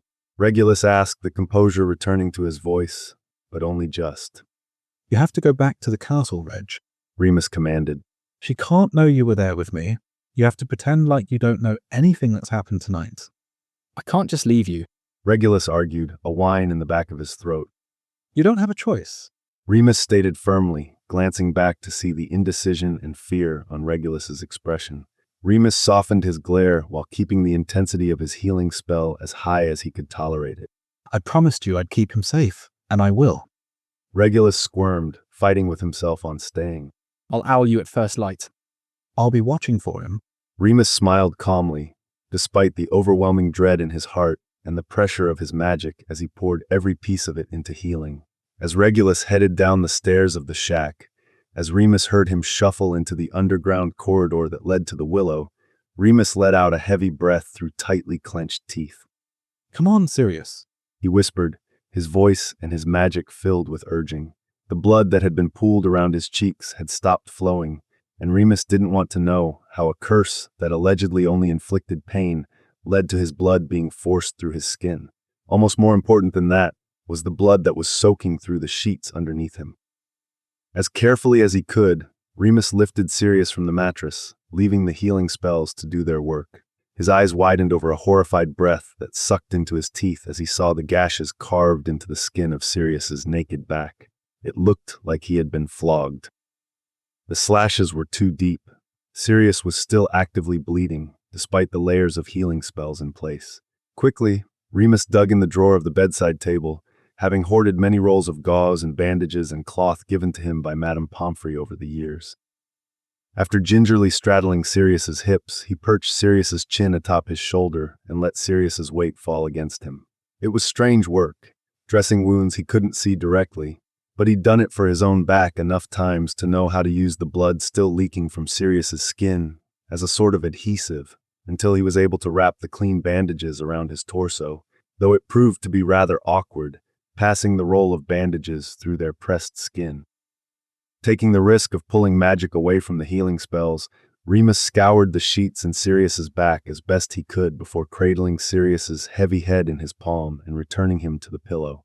While he could have done the same for Sirius's face, he didn't trust his hands to be that steady.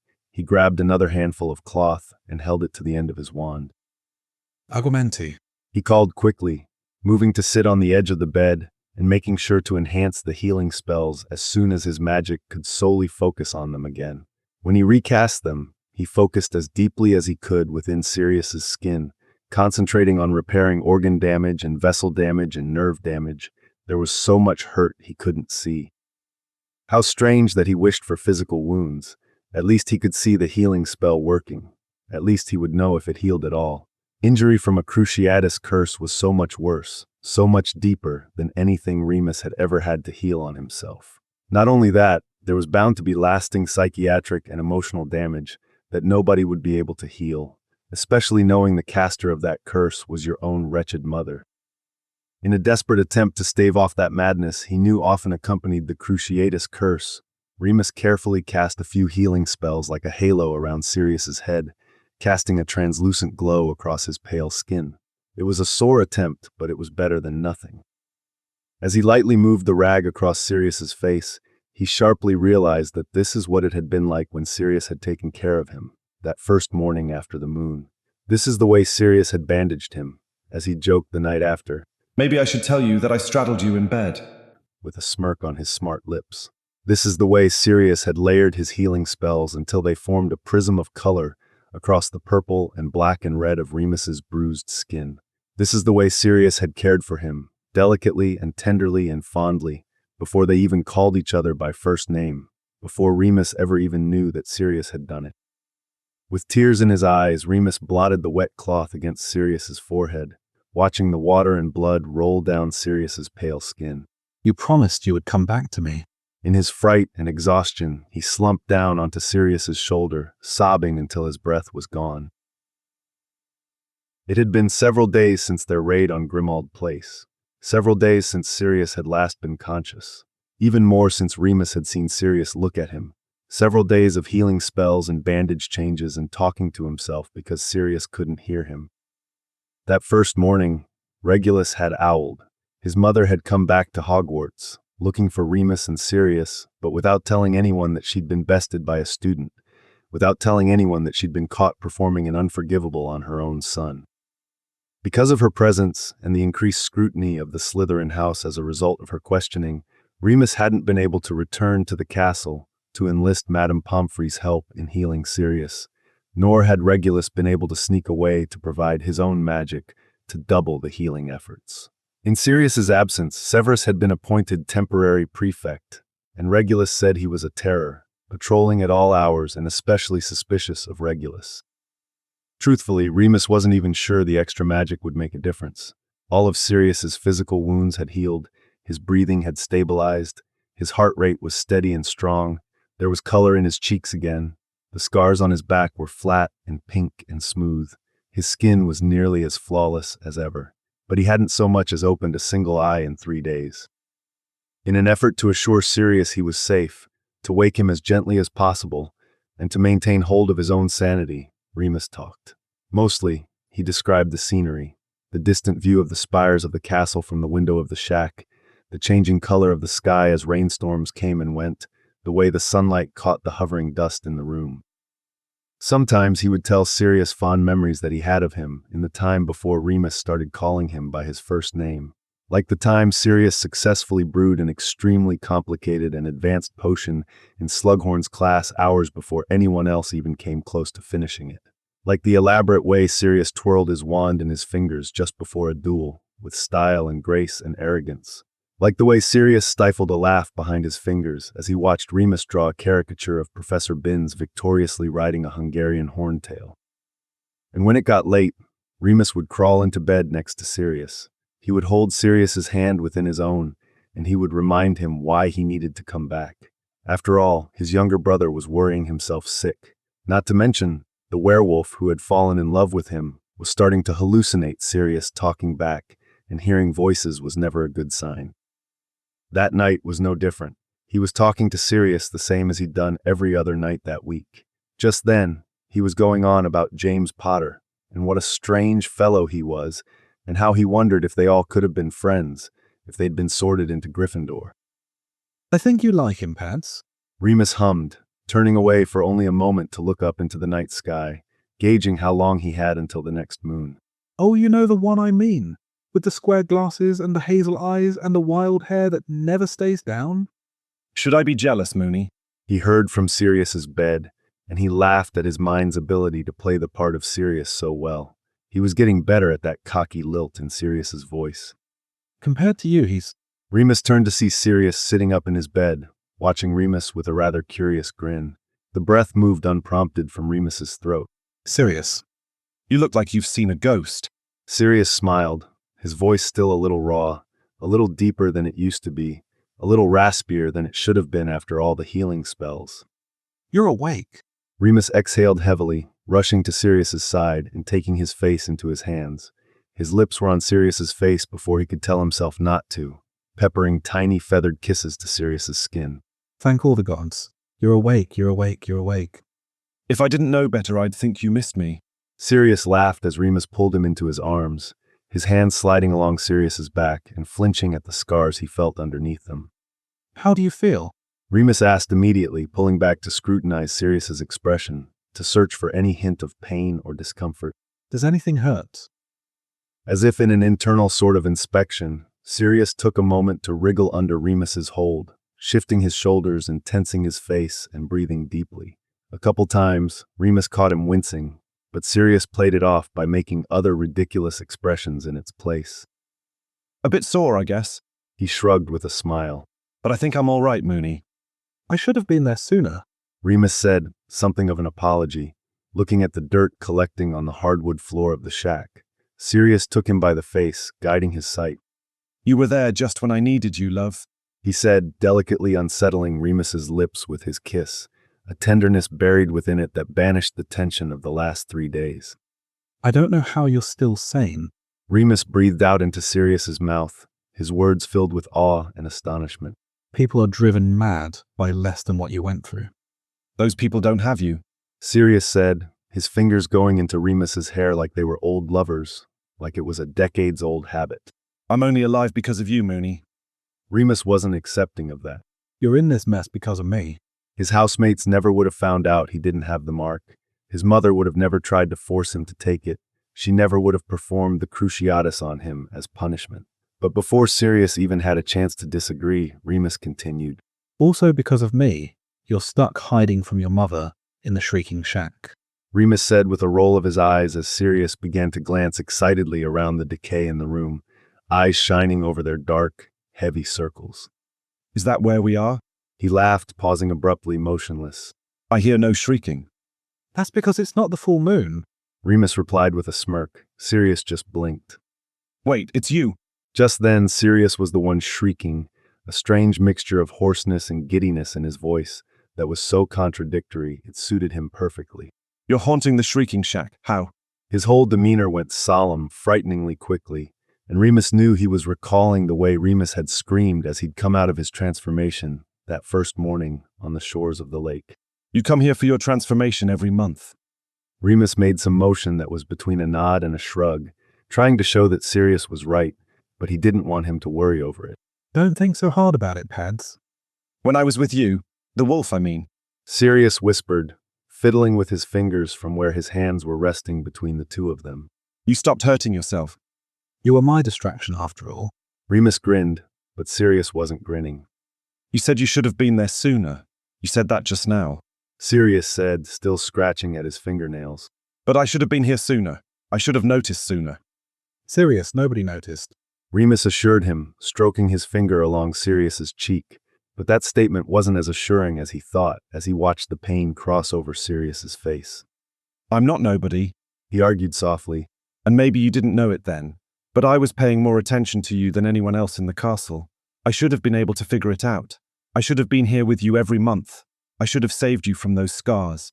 He rambled, his eyes darting dangerously to the open collar of Remus's half-unbuttoned shirt, immediately studying the deepest of Remus's scars, the one on the right side of his chest, the one caused by the entire width of the wolf's claw plunging straight into Remus's ribs. Maybe you could have. Remus sighed, taking Sirius's hand and moving it underneath the open front of his shirt, sliding his fingers along that jagged scar.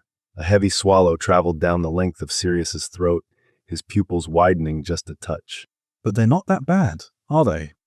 Immediately, Sirius looked up emphatically, bracing his palm to Remus's chest, argument evident on his face. God, not at all. Sirius paused as he recognized the knowing expression on Remus's face, and Sirius's features softened at the realization. That's not fair. He smiled. What's not fair? Remus asked innocently, baiting him again. Pretending to be self-deprecating so I'll admit how wildly attractive I think you are, he said, pursing his lips to the side as he let his hand wander a bit within Remus's shirt. Remus hummed, eyelashes fluttering in bliss as he reveled in Sirius's touch against his skin for the first time in days. I'm not sure I see it. Maybe a demonstration will help. Though he seemed to try to subdue it, Sirius's eyebrow rose with intention. Get up here and I'll give you one, he stated, his breathing laboring as he shifted over, pulling Remus over him by the open placket of his uniform shirt. While Remus's hands landed on either side of Sirius's head, he hesitated in his motion to straddle Sirius. An uneasy expression settled onto his face. It wasn't just the dull gray color of Sirius's eyes or the leaden dark circles underneath them.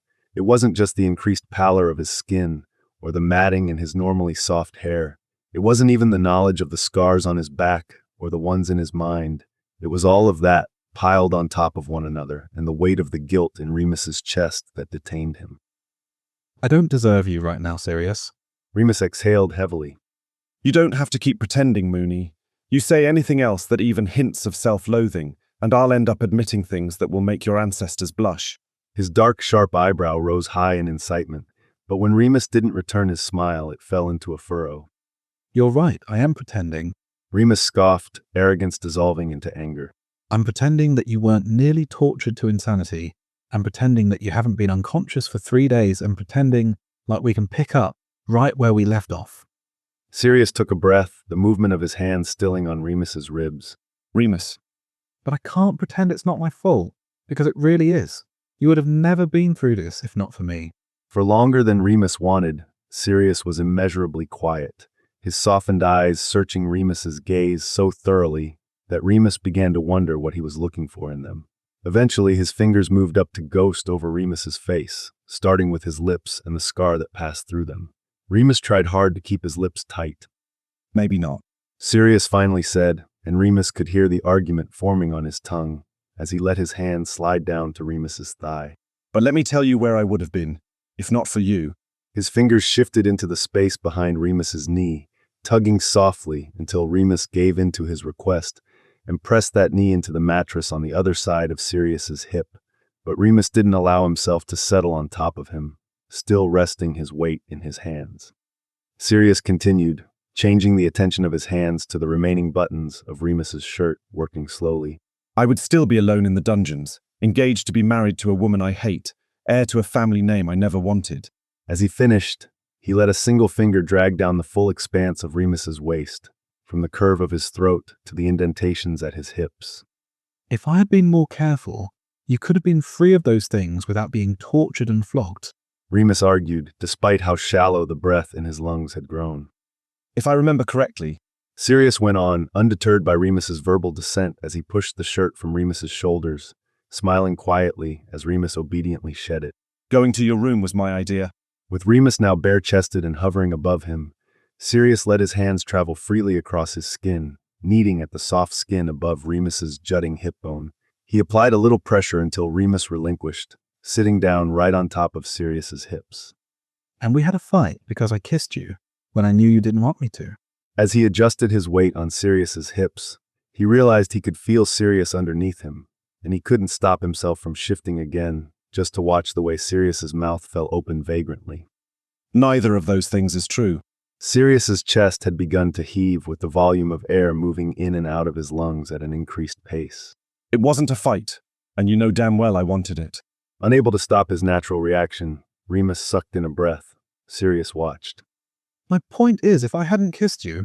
He began, but Sirius interrupted. You should kiss me again. He hummed, though his voice was still gravel and grit, and he looked up at Remus under dilated silver eyes that amplified the luster of the smile on his face. Remus stifled a smile. Are you even listening to me? No, kiss me. You could request that a little more politely, you know? Oh, you're right. Sirius smirked, running the tip of his tongue along the points of his teeth, looking up through dark lashes. Remus. He exhaled intently. Fucking kiss me. The sarcasm was formed on his tongue, but it died in his throat as Sirius tilted his chin and closed his eyes. It was in the way he waited, knowing doubtlessly that Remus would kiss him. Fuck. Remus growled as he surrendered, slowly pushing Sirius's mouth open with his lips, kissing him as indolently and as deeply as he could. Savoring every detail, Remus memorized the eager way Sirius slid his tongue into Remus's mouth as soon as he was able, the unfamiliar scrape of Sirius's raw voice as he sighed contentedly, the desperate pull of Sirius's grip. You say this was because of you? Sirius spoke into his mouth as he tucked his fingers into the waist of Remus's trousers. And it is... There was a pause that carried on for just long enough to make Remus nervous. I'm here, and you're kissing me. He trailed off, focusing the work of his mouth on increasing the depth of that kiss, as he craned up to meet Remus's lips that much closer, and he seemed to lose the purpose of his thought to the wanting hollows of Remus's mouth. Oh, Mooney. He moaned softly, burying his fingers in Remus's hair again. I know where you're going with this. Remus began speaking in whispers that were only half spoken through the occupation of his lips. But Sirius interrupted again. No, you don't. He called out, curving back over the pillow underneath his head as Remus's lips traveled down his throat. One of Remus's hands wrapped around Sirius's neck, his thumb pressed sharply underneath the arch of Sirius's jaw to push his gaze toward the ceiling and make more of the skin at Sirius's throat available for him to kiss. You really don't. I do. He mumbled against the sharp edges of Sirius's protruding Adam's apple. You're going to say that I saved you, but it was more Regulus than me. All I did was cast a spell. Even with his gaze directed elsewhere, Sirius still managed to unfasten the button of Remus's trousers. You have no idea how much I relied on you while I was in that house, do you? Sirius asked, deftly sliding his hand into the open zipper of Remus's trousers, his fingers just barely brushing against the already aching skin underneath the cotton fabric underneath them. A weighted exhale pushed from Remus's lips onto Sirius's collarbone. I wasn't with you, Sirius. I should have been, but I wasn't. The pressure of Sirius's fingers between his legs increased, and Remus couldn't stifle the pleasured moan that broke from his throat. Oh my God. That's where you're wrong, Mooney. Sirius continued, rolling the heel of his palm down the length of Remus, letting his fingers drag along before starting again. You were in my bed with me. You were singing Sweet Thing into my ear. You were telling me to come home to you. Remus's arguments grew thin the longer Sirius spoke, the longer Sirius touched him. In his impatience, Remus wriggled out of his trousers and knelt next to Sirius, angling himself in a way that Sirius's touch could continue, but so could the work of Remus's mouth. Don't stop. Oh, gods. Sirius groaned as Remus pressed his mouth deep into the soft skin of Sirius's abdomen, kissing and biting and sucking and uncovering more of Sirius's skin until Sirius was writhing underneath him. In his ecstasy, Sirius made the most damning confession of all. I used a memory of you to cast that Patronus. A stilled breath in his throat, Remus looked up at him. You used a memory of me, he repeated quietly, surprise in his voice. Those are nearly the only good ones I've got. Sirius grinned. With renewed fervor, Remus buried his face into Sirius's hips, wrapping his lips around the imprint of Sirius still hidden beneath boxer briefs, mouthing and panting and humming. Fuck, Remus, fuck. Tell me which one, Remus stated, muffled from Sirius pressed to his teeth. Under a stimulated moan, Sirius tried to answer, his voice trembling with need, but it went unarticulated. In like frenzy, Sirius yanked at the only remaining clothing keeping him from Remus's skin, and through his peripheral, Remus caught the way Sirius's expression went vacant, mouth open, tongue absently sliding over his back teeth, pupils wide and hungry, eyebrow high and shrewd. For fuck's sake, Remus. He breathed out, reaching out involuntarily to touch Remus's naked skin, leaving an electric jolt in the wake of his fingertips. As he swirled the tip of his middle finger over the plush head of Remus's cock, watching the feral way Remus responded to the tender stimulation, he exhaled sharply, tilting his head and biting hard onto his lip. You've seen me naked before, Sirius. Remus laughed softly, burying his face between Sirius's legs again to cover up the absurd blushing he could feel surging through his face. No, I just thought I had... Sirius growled, taking a moment to wrap his hands slowly around Remus's length, as if savoring the motion, before whispering a spell that left Remus feeling warm and wet within Sirius's palm. Seeing you like this, it makes me wonder if I ever woke up from that dream at my mother's house. You're too immaculate to be real. The blush in Remus's face was worsening, spreading through the rest of his skin, the longer Sirius recited poetry at the proof of Remus's arousal. You're getting carried away, Pads. Am I? He asked, his voice breathless as Remus's lips sunk lower into his hips, suckling softly at the indentation at the inside of Sirius's hip bone. Because I don't think I've convinced you yet. I don't think you understand how sacred this is to me, to hold you in the palm of my hand, to have your perfect lips so low on my skin. In response to that thought, Remus bit down gently onto the protruding bone of Sirius's hip, eliciting a quiet, unsteady breath from Sirius's lips. Of the two of us, you are far more perfect than I am, Remus argued. You still don't see it. Sirius laughed, but it was all breaths and moans. It took me a long time to see it too. It was so slight in the beginning, but now I can't see anything else. See what? Remus asked absently, just to keep Sirius talking, just to keep hearing the cavernous and coarse vibrations his voice sent into the rest of his skin. How much I worship you, Remus. Sirius breathed out into the empty air. Jesus, Sirius. Remus swallowed, readying to state his wonder into Sirius's belly, into his hips, into anywhere he could put his mouth, but Sirius was ahead of him again. I noticed every time you cut your hair, every new scar that appeared on your face, every freckle, every wrinkle, every frown. I kept every scribble you gave me from History of Magic. He whispered as Remus arched his back, straightening and tightening, and bowing back with his hand wound tightly into his hair. The pace of Sirius's fingers increased as he watched Remus approach a very sharp edge, one that dropped off into bliss and oblivion. Sirius. He spoke, but it was diminutive and small from lack of breath. When I cast that Patronus, Sirius reminded him, muttering another spell underneath his breath that crested the warmth in Sirius's hand, renewed the slip of his fingers. I thought of you. You saying my name for the first time. He gasped, and Remus let his eyes fall to see the devotion in Sirius's gaze as it moved over Remus's taut skin, and the revelry in the way his mouth hung wide to show his tongue moving indolently along his teeth just to get a little friction. Oh, fuck. Remus groaned, so close at the sight of Sirius ruined underneath him.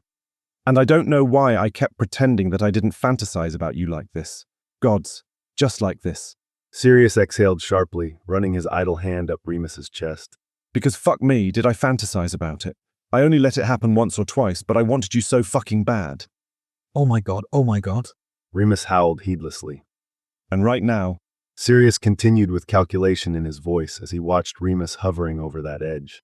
I think I might die if I don't get to watch you come while you say my name.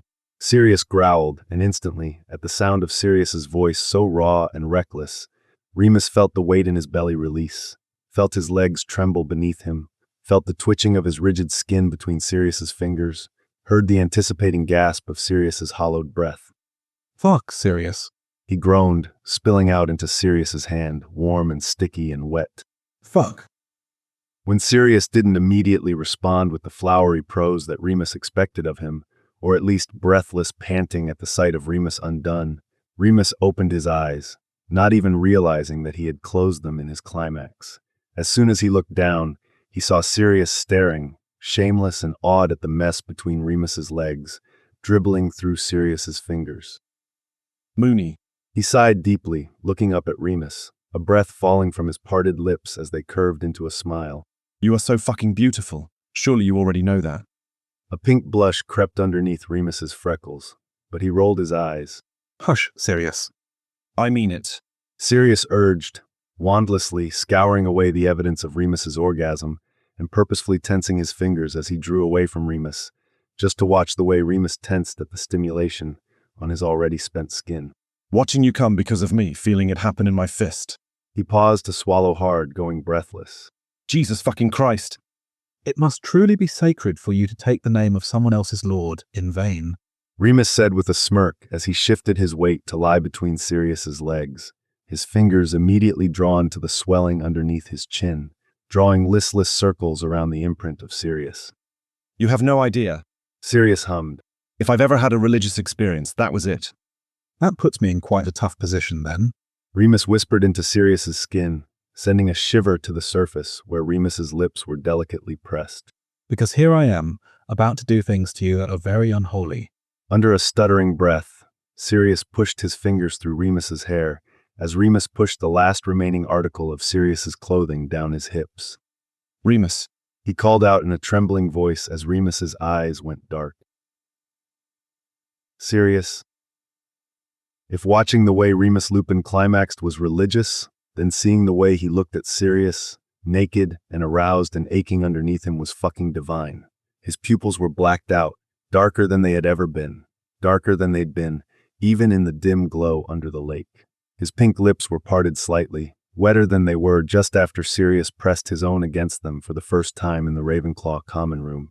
His caramel curls were tameless, even more disheveled than they had been when he'd writhed under Sirius's tickling fingers. Back then, he had seemed so wildly free. Now the wild was all that was left, and Sirius found himself wanting to submit completely to it, wanting to give every piece of himself to it. There was something in Remus's eyes that Sirius had never seen. It amplified when his gaze drew down to the center of Sirius's hips, when his fingers slipped off the last thing that kept Sirius concealed. This darkness in his eyes was heavy and sinister, and Sirius recognized it as the violence that he'd seen in the wolf's eyes when his claws had been in Remus's skin. The moment Sirius lay bare underneath him and his eyes fell upon Sirius's naked cock, Remus's eyebrow twitched upward in avarice and need. The notch in his brow made his stare that much more menacing. When his tongue darted out to wet his lips, Sirius felt as if he were prey, waiting to be swallowed, and he had never wanted to be devoured so eagerly in all his life. But Remus didn't make a single move. Instead, he studied Sirius like a textbook, eyes hungrily ravaging each of Sirius's features. His gaze started at Sirius's lips, dragging down his throat, rolling down his chest, settling at his hips. Without warning, he slipped his fingers around Sirius's cock and pulled him to his lips, where he drew his tongue over the tip, just to taste him. The unexpected contact sent an indelicate whimper into Sirius's throat, and Remus paused to look up at him. With his eyes locked tight to Sirius's, Remus leaned in again, closing his lips around the head of Sirius's cock, swirling his tongue over the slit in slow, agonizing circles. Sirius couldn't help but buck his twitching hips. Remus, please, he begged, the sound of which seemed to incite something dangerous in Remus's darkened gaze. Speak to me, Sirius, Remus demanded, his voice dragged deep from the furthest chasms of his chest. You say you fantasized about me. Describe it to me while I get you off. Oh, fuck. Sirius groaned as Remus sank him just a touch deeper into his mouth, only enough to suck at the soft pink skin of the head of Sirius's cock. God, which one? He laughed, but Remus robbed him of it, turning it into another moan as he glanced up at Sirius. I thought you only said once or twice. Remus teased. Even the playful cadence of his voice sounded ominous when buried in the rough snarl of dominance still present in his throat. I did, because after the first couple, I knew I couldn't indulge myself in any more, Sirius said, the breath pressing into his words as he suffered underneath Remus's toying lips, sinking ever lower on the shaft of his cock. The first one was completely by accident, but once it happened, it was all I could think about. Even with his lips around Sirius's cock, there was still an evident smirk on Remus's occupied lips, and he pulled up just enough to speak. Accident. He grinned, mumbling onto the tip of Sirius's cock. Tell me that one. Remus, I have to be honest. I don't know how I'm coherent right now. Sirius sighed as Remus swirled his tongue around the ridges underneath the head of Sirius's cock, though a soft sort of laugh from Remus's nostrils interrupted his motion. But I'll try to make it make sense. Thank you. Remus smiled again before plunging the whole impressive length of Sirius deep into his throat, drawing out a moan from Sirius's throat that bordered on a scream. Oh gods, oh fuck. Sirius whimpered, throwing his head back into the pillow. You promised. Remus reminded him of the story he was meant to tell, and Sirius let out a growl, burying his fist tightly into Remus's curls. It only spurred Remus's frenzy. It was a dream. Sirius started, struggling to speak evenly through the shortening breaths being drawn into his lungs. Earlier that day, I watched you duel against Pettigrew and Hufflepuff, and you just... He paused for a moment, panting and cursing as Remus loosened his lips around Sirius. You duel with everything you have. You duel with your whole body. With a curious hum, Remus pulled up again. What do you mean, my whole body? Let me tell you what the fuck it means, Remus. Sirius grumbled playfully as Remus tried not to laugh, holding Sirius upright to keep him from slipping out of his teeth. It means you move gracefully and without wasted intent. It means I can watch a spell roll all the way up your spine before you cast it. It means when you duel, you curve your hands, and you arch your back, and you thrust your hips like you know how to fuck really well. Sirius groaned, recalling it. Oh. Remus replied with an incentivized growl that surged into Sirius's hips, curving his hands around the backs of Sirius's thighs to grip him harder, to pull him in deeper. Keep going. Fuck.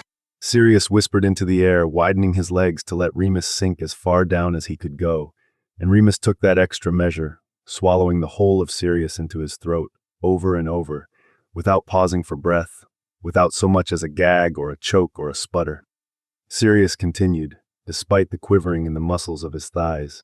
That night, I dreamt we dueled each other, and you were so much better than me, so much stronger than me.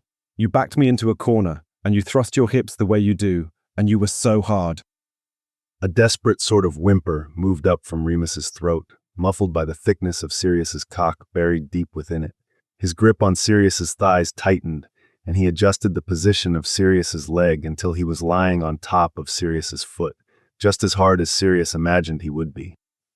You put your lips to my ear, just breathing and grinding your cock against me until I woke up covered in spunk.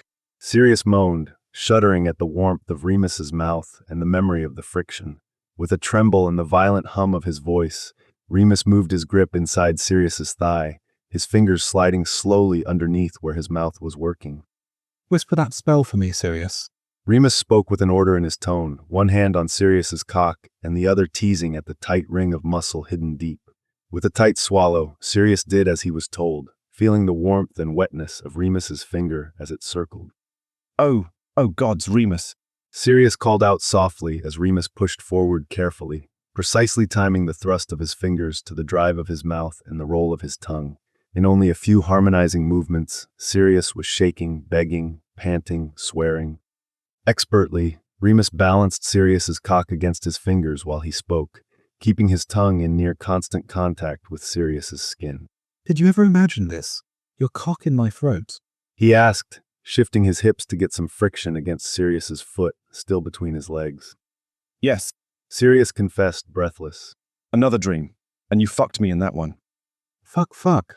Remus groaned, every syllable prolonged until it became a hum as he moved the entire length of Sirius back into his throat, but only until he made a confession of his own. God, I would fuck you right now if I could, Sirius. Jesus, fuck. He growled heavily. Then fuck me, Remus, fuck me. Sirius called out as Remus went back to sucking Sirius's cock and pumping a wet finger deep into him, adding a second and increasing the pace. I'm too close. Remus whined. Keep talking, don't stop. He let his hand drift away from Sirius's cock, using only his mouth to brutalize Sirius to the point of oblivion. With his fingers still within Sirius, his free hand moved down between his own legs, and Sirius gave him another dose of that spell to ease the friction. Remus thanked him with a deep, gratuitous hum. Not long after that, Sirius continued, much to Remus's pleasure, based on the unintelligible sounds moving up from Remus's packed throat. I had to force myself to give up the daydreaming, because we collided in the hallway once, and I nearly did something questionable. Tell me. Remus urged, his mouth only away from Sirius's cock as long as it took him to speak, his voice fluttering with need and snapping in desperation. Sirius struggled to speak. My obsession with you was so bad then. Sirius tremored. I was a breath away from shoving you into the wall, dropping to my knees, and burying my face between your thighs. In response, Remus purred rapturously. The vibrations of his lips sent out into Sirius's rigid skin, and Sirius could feel the fury and disorder in Remus's hand between his own legs. The pressure of Remus's mouth increased, the force of his fingers increased, driving into Sirius until Sirius was howling, thrusting his hips forward to push deeper into Remus's mouth. And Remus was taking it, steadying himself to let Sirius fuck his throat, his fingers keeping perfect time with Sirius's movement, until Sirius felt the blinding, swirling, crashing waves of orgasm sweep over him, surging through his chest and moving into his twitching thighs. Without hesitation, Remus rode it out, taking the warm, wet ribbons of Sirius's orgasm into his throat before he pulled his fingers back to use them for his own benefit. With a heavy sigh, Sirius collapsed onto the mattress just as Remus moved to his knees, stroking his own cock as he fixated on the satiated bliss that was evident on Sirius's face, though it was steadily giving way to renewed arousal at the sight of Remus brazenly pleasuring himself. Fuck! Sirius exhaled hard, his hands sliding up Remus's exposed hips as the movement of Remus's hand became ruthless. The rhythm of breath in his chest fell into chaos, and the moan in his throat reached a pitch. All the things I wanted to do to you, Sirius said, biting his lip as he watched Remus devotedly. And all it takes to fuck me up is watching you masturbate. Over a stuttering breath, Remus cocked an arrogant brow, but it didn't wash the nearness and anticipation of bliss from his tortured expression. I need you to keep talking. Immediately, Sirius slipped back into poetry. Never in any of my fantasies did you look so ruined the way you do now, so debased and so well fucked. Instantly, Remus gritted his teeth, a breath seething through the tight spaces so sharply that it sounded like he was in pain. Oh, fuck, Sirius. He droned, his words moving much slower than the pace of his hand. Watching you orgasm is almost more satisfying than having my own. Sirius spoke, wrapping his hands around the backs of Remus's thighs. You make it look so fucking good. Yes, fuck yes. Remus rambled on, emptying lungs, throwing his head back. I won't ask if you've ever fantasized about me, but I'm going to make damn sure you start. Sirius whispered with precision, cupping Remus's arse, reminded of the first time he'd done that by mistake, when he'd seen the evidence of Remus's attraction for him for the first time. Imagine me on my back just like this, but you're pressing my knees to my shoulders. Finally, Remus looked down at him, waiting and wanting, the breath in his chest surging high and the normally golden color of his eyes darkened in full. And for a moment, Sirius waited too, pushing Remus to the absolute brink. His silver eyes moved down Remus's torso. As Remus took a breath, Sirius spoke with intent and depravity. Imagine the way I'll look up at you. Imagine the look on my face as I watch you come while you fuck me. There was no sound in Remus's mouth as it hung open, loose and lascivious as Sirius watched Remus's second climax rip through him, the quiver of tightened muscles and skin, the fluttering of eyelashes in his bottom lip, the throbbing of his cock as he released, white and warm and wicked across Sirius's stomach. Sirius pulled him in closer to feel every drop. Sirius. Remus growled, not bothering with his mess as he pressed himself to Sirius, slick and sticky. His kiss began furious and profound, but the further his pleasure waned, the deeper and more languid his tongue became, until he was absently lapping at Sirius's open mouth. Gods, I've watched you come twice already. Sirius taunted, feeling arrogant and euphoric with Remus so debauched and corrupted because of him. With a suddenly bashful grin, Remus's reply was interrupted by a foreign voice that came from just down the stairs. Hopefully that was the last time. That voice said, Sirius and Remus scrambling to cover themselves as footsteps began pounding like a warning up the hardwood stairs. Because I've been down here for a little while, and honestly, it's getting rather awkward for me. With a furrowed brow, Remus's shoulders relaxed from where he had been reaching toward the bedside table for his and Sirius's wands. James? He called out. Immediately, Sirius looked over to see James Potter poke his head through the bedroom doorway, looking flushed. Really, lads, terribly sorry for interrupting. Potter grimaced as Remus handed Sirius his wand, but Sirius scoured their skin clean without using it, instead using it to put his hair up, as always, and Sirius was delighted by the slight smirk his movement had left on Remus's face. You should be. Sirius grinned. I intended to try for 3 times. Despite the ephemeral blush that swept over Potter's cheeks, he still smiled at Remus like he was overjoyed. You still have a little time. Potter winked in Sirius's direction, and Sirius lit up. No, I'll need much more than a little time. Sirius said, shaking his head, seeing Remus watch him in amusement. There are so many more things I'd still like to do to him. Sirius. Remus laughed, turning a bit pink. Potter picked up where Sirius stopped. Based on what I heard, you did some rather wonderful things to him already.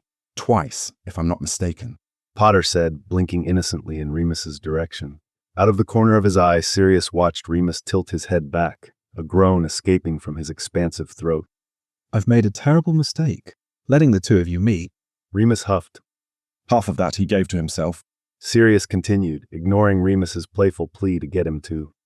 Shut up, Sirius, for the love of God, please. And while I thoroughly enjoyed watching, I have never wanted to put my mouth on anything so badly in all my life. Sirius purred. Oh my God. Remus continued to groan. Sirius ogled the motion of his Adam's apple. He sounds like quite a specimen. Potter smirked widely at Sirius as they both glanced over at Remus, who was busy burying his face into his hands to avoid looking at either of them. I am not even exaggerating when I say his cock is exquisite, and I mean breathtaking. All right.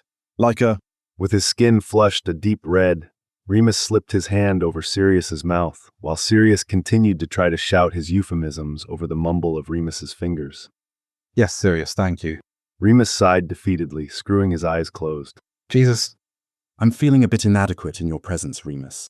Potter teased and Sirius beamed. Oh, you were right, Mooney. I do like him. Sirius purred, nuzzling his face into Remus's neck, and Remus tried to shove him away, but ended up pulling him close, ignoring the strange vulnerability of their situation, naked in the presence of a classmate. Potter, on the other hand, looked at Remus triumphantly, like he was impressed, like he was proud. Sirius began to see what Remus had meant about what they could have been, had they all been sorted into Gryffindor. I'm sure you didn't get past the Whomping Willow and come all this way just to help Sirius in his eternal effort to get me flustered. Remus stated plainly, raising his eyebrows in James's direction. That point sparked a question in Sirius's mind that he hadn't considered. The willow? Sirius asked, glancing at Remus, who chewed on his lip. Is that how you get here from the castle?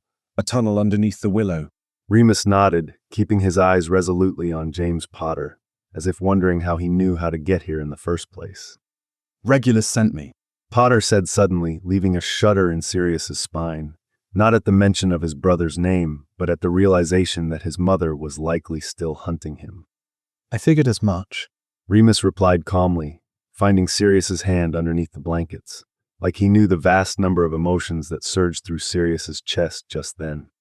Your mother is telling Dumbledore that Remus illegally apparated into her home and attacked her using a stupefy charm. The words burst from Potter's lips like he was anxious to be rid of them, taking an unsteady breath as soon as they were gone. Remus had gone silent. He did that to save me. Sirius shouted bitterly, and Potter just nodded like he knew. It doesn't change the fact that I did it. Remus spoke quietly. She's calling for your expulsion, Potter said over a heavy swallow. Sirius scoffed in surprise, stiffening. How the fuck is that fair? He screamed. She knows we're here, doesn't she? Remus asked. That's why Regulus sent you. Potter nodded, taking another deep breath.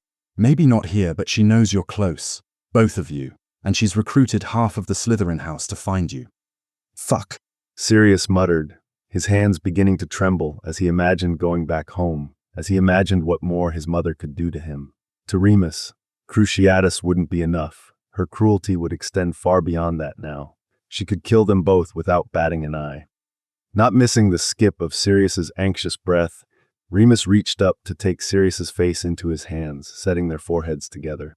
I won't let her take you back, not ever.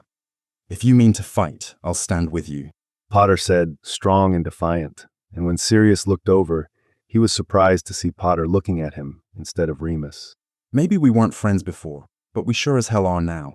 I mean, I've seen you naked, Potter said with an arrogant smirk, hazel eyes sparkling behind square frames. Remus laughed out loud. You haven't seen anything, Potter, Sirius quipped, smiling, forgetting the war outside their bubble of solitude for a moment. You'd be questioning your sexuality if you had. Remus chimed in, smirking wickedly. That's not an exaggeration. His cock is exquisite. With his mouth hanging wide, Sirius looked over at Remus in delighted shock, moments before assaulting him with kisses, and Remus took them all, every violent one, laughing all the while. It's James. Potter said, interrupting once more, but it was much more welcome than it had been the first time. You should call me James. When Sirius looked over, he saw an expression that was so like the one he'd seen on Remus's face when Remus admitted he might like to stay with Sirius for a while. It was warm and reckless and certain. It left Sirius dizzy. James, Sirius said, injecting that same sort of reverence that he'd heard in Remus's tone the first time Remus had said his name. What a strange family he was making for himself. Just as he was about to offer the same, to ask James to call him by his first name, their attention was drawn away by distant shouting from somewhere outside the shack. They're moving into Hogsmeade now. James said, his breath shortened, and he shook his head, as if in decision, in finality. You have to leave. Fighting them would be suicide. He kept his back turned long enough for the pair of lovers to start getting dressed. But where will we? Sirius began, arching into his shirt as James interrupted. I can take you to my parents' house. You would be safe there. You could stay as long as you liked. He spoke hurriedly, but nervously, like he was afraid this would be the last time he would see his friends if they went anywhere else. Friends? Sirius thought with a smile. We couldn't put that burden on them, James. Remus sighed, buttoning his shirt only halfway before giving up on the uselessness of his trembling hands. We'll go to my parents' house. They live in the country. They're barely involved in the community anymore. For a moment, James faltered, looking down the stairs. I won't see you again. He said, his voice small. He looked back, eyes wide. There was so much we should have done together. Without hesitating, Sirius grabbed Remus by the wrist and pulled him over to James, hooking his arm around James's neck, heaping them all together into a tight embrace. We will see each other again, Sirius assured him, awed by the way both Remus and James wrapped their arms around him in return. There is plenty of mischief left to manage. I swear, the three of us will only get up to no good. Remus laughed softly. What a terrific bunch of marauders we could have been. James sighed, but his voice had gone light and hopeful, like a life still unlived, but with all the time left to live it. Then that's what we'll be. Sirius promised. When we find each other again. Go. Remus urged James, pulling Sirius back and pushing James to the stairs. With one last backward glance, full of regret, James dashed down the stairs. After a deep breath under glistening eyes, Sirius looked back at Remus, linking their arms together, wands raised. With a single tear moving down his cheek, Sirius looked up at Remus. I never meant for any of this to happen. I never meant to get so heavy in your arms. There was a smile on Remus's face as he reached up to brush that tear away, holding Sirius by the chin. You will never be too heavy for me to hold, Padfoot, Remus assured him. With a sniffling laugh, Sirius set his head onto Remus's shoulder, holding on to him tightly. Take me home, Moony. Sirius smiled brightly as Remus moved his hand over Sirius's. A quiet pop echoed out through the emptiness of the shrieking shack as they disapparated. James. The mission assignment had come down straight from Dumbledore, not long after Lily had told him that she was pregnant. He was going to be a father. They were going to be parents together. Sure, the timing wasn't perfect, with everything else in the world falling to shit, but James couldn't be happier. He'd never seen Lily look so excited, so nervous, so beautiful. He was going to make this trip as quick as he possibly could.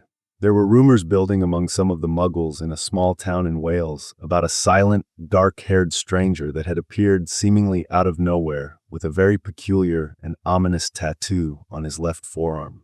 Not many Death Eaters hid out in Wales, but Dumbledore wanted him to check. With a cheerful smile that was only half faked, after all, he was going to be a dad, James walked into the tea shop central to where the rumors had originated. Nothing seemed out of the ordinary. To maintain his cover, James ordered a black coffee and took a seat in a corner that overlooked both the front door and the main counter. He sipped at his coffee with a wince, wishing he had added just a touch of sugar to it. When Lily made it, it was somehow sweeter. The moment he glanced down into his cup, he heard the bell chime at the front door as someone entered the shop. His wand vibrated anxiously within the sleeve of his jacket as he saw the profile of the man that entered. This was the man he had been waiting to see. Long, dark hair, the untrimmed ends dyed peacock blue, tied up into a strange half-bun on the top of his head, with what looked like a wand skewered through it, pieces of it spilling out over his face, down the back of his neck, tucked behind pierced ears. With the first two fingers of his left hand, he slipped the cigarette from between his lips and stubbed it out, giving James a brief glimpse of the dark ink on his left forearm, fully uncovered by sleeves rolled to the elbow. Black jeans, torn full of holes, were slung low on his slender hips. The collar of the dark gray shirt splayed carelessly around a sharply defined throat. Just by the way he carried himself, James could tell he was old money, the kind of old money that usually meant Death Eater. Still, nothing else about this man screamed dark magic. Dark, aesthetically, but not in demeanor. There were oversized sunglasses that covered most of his pale face, his high-arching eyebrows only visible when they rose with the rest of his delighted expression, an expression that James certainly never expected to see on a suspected Death Eater. Come to think of it, that expression seemed vaguely familiar to him. When the man lifted those sunglasses to the top of his head, pushing back his hair to display a uniquely silver eye color, James smiled and watched. Stevie, He called to the girl behind the counter with an iridescent smile. Lucky. I was afraid the old hag would be back today. She really dislikes me. The young girl, who had given James his coffee, stifled a laugh, swatting at the sleeve of the not stranger at the counter. You're going to get me fired. She giggled. The usual today. That absurd smile on his face only brightened, deepened, strengthened. He leaned on the counter with a sigh. You know he gets grouchy if he doesn't have his critical masala chai. The words he chose were sarcastic, but the tone of his voice was blissful and comfortable. And a batch of Chelsea buns for you. The girl named Stevie grinned. You know me so well, darling. His voice purred with practiced grace, learned for a different circumstance and used professionally, James knew, on someone quite different than Stevie. As she went to go fetch his order, James stood from his table, coffee in hand. Didn't think I'd find you in a place like this. James called out, and at first that debonair melted away as the spine underneath it stiffened significantly, but he didn't turn. Didn't expect anyone to be looking for me in a place like this. He replied softly, carefully, his voice tight with tension and terror. James rested a hand on his shoulder. I wasn't actually looking for you, just the ghost that you leave behind, he said with a smirk, catching a sideward glimpse from those pointedly silver eyes. Apparently, some muggles don't like the vibe you give off with your dark hair and your cigarettes and your tattoos. A smirk in return. The old woman who owns the shop has it out for me. We thought you were a Death Eater, James said with a subdued laugh, and he was graced with a laugh in return, one that he hadn't ever heard quite so clearly or so honestly.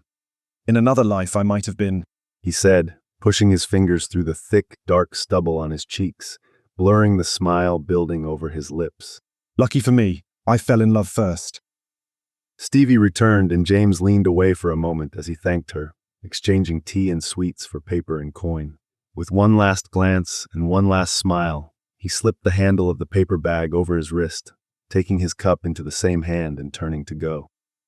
As he neared the door, he began to whistle a tune that James recognized, a Muggle song that Lily listened to when she'd had a bad day, that sang about jumping hedges and walking in gardens and never ever growing old again. It sent a crippling ache into James's heart. Maybe Lily and I could come back for a visit sometime. James called out after him, feeling suddenly vacant at the loss of something he never had. He turned, still smiling. I'd like that, he said, the smile looking more like it held a secret in his lips. Fair warning, I'm going to try to convince you to join our side of the fight, James said, watching for the expected hardening of the face that knew more loss than James ever had. The silver in those eyes swelled and surged, igniting into white flame that had a palpable heat. They took my brother from me. It won't take much convincing, he seethed. James could nearly see the smoke of his fiery breath hissing through his clenched teeth. A chaotic thrumming of the molecules in the air swept around him like the crackle of electricity before a lightning strike, and it left James's hair standing on end. His magic was spilling out, uncontrolled. But the sternness of his expression washed out under a deep breath, and the tumultuous waves of magic seemed to pull back in with it. As it moved, James took in a compensatory breath of his own, as the pressure of that dense and overwhelming magic dissipated from around him. When James looked up again, in surprise and awe, the softness had returned to the face in front of him, and he winced a bit, somewhat of a silent apology for the unwarranted tension he had created. Even his remorse looked ominous, all sharp canines and glinting fangs. All the same, James smiled, waving it off and ignoring the parts of his instinct that told him to be afraid of someone with such devastating magic. Instead, James chose to draw this one in closer. There was anguish in that magic, and James couldn't let it go unanswered. I have a feeling I'll be back very soon, James said, easing into another smile. I'll be right where you left me, Potter, he hummed in response. But just like the last time, it didn't sound quite right to hear that voice call him so formally by his last name. It's James, remember? He corrected, watching the smile bloom from across the shop. James? He repeated fondly, his smile settling in and expanding. The once frightening snarl of his canines settled into an affectionate smirk, and James began to wonder if he hadn't heard this voice call him by this name under this very expression in some other lifetime. Not just that one night in the shrieking shack, but every night, calling across a room they'd never shared. Tell Remus I said hello, James said, trying to prolong the interaction, though he wasn't sure why. Suddenly, 7 years in Gryffindor felt unfulfilled. It was good to see you, Black. The smile evolved into something brighter and fuller and holier than anything James had ever seen on this face. As he held up his left hand to wave, his arm exposed by tightly rolled sleeves, James could see the slight swaying of the tentacles of the giant squid tattooed on his forearm, charmed to drift in the imaginary current of the lake. It half hid a ghastly scar running all the way from his wrist to his elbow. Above the tattoo, a silver band on his ring finger. I'm sure I don't know who you mean. The name's Lupin. There was a light in his silver eyes that James was sure he had grown to love in another life. But you should call me Sirius. Epilogue. Sirius. Sirius, is that you? He could hear Regulus's voice in his sleep now, in his dreams, in times when his focus was not diverted to Remus or James or Lily or the excitement over the life inside her belly. It was hushed and hoarse and broken, but he could hear it plainly in his head. It had been a little over 2 months since that last owl from Regulus had come soaring in through the open window of their house in North Wales. His handwriting had been messy and hurried, while his thoughts on paper scattered and unclear, also unlike his younger brother. He'd spoken of the secret to winning the war. More than once, Sirius had heard tales of Regulus fighting against the Order of the Phoenix, fighting for the Death Eaters. At first, when Sirius read his letter, he was afraid Regulus meant winning the war for Voldemort. The longer the letter went on, the more clear it became. Regulus had discovered the secret to defeating Voldemort. Throughout the rest of the letter, his words were illegible, but Sirius had been able to make out the word Horcrux, though he didn't know the meaning of it. The last lines of the letter, however, had been excruciatingly clear. Regulus meant to carry out this mission alone, to betray the Death Eaters, even if it meant going to his death. With tears in his eyes, Sirius read, If you don't hear from me again, just know that I love you. And he hadn't. He hadn't heard from Regulus again. There was a small part in Sirius's heart that held out the hope that Regulus had survived, that he was in hiding and couldn't risk sending another owl. Every day without a word, that part died a little more. But he could still hear Regulus's voice. Sometimes it would be a memory of when they were younger, of Regulus holding a cloth filled with ice against Sirius's blackened eye, of Sirius pulling Regulus to his chest to assure him they would be all right, of the two of them falling asleep in Sirius's room to the sounds of Van Morrison playing on their portable record player. Lately, it was just his voice, calling Sirius's name, a voice that had started out so strong, so sure. The longer time went by, the more scratched his voice became, the more hopeless. Now it only came in the dark, in the middle of the night, waking Sirius with nightmares and screaming. Sirius. Sirius heard Regulus hissing, feeling a pressure on his left forearm. When he opened his eyes, Regulus looked more rattled than Sirius had ever seen him, even more than when Sirius had returned to his room with his face covered in blood from his mother's ring. Reg. Sirius struggled to say, a wave of exhaustion sweeping over him. It's all right. It's not all right. Regulus meant to scream, but stifled it. You can't leave me. With the last slice of energy in his body, Sirius glanced over to where Regulus's attention was focused. The wide gash in Sirius's left forearm, the result of the intentional diffindo he'd cast along it. Let me go, Reg. Sirius felt his voice fading. She'll be gentler with you if I'm gone. I don't care. Regulus cried, casting healing spells over the unraveled rolls of gauze that he pressed across Sirius's open skin. I don't care about her. You're the one I care about, Sirius. A sob croaked up Sirius's throat. I'm so sorry, Regulus. I just couldn't do it anymore. Don't be sorry. Regulus growled, his terror turning to determination. Just focus on staying still and letting me save you. Sirius could feel the insistence in Regulus's spells, the impatience in the press of his fingertips onto Sirius's bloody skin, the stress in his shortened breath. There was practiced calculation in his voice as he spoke, saying the one thing he knew would make Sirius want to stay. You have to stay alive. I might need you to save me one day. For a moment, Sirius thought he woke from the dream, woke from the memory of that night in the Slytherin dorms when Sirius would have given up, if not for Regulus. When he sat up, he knew he hadn't woken. He wasn't in his own bed.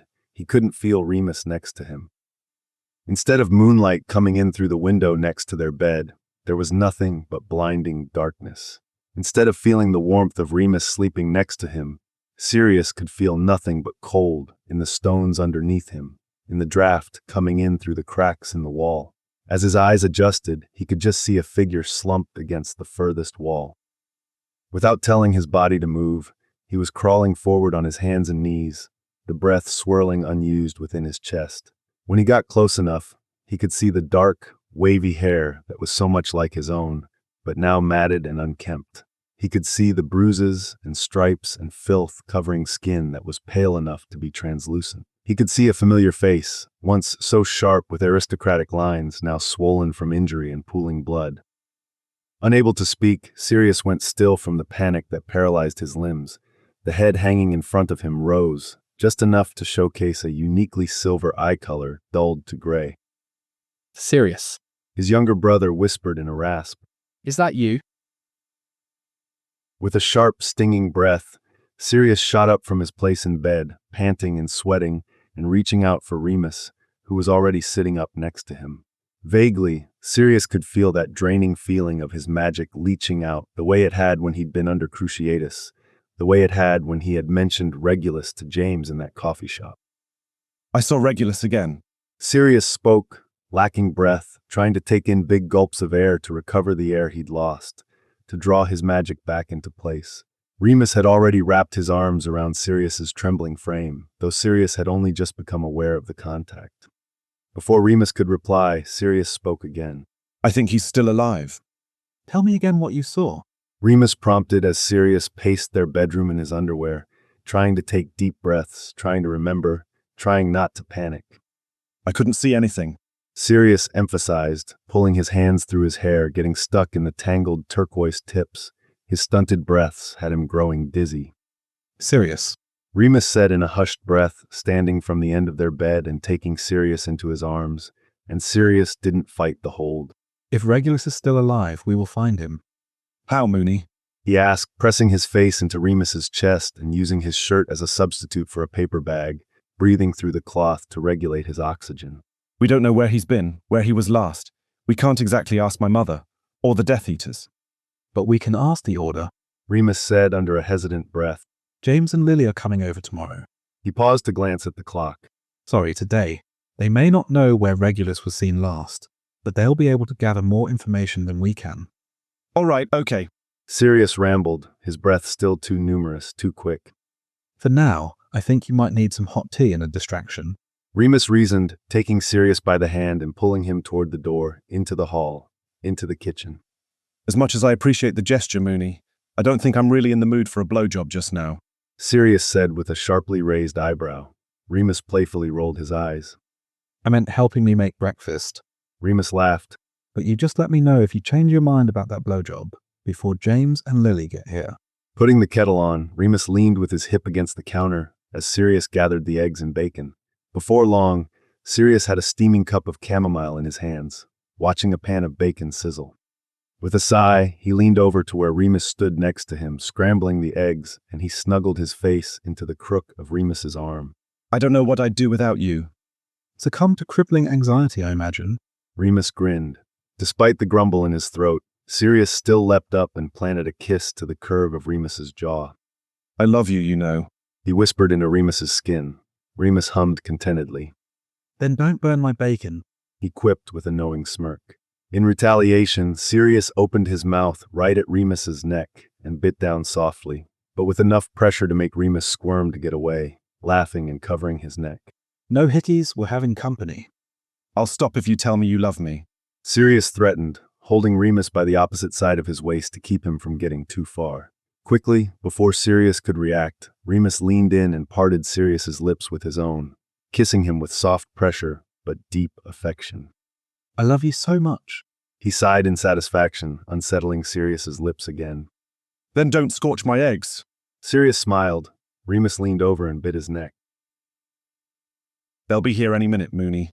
Sirius grumbled, albeit excitedly, scurrying around from room to room, straightening things that were not crooked, and moving things that Remus immediately returned to their original place, though smiling as he did it. After running into James Potter at that Muggle tea shop just last week, James had owled the next day to wonder if Remus and Sirius would like to have some company for dinner, and they were both quick to agree. The first time, they'd met James and Lily at a nearby shop for fish and chips. There weren't a lot of restaurants to choose from in North Wales, where they'd chosen to settle down, only a modest walk from Remus's parents. Then, there had been a little bit of distrust between them, what with the war on and everything, so they met at a shop. Any mistrust was quickly dissolved as they reminisced about their time at Hogwarts, as James and Sirius spoke about recent Quidditch matches, as Remus and Lily discussed the books they'd been reading. Their bond strengthened when James and Lily had told them of the child that Lily was carrying, that she'd been carrying for longer than either she or James knew. The child that she just recently discovered was a boy. Sirius could feel the joy between them. Over a shared order of chips, the conversation had gone from potential baby names. Remus was rather fond of the name Harry, which was Lily's favorite, to the status of the war raging on around them. For the most part, Remus and Sirius had managed to stay out of it, as Sirius was still hated vehemently among the Death Eaters as the worst of all the blood traders, but they still got the daily profit. They still saw the obituaries. They watched their classmates' portraits appear among those pages, one by one, until there weren't many left to appear. Each morning, Sirius and Remus had looked for James's name, for Lily's name. Each morning, they breathed a sigh of relief together to find them missing from those pages. After all, James had helped to save Sirius's life, helped to save them both. So, when Sirius had run into James at the tea shop, it was almost as good as running into Regulus. Almost. Thoughts of Regulus and the worry and fear that accompanied them threatened to dour Sirius's optimistic mood, so he put off thinking of Regulus just then, trying to focus on James and Lily's arrival. After their dinner in the shop, Remus and Sirius thought it safer to dine at their home. After all, they were all still sought after by the Death Eaters. The less publicity, the better. Look at you, you're practically nervous. Remus pinched Sirius in the sides before pulling him into his arms. Should I be worried? Are you going to try to steal him from Lily? The smirk on Sirius's face grew. Could if I wanted to. Remus wrinkled his nose. I have no doubt about that, but I was hoping you'd stay mine a little longer than this. He replied, nuzzling his nose against Sirius's, and Sirius practically melted into his grasp. No, you're stuck with me, Remus Lupin. Sirius hummed, pushing forward to claim Remus's mouth with his own. For all of this life and all of the next. For several long, blissful moments, they stayed bound in their kiss, Sirius backing Remus into the wall of their bedroom. Just as Sirius began to press Remus against the wall with his hips, as he could feel the change in the usual tranquility of Remus's breathing, as he could feel Remus approaching the point where the growl began to form in his throat, and the insistence moved into his fingertips, there was a knock at the door. With a lick of his lips and a playful hum, Sirius pulled away. Fuck. Remus groaned, letting his head fall back. You did this on purpose, didn't you? Of course not. Sirius emphasized with an expression that said, "You know I did," as he raced toward the front door, swinging it wide, much to the surprise of his guests. You could have flued in, you know. Sirius grinned. It's not like we weren't expecting you. Sirius. James said with a brightness in his face as he stepped forward and unexpectedly pulled Sirius into a hug. At first, Sirius looked at Lily with wide eyes from over the top of James's shoulder, who just looked at him with an amused grin and a light-hearted shrug. The longer James held on, and the tighter he pulled Sirius in, the more Sirius found himself sinking into James's hold, until he had no will to do anything but hold James right back, just as tightly. Lily, I'm feeling a bit left out. Sirius heard Remus say from behind him, that wit in his voice that Sirius fell in love with more every single day. Lily laughed, and it was like a song. Come here and hug me then. she said, and Sirius watched Remus carefully wrap her into his arms, obviously trying not to press her belly, even though she had barely begun showing. I'm sorry you got stuck with the other half of this match set. Lily laughed again. They're quite the pair, aren't they? They pulled out of their hug just in time to watch Sirius and James pull from theirs. You'd think they were best mates. A strange smile crossed over James's face. But we are, aren't we? All of us. As Sirius felt the sentiment bloom in his chest, he watched the outward expression of it cross Remus's face. Well, you did say we would be a fantastic bunch of marauders when we found each other again. Sirius reminded James with a careful smile. And here we are, finding each other.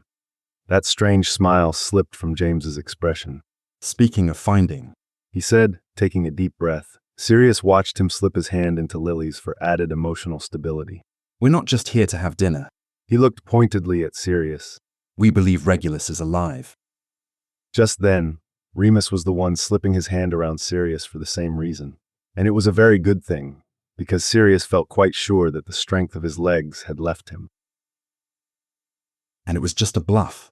But Kingsley Shacklebolt told Avery that we were very close to bringing Voldemort's power to a permanent close. James said, speaking through a mouthful of mashed potatoes and roast chicken, as all four of them had been conversing and eating and plotting throughout the course of dinner. Tapping the tines of his fork on his lips, Sirius leaned in. What did Avery say? Sirius asked, paying critical attention, grimacing as he recalled the name of Avery, reconciling it to the Slytherin boy who had accosted Remus in that corridor. He made this disgusted sort of expression, and went on a little tantrum about how they should have never trusted a black, how Regulus failed them just like his older brother had, how Regulus was going to destroy what Voldemort had built.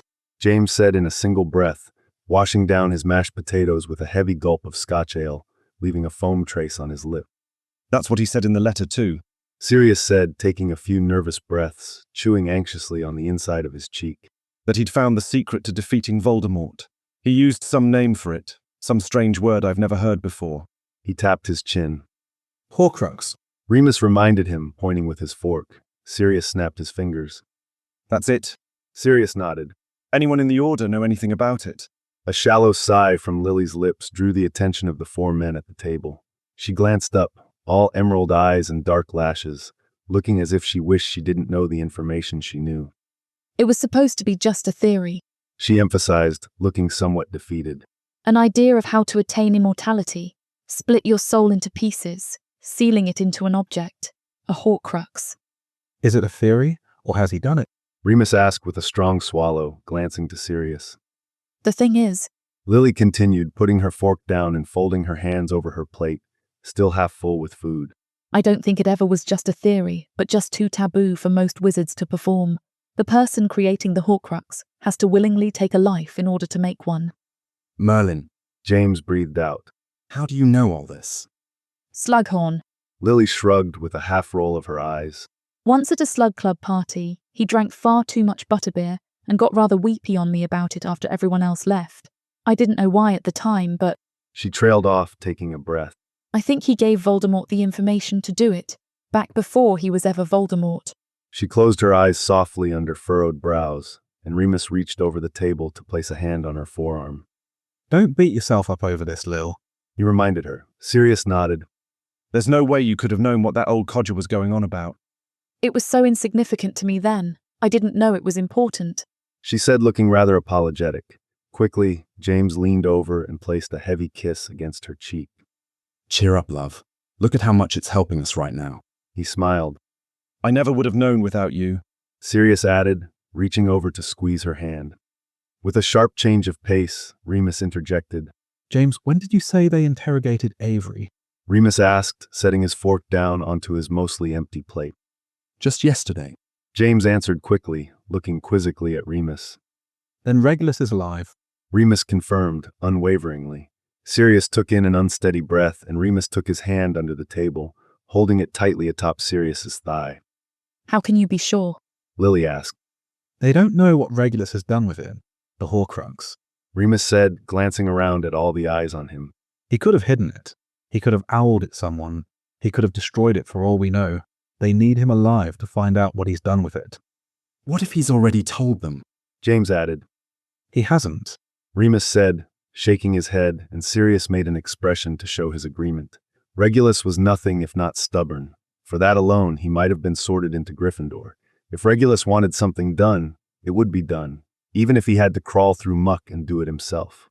Remus continued. If they already knew where the Horcrux was, Avery wouldn't have said what he said, because it sounded like he thought the Order already had it. Which means, Sirius exhaled, hope in his chest for the first time in 2 months. Which means, Remus looked over with a wild, eager smile. We can save him. There were voices coming from above him this time, still in the same small stone room with the smothering darkness and suffocating mugginess in the air. There was a bit more light than there was the last time, enough for him to see Regulus in the corner, slumped over. Reg, Sirius hissed, trying to keep his voice low. It couldn't be a coincidence. It couldn't be simply a dream for him to keep finding Regulus like this, especially now that he knew Regulus really was alive. He had to pay vital attention to every detail. Anything could give him a clue. Regulus didn't respond, and for some reason Sirius couldn't move any closer to him. It wasn't a dream, he'd decided. Maybe Regulus had drawn him here. Maybe he had drawn himself to Regulus. Whatever the circumstance didn't matter. He would use this to save his brother.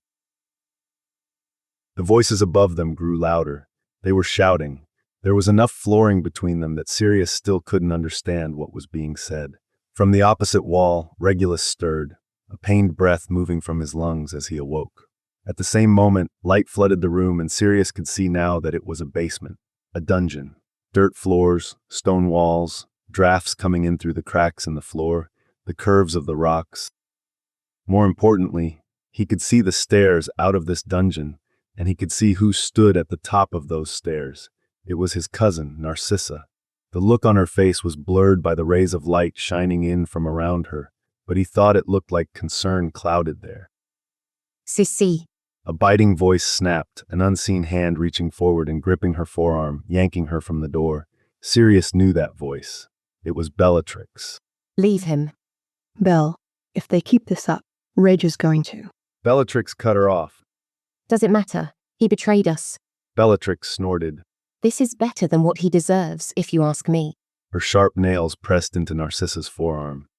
Can't we just use Veritaserum to get the information we need? She asked, keeping her voice low, and Sirius could hear the plea buried within it. Bellatrix didn't seem to notice.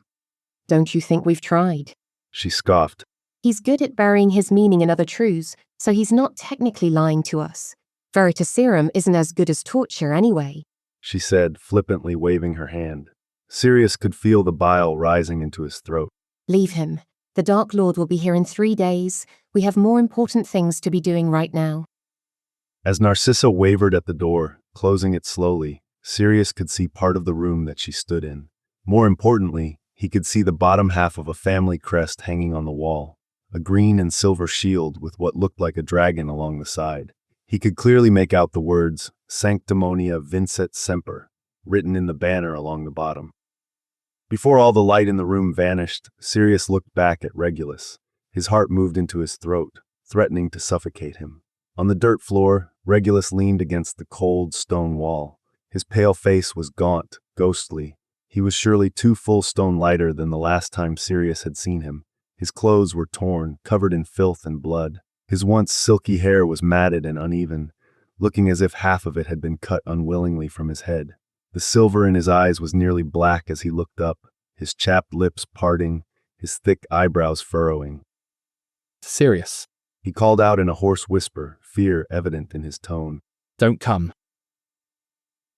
It's the Malfoy estate. Remus stated clearly as Sirius nodded, unable to repeat the dream out loud a second time. He'd barely been able to tell Remus about it after he'd woken gasping for air and clawing for Remus.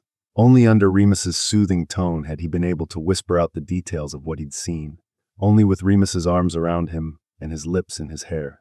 Certainly not in front of a room full of people who still didn't trust him. It was an unofficial order meeting at James and Lily's house. The leaders of the order hadn't been called at Sirius and Remus's request. They weren't sure how willing they would be to risk the safety of their members over the rescue attempt of someone they saw as their enemy. How can you be sure? Frank Longbottom asked, watching Sirius closely. Sirius was, after all, the only former Slytherin in the room. Almost everyone here was from Gryffindor. Besides Narcissa's presence, the Malfoy crest is the most damning evidence. Remus continued, his voice even and regulated, and Sirius was awestruck at how skilled he was at speaking with authority. Sanctimony vincit semper, purity will always conquer. It isn't really evidence, though, is it?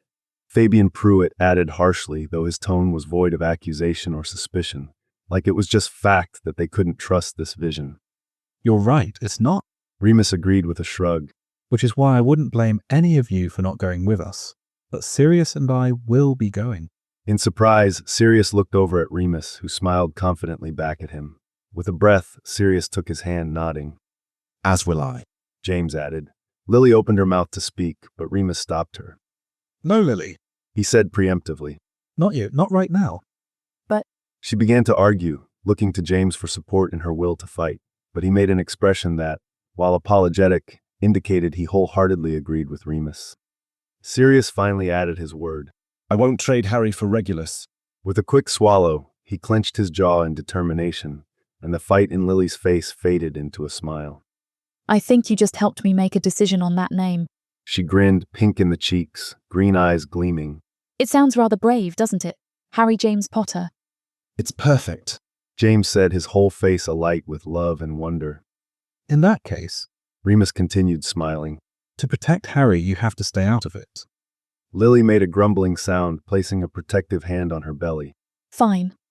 If James trusts you, I'm going too, Longbottom added, placing a hand on the shoulder of both Remus and Sirius.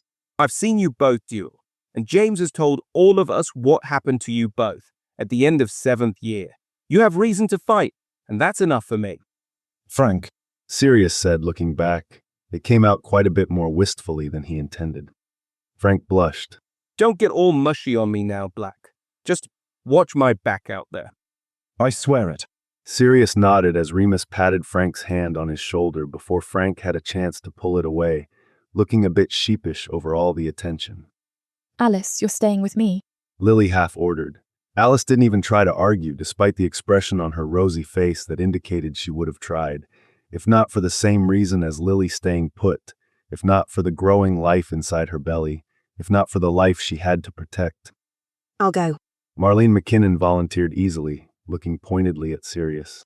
You defended me from Rosier once in 6th year, and I knew then you couldn't be a Death Eater.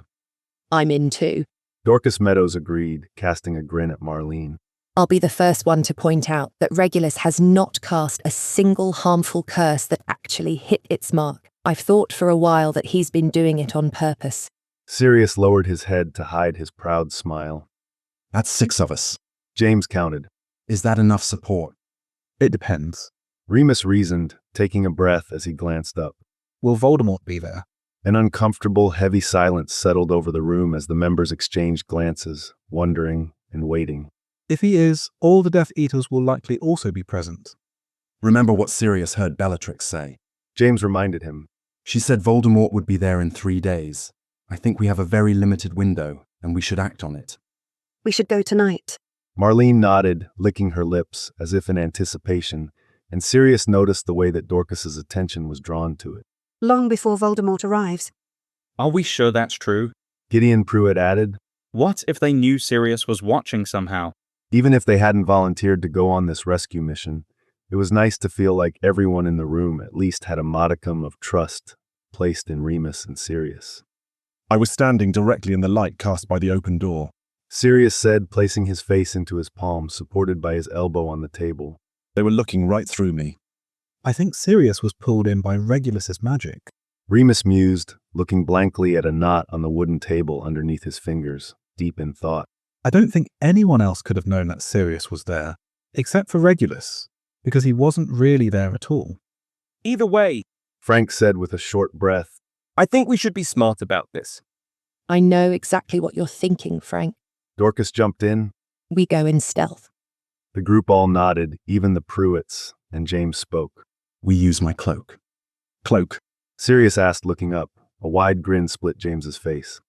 Invisibility cloak, he said, looking mischievous. I told you we would have been a great bunch of marauders. Imagine all the pranks we could have pulled on those Slytherins. Remus laughed, despite looking awestruck. You own one of the most rare magical articles in the history of magic, and you think of all the pranks you could pull. Let me go in, Sirius said suddenly, returning the conversation back to Regulus. Let me go in and find him under the cloak. Maybe I can get in and out without being detected. If anyone can do it, it'll be you, James said, squeezing his shoulder. I mentioned to Dumbledore about that passage under the lake you used to sneak out of the Slytherin dorms, and he said nobody has even noticed it existed for the last 20 years. He was a little impressed. An arrogant grin flashed over Sirius's face, but it washed out when Fabian spoke. Is that a good idea? Letting the former Slytherin have the cloak and walk right into a Death Eater nest? He glanced over to Sirius, who was shrinking into his seat. I like you and all, Sirius, but you acted like one of them for 6 years. How do we know this isn't the act? Everything Fabian said was valid. Sirius had practically been a Death Eater. They really had more reason not to trust him, and the one person he knew could speak on his behalf, on the truth of who Sirius was, had little more to stand on than he did. They knew Remus even less. Since it's my cloak, it's my call, James stated sternly. And I trust Sirius with my life. What, why? Sirius asked suddenly. Only after speaking did he realize he wasn't helping his case at all. But James Potter didn't have a reason to trust Sirius with his life. Remus, sure, but James. Their only history together was a few bad puns and superficial conversations. James's expression softened as he looked over at Sirius. I don't have a good explanation for it, he said simply, shrugging unconcerned. Maybe I could feel it in your magic. Maybe it's all the times I watched you defend Muggleborns in secret. Maybe it's just me wishing for a life we didn't get to have. But I trust you with everything, Sirius. You and Remus, both. Without thought, Sirius pushed from his chair and encased James in his arms, squeezing so tightly that when James laughed it was all exhale, and Remus wasn't far behind, encompassing them both in his lanky arms and placing his head against both theirs. Let's get up to no good, gentlemen, James smiled, and save our little brother.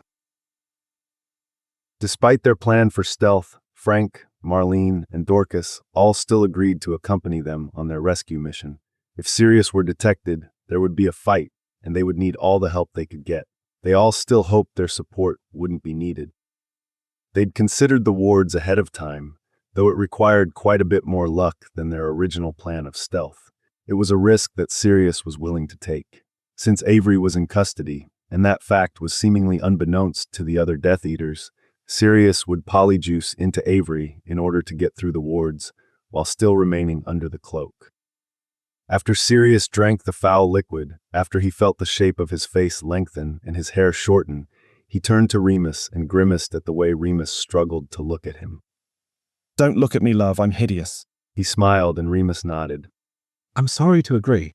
It's a good thing I kissed you before you drank it, because I cannot, in good conscience, put my lips to that face, he said, making a disgusted face, but his expression grew sober, quickly, as he took Sirius's face, the face that wasn't Sirius's face, into his hands. Be careful. I'll be outside the wards. Send your Patronus if you're discovered, and we'll break in. Mooney, I'll be all right. I'll have James's cloak. They won't even know I'm there. Sirius promised with a confident grin, but Remus still looked pale, sickly, terrified beyond all measure. James squeezed Remus at his collarbone. The cloak will protect him. If we hear anything go on inside, we'll go in. I'm not going to let anything happen to him, Remus. I swear. All right. Remus took a breath. Then let's get this over with. With a nod, James looked around at the group of them, all looking breathless and nervous. One by one, they apparated out to the edge of the wood surrounding Malfoy Manor. A last squeeze of Sirius's hand and Remus went on before him, leaving Sirius alone in James and Lily's kitchen. He let out a short breath through pursed lips and apparated, an invisibility cloak tucked underneath his arm. When he landed in the darkness, Remus was already beside him, steadying him and whispering promises into his ear. Regulus was inside. All Sirius had to do was get in, find him, and leave the same way. There was the problem of the front door, the problem of the dungeon door, the problem of running into anything and anyone, but he'd deal with those as they arrived. First, he just needed to make it through the wards. Looking like Avery didn't necessarily mean the wards would accept him as Avery. There was a chance that there was more to the wards than just a physical barrier. They may have set them up to uncover magical residue. With a flourish of his wrists, the cloak went around Sirius's head, and he moved forward through the wood, recognizing how the noise of his footsteps were not silenced underneath the fabric of the cloak. This may take more time than he hoped if he had to walk silently, too. In front of him, he could see the shimmering of the wards. With a preparatory breath, he clutched at the cloak in front of his chest and stepped through, waiting and bracing. But nothing happened. No alarm, no commotion inside, no hexes flung in his direction. He looked down at his left forearm. The polyjuice hadn't been washed away. The mark was still there, though he still shuddered when he looked at it. He pretended it was his own giant squid. Crouched, he moved toward the house and he peered through the window next to the front door. At first, the house appeared empty, but Lucius Malfoy soon came into view, with a rather stricken look on his face that worried Sirius. Had he been discovered after all? The front door swung wide open, Sirius standing in the shadow beyond where the light could reach, still unsure that he was fully hidden from view. But Lucius opened the door and moved out of it, staring off into the night, not acknowledging Sirius in the slightest. 2 days, Lucius said to himself, under his breath, and Sirius took this opportunity to slip into the front door, sliding silently into the darker corner to avoid running into anyone. Lucius, it's 2 full days. Sirius heard the grating, shrill voice of his cousin as she suddenly seemed to appear in front of the open doorway. Your house is fine. Like an explosion, Lucius appeared again, bearing down into Bellatrix's face, although she didn't budge. If he finds even one more shred of Muggle paraphernalia in this house, he may take my entire left arm to get rid of his mark upon it. Lucius hissed, and Sirius noticed what looked like scorch marks on Lucius's left arm. Comb the library again. Don't miss anything this time. With a roll of her eyes, Bella surprised Sirius by actually doing what she was asked. If he had to guess, he would wager that Bella was just as nervous about Voldemort's visit as Lucius. The effects of the polyjuice potion were wearing off. Sirius could feel his face beginning to change shape, his hair lengthening. When he glanced down at his forearm, swaying tentacles began to move across the scar he had etched into his own skin, but he was still relieved to see it. Narcissa, Lucius suddenly bellowed. Even Sirius flinched at the sound of it. Yes, dear. Narcissa rounded the corner, her eyes wide, jaw clenched. give your cousin a few more fresh wounds. I want the Dark Lord to know that we haven't been sitting on our asses around here while the traitor lives comfortably downstairs. Narcissa swallowed but nodded nonetheless. Yes, love. This was it. This was Sirius's chance to get to Regulus in the dungeon. It may mean stupefying the cousin that hadn't been an awful wench to him, but he had no choice. If it were between Sissy and Reg, he'd hex Narcissa 1,000 times to save his little brother. Quietly, Sirius followed after Narcissa as she descended into the damp darkness of the basement. In the light coming in from the still open basement door, Sirius could see him. He could see Regulus, and he was just as the vision told him, pale, gaunt, wounded, nearly dead. When Narcissa pulled the wand from her sleeve, Sirius readied his own, his heart beating so loudly, he was sure that Narcissa would hear it. As she leveled her wand to Regulus's face, her hand trembled significantly, and Sirius watched Regulus take a knowing, anxious breath. As Sirius threw open the cloak and Regulus's eyes widened in response, Narcissa turned, but Sirius was faster than she was. In a whisper, he cast Stupefy, and as she went limp, he quickly stepped forward to catch her, lowering her unconscious body softly and silently to the ground. I told you not to come. Regulus hissed, all clenched fists and teeth. And I didn't give a shit, so I came anyway. Sirius growled, falling to his knees as tears flooded his vision. With a trembling grip on Regulus's torn shirt, Sirius pulled him to his chest and held him as tightly as he thought Regulus could stand. I thought you were dead. I know. Regulus whispered into Sirius's hair as Sirius cried. I'm sorry. It doesn't matter right now, we have to go. Sirius said, sniffling and extending a hand to Regulus as he stood. With a short breath, Regulus looked up at Sirius with a pained expression. Sirius, he said heavily, lip quivering. They broke both my ankles. I can't even stand. A stuttering breath moved from Sirius's lips as he felt his strength leave him. What the fuck? Sirius exhaled under wide eyes, dropping to his knees again, his shaking hand moving over his mouth to cover the sob he could feel forming in his throat. Instinctively, he moved his hands down to Regulus's feet, prepared to cast healing spells, and he blanched at the sight of Regulus's legs, bruised up to the knee and swollen beyond recognition. Jesus Christ. You don't have the time to heal it. You have to leave me here. Regulus reasoned, though Sirius could hear the terror in his voice at the thought of being left to die. No, fuck that. Sirius muttered, shaking his head. I carried Remus, I can carry you. In a swift motion, his hand was behind Regulus's neck, but Regulus pushed him away. Stop trying to save everyone, Sirius. Regulus hissed angrily. Just let me save you for once. An angry breath seethed through Sirius's clenched teeth as he looked Regulus in the face.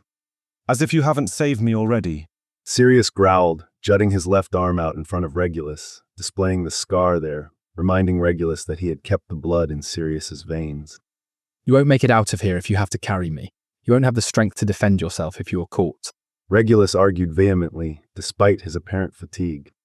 I won't have to, Reg. Sirius emphasized sharply. Do you think I came alone? The tension in Regulus's shoulders softened. Remus. Of fucking course Remus, and half the bloody order.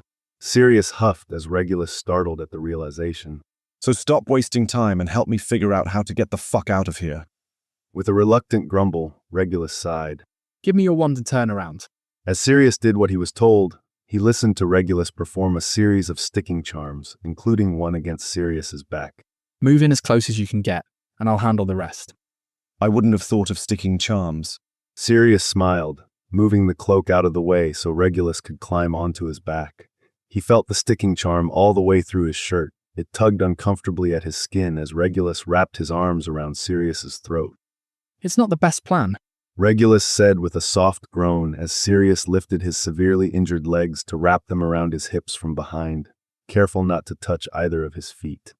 But it'll work, Sirius said, feeling the pressure of 2 other sticking charms against the outside of either hip, and 2 more where Regulus's arms hung over his shoulders.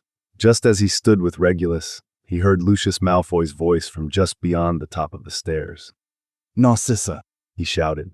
With a flailing swish, Sirius flung the cloak over Regulus and himself just as Lucius moved into the light at the top of the stairs, his face going starkly pale as he realized Narcissa was unconscious and Regulus was missing. Shit, he screamed. Bellatrix. As he raced down the stairs, Sirius moved silently off to the side, sure to move as slowly as was possible to avoid stirring any dust underneath his feet. Lucius sped past him without so much as a glance in their direction. For a moment, he started to head up the stairs, but he hesitated. In that moment, Bellatrix appeared at the door, descending the stairs in a flash. The need for stealth was over. If Sirius didn't get up those stairs before either of the Death Eaters, there was no way they were going to make it out of this house. Without thought for noise or dust, Sirius pounded up the rickety wooden staircase as fast as his feet could carry him with the extra weight of Regulus against his back. Before Sirius had even covered half of the staircase, Lucius and Bellatrix detected his movement and were flinging hexes in his direction. Protego, he countered, keeping his voice quiet and raspy to avoid identification. The curses were deflected, and Bellatrix was sent stumbling backward, giving Sirius a few more seconds, just enough to make it beyond the door and slam it shut in her scowling face. There was no time to rest. The lesser Death Eaters began pouring out from the walls, having heard Bellatrix's shrill voice casting offensive spells. Deftly, Sirius weaved between them, avoiding any accidental touches that could give away their presence. From the basement, Bellatrix was shrieking. The traitor is escaping. Catch him, you useless idiots, or I will force-feed you your own fucking viscera. In confusion, the useless idiots began scrambling around while Sirius stood silently in the dark corner next to the front door. Eventually, one of them rushed out the front door and left it wide open, giving Sirius an absolutely indetectable method of escape. As he raced across the lawn, his breathing began to grow labored, his legs on the verge of giving up on him. From the line of trees, he could make out the glinting of Remus's amber eyes in the dark, like the wolf that hid within his body. At the wards just in front of the house, he attempted to move through, not remembering that his polyjuice potion had long since worn off. In rejection of his identity, the wards blasted out an ear-piercing alarm, while sending a breathtakingly painful shock through his right side. Shit, he hissed, tearing his arm away as he watched the Death Eaters pouring from the house, Bellatrix and Lucius among them. Shit, he cursed, running toward the side of the manor despite the screaming of his lungs and the wearing down of the muscles in his thighs. In desperation, he tore back the hood of the cloak, to reveal his location to his friends hiding in the forest, aiming his wand directly in front of him and pouring his magic into it. Confringo, he shouted, his voice cracking from fatigue. The blast landed against the wards with a loud explosion, the wards shimmering and crackling, but they didn't shatter. Bombarda Maxima, he heard Remus's voice shout. Expulso, James joined in. Diffodio.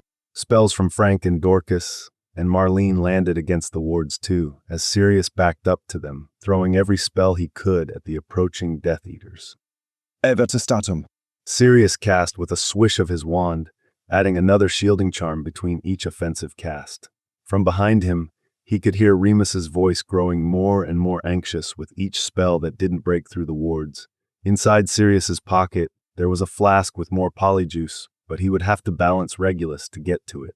Not to mention, he couldn't afford a single moment of inattention, not even to hand Regulus his wand. These wards are impenetrable, my dear cousin. Bellatrix shrieked, followed by that squealing laugh that always made Sirius's stomach turn. You're going to die here, all of you. From behind him, Sirius was surprised to hear the next spell on Remus's tongue, a spell that had no use except to shatter glass. Fenestra, he called out in a booming voice. The widening of Bellatrix's eyes told Sirius it had been successful. In the next moment, Remus's hand was on his shoulder, the other holding Regulus's arm from underneath the cloak. With an angry breath, Remus looked up at Bellatrix before he apparated. For Christ's sake, shut the fuck up. 2 weeks later, Reg, get your lazy ass up. Sirius shouted from the kitchen as he poured his third cup of coffee, and Remus hunched over the stove, yawning. An occasional pop of grease from the bacon in the pan in front of him sent him flinching, swiping at his bare waist to prevent an oil burn. With a grumble, Regulus shuffled into the kitchen, throwing himself into a chair at their small table. You know, if you two hadn't been calling out each other's names all night, a person might actually get some sleep. The wall between our rooms is very thin, Sirius. I cast every silencing and muffling spell I know, and I could still hear you moaning and carrying on. Oh, I'm afraid you'll have to get used to that, Reg.